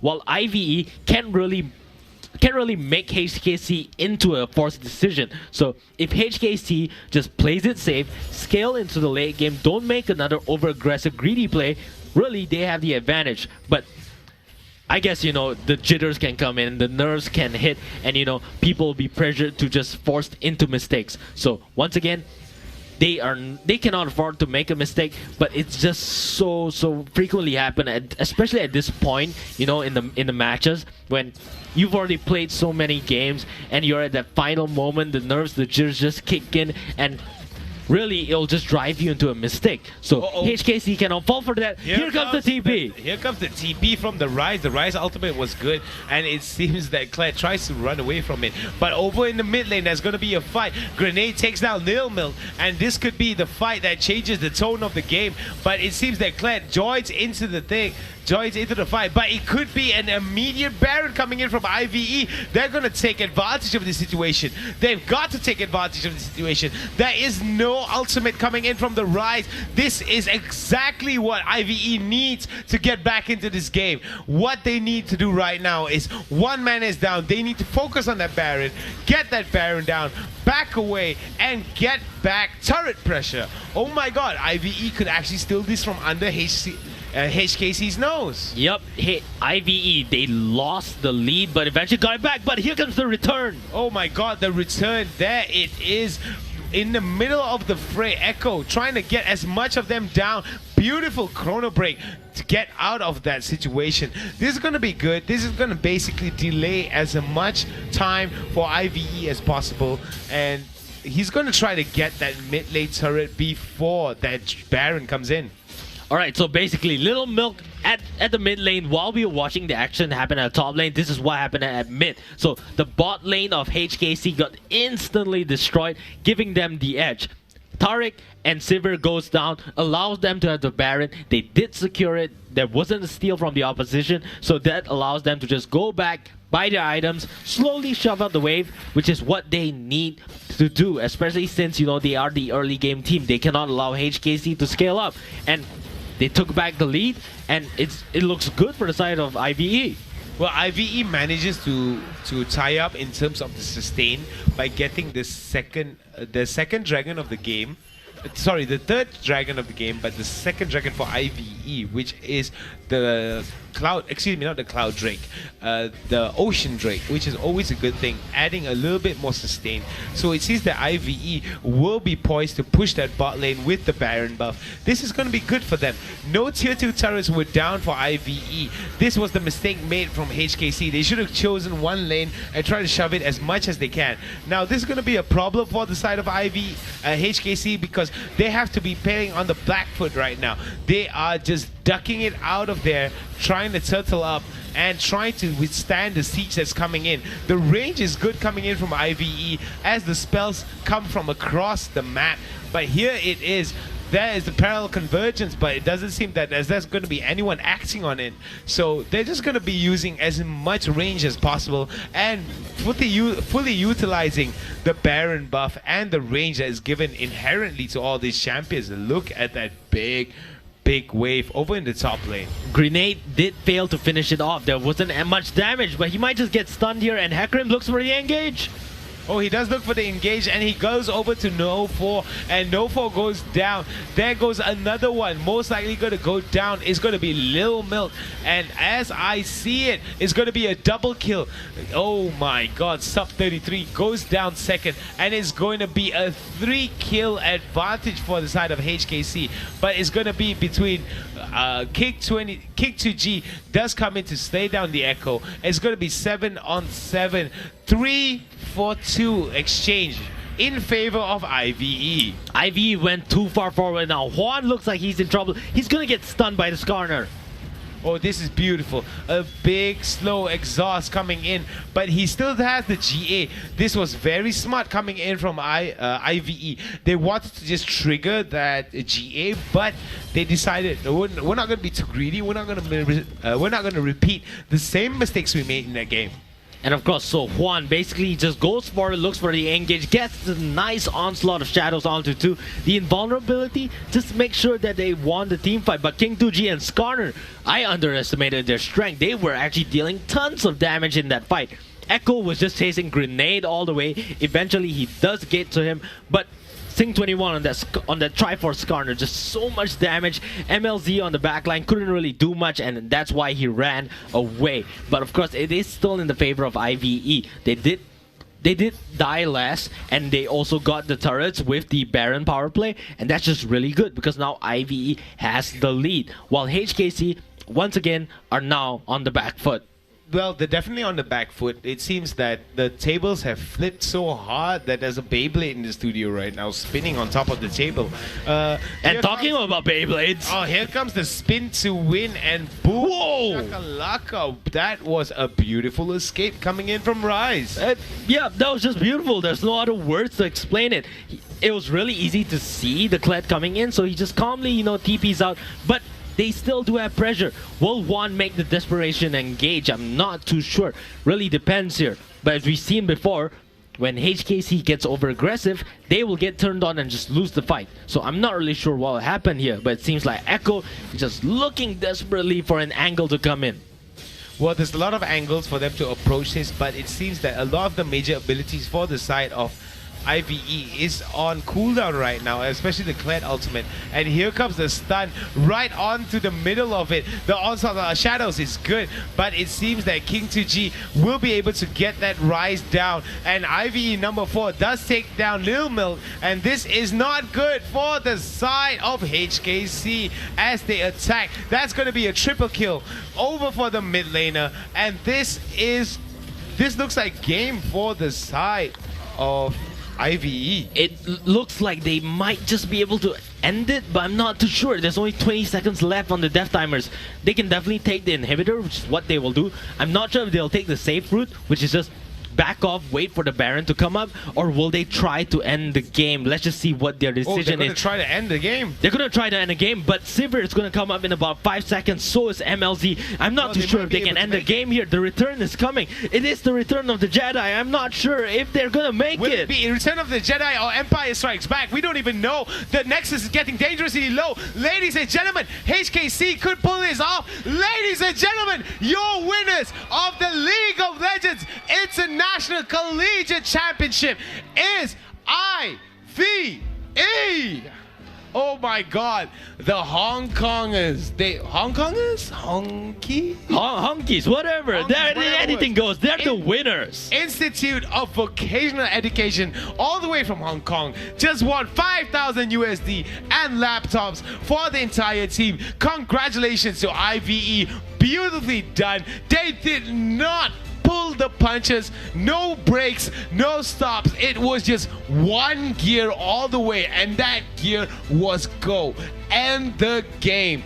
Oh my goodness, that was just beautiful. How they just decided to just rush it in, throw it all out the window. They knew for a fact that HKC could not do anything to come back from it. There were too many turrets down, and they also had the Baron buff coming in with them. They really had no answer to IVE. I do not know what happened to HKC. Maybe there was a little bit of a decision-making problem, or whether there was some kind of a mistake that happened in terms of the planning, but IVE played that counter really, really well. IVE knew how to play the team fights. As soon as HKC once again made an aggressive play, IVE just kited back, and just as when you're kiting back, basically you're negating the damage from the other AD carry. So that's how they won. They slowly fight it out, and look at them.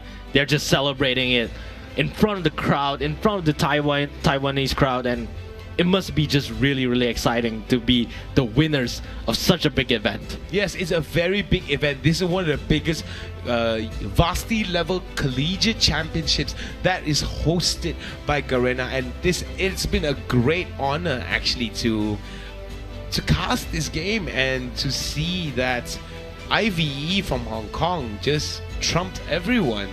And the funniest thing is that they came in one of the favorites. They dropped one game. It was just one game away. That one loss literally ruined their perfect streak that they had coming into this. But they rallied together, and they said, look guys, this is what we need to do. We need to think productively, we need to plan productively, and we need to execute it efficiently. And not to, take any credit away from HKC as well. They put out a great fight, and they really didn't give up, and that's what true sportsmanship is. They lost the first game, but they came back in the second game, even though all 3 games they had the same compositions, but really the only reason they win or lose was because the nerves just got to them. When they became over-aggressive, they lose the game. When they became reactive, they realized that they were actually constantly in the lead. So yeah, HKC, they didn't back down, they didn't give up, they still put up a good fight to show that they were the contenders for this first place. But in the end, IVE showing that they know how to play this game. They ended the game early. They were really hesitating on whether or not they should end the game, but still they knew that they had to end it early because they couldn't let HKC scale up. That's why they decided to go for the risk and go for the end game, and they made the right decision, and it was just the right call. And IVE, congratulations, they took first place. Yeah, they took first place. Much well deserved. 5,000 USD, and of course gaming laptops to all of them. Here are some of the highlights from the series right here. We'll be showing it in a bit, but before that, man, IVE, I just gotta salute them. Here I was thinking that, us from the Southeast Asian region was hoping to see either, us being Malaysian, we'd like to see Malaysia raise up that championship cup. But sadly or not, they were kicked out relatively early on. And Republic Polytechnic as well was our second hope. We thought that they would remain undefeated, but somehow or another they just got upsetted as well. Well, ladies and gentlemen, Ladies and gentlemen, boys and girls, thank you very much. We're just gonna have a short little break and we will be back with the closing ceremony. Excuse me, no more breaks. There's no more games actually. So, ladies and gentlemen, boys and girls, thank you for tuning in. I am the Hound. To my right, Leon Leo Jale. Thank you for watching the League of Legends International Collegiate Championship. It has been our pleasure to cast these games, and we hope to hear more from you because we can't spell fun without you. So take care, enjoy, and have a pleasant Sunday weekend.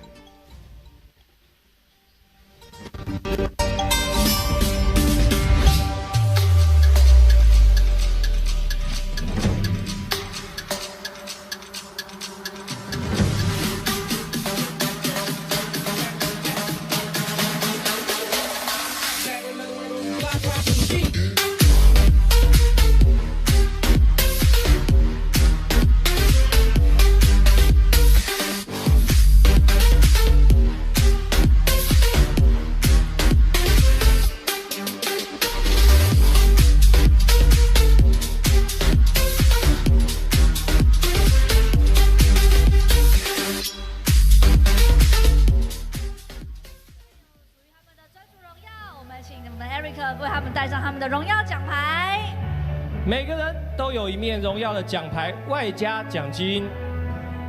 是的，而且刚刚选手们在后台也是非常非常激动的在看比赛，都热泪盈眶了。对，虽然说自己可能没有机会打到冠亚，但是他们刚刚也是帮其他的选手拼命的加油啊。而且其实4强已经非常非常的厉害，说不定哪一位之后我们就可以在职业舞台上看到他们喽。没错，能进到4强都是非常非常不容易的，在这荣耀的时刻。非常难得，那我们谢谢 HUFI， 谢谢 HUFI， 谢谢你们，谢谢。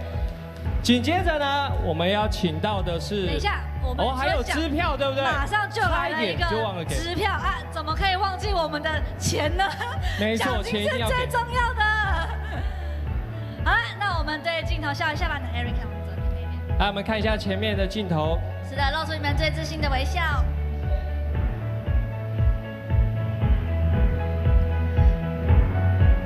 好的，谢谢 HUFI， 谢谢你们。紧接着，我们邀请来自新加坡的 RPT 共和理工大学上台，掌声欢迎 RPT， 欢迎你们。是的，今天有看到他们非常专注又认真的眼神，这真的是一个职业选手就应该会有的态度。没错，而且呢，他们也创下在小组赛的时候全胜的战绩，非常非常的厉害。是的，每一个人都不容小觑，那一样也是有他们的专属荣耀奖牌。每个人都有一面荣耀的奖牌，打得非常不错。而且阵中还有女成员，这真的是比较少见的，对不对，小熊？特地带上来，就是也是我们的一份子的感觉。没错，非常的感动，一起享受这个荣耀时刻。好的，那再来，怎么可以忘记我们的奖金支票呢？好的，对着镜头露出你们最有自信的笑容吧。来，我们看一下前面的摄影师哦。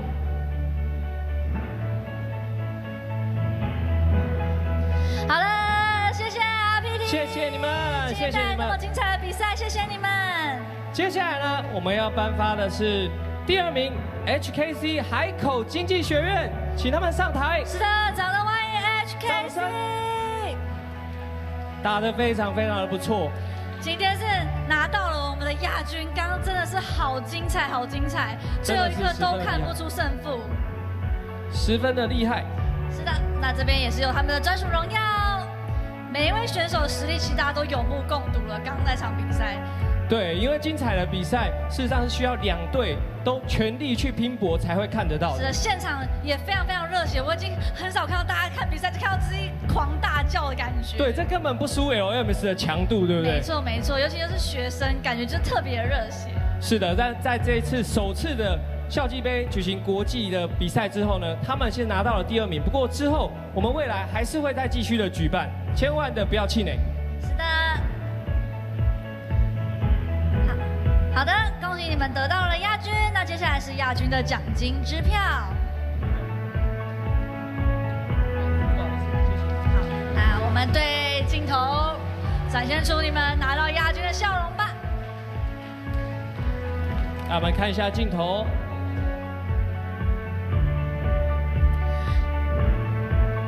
好的，谢谢 HKC， 谢谢你们，谢谢，辛苦了，辛苦了。最后呢，当然呢，就是来自我们香港的 IV 香港专业教育学院，欢迎他们！掌声欢迎我们 LICC 的总冠军 IV。同时，他们也是我们台港澳区的校际杯冠军，真的是非常非常的出色。是的，恭喜你们获得今天的冠军，也谢谢你们带来这么精彩的比赛。那这边一样有你们的专属奖牌。对，除了奖牌之外，等一下还有奖杯，对不对？是的，这是一个非常感动的时刻，我们大家一个一个慢慢来。好，一一的握手致意，然后再帮他们套上奖牌，这是最难忘的一刻了，对选手来说。没错，永远都不会忘记这一刻的感动。对，希望哪一天会在职业舞台看到你们。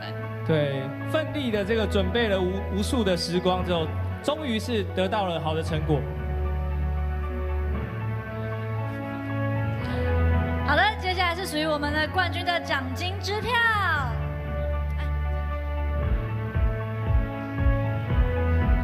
好，我们看一下前面的摄影师。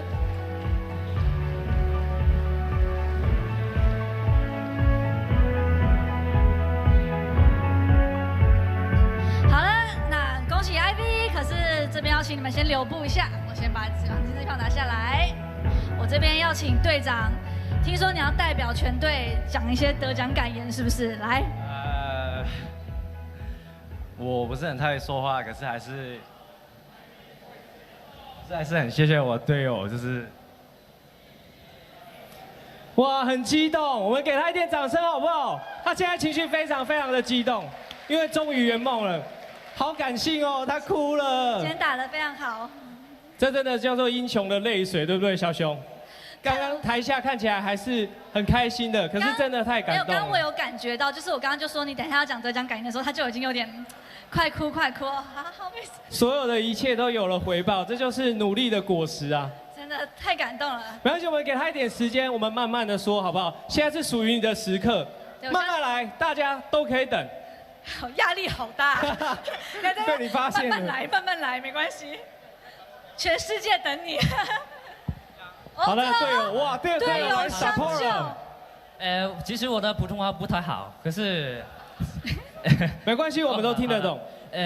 不知道大家有没有留意过，我们第3场的时候，开场的时候，我们是笑着打的，微笑，笑着打的，因为我们很喜欢这个游戏，很 enjoy， 我们还唱很 enjoy， 对不对？还唱了纪念主题曲。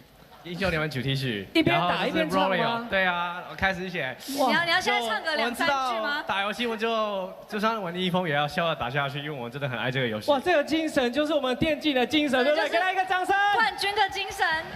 哇，真的太棒了！这就是我们举办校际杯的原因。是的，没错。那接下来要有一个更感人的时刻，你们要一起共同举起这个奖杯，每个人的手都摸着这奖杯，每个人都梦到哦。来，我们往前站一点，好不好？这是属于你们的荣耀。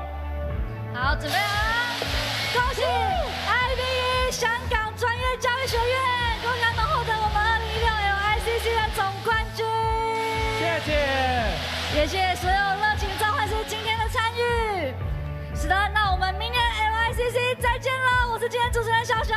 我们明天见，我是 Vocal， 拜拜，拜拜，谢谢大家。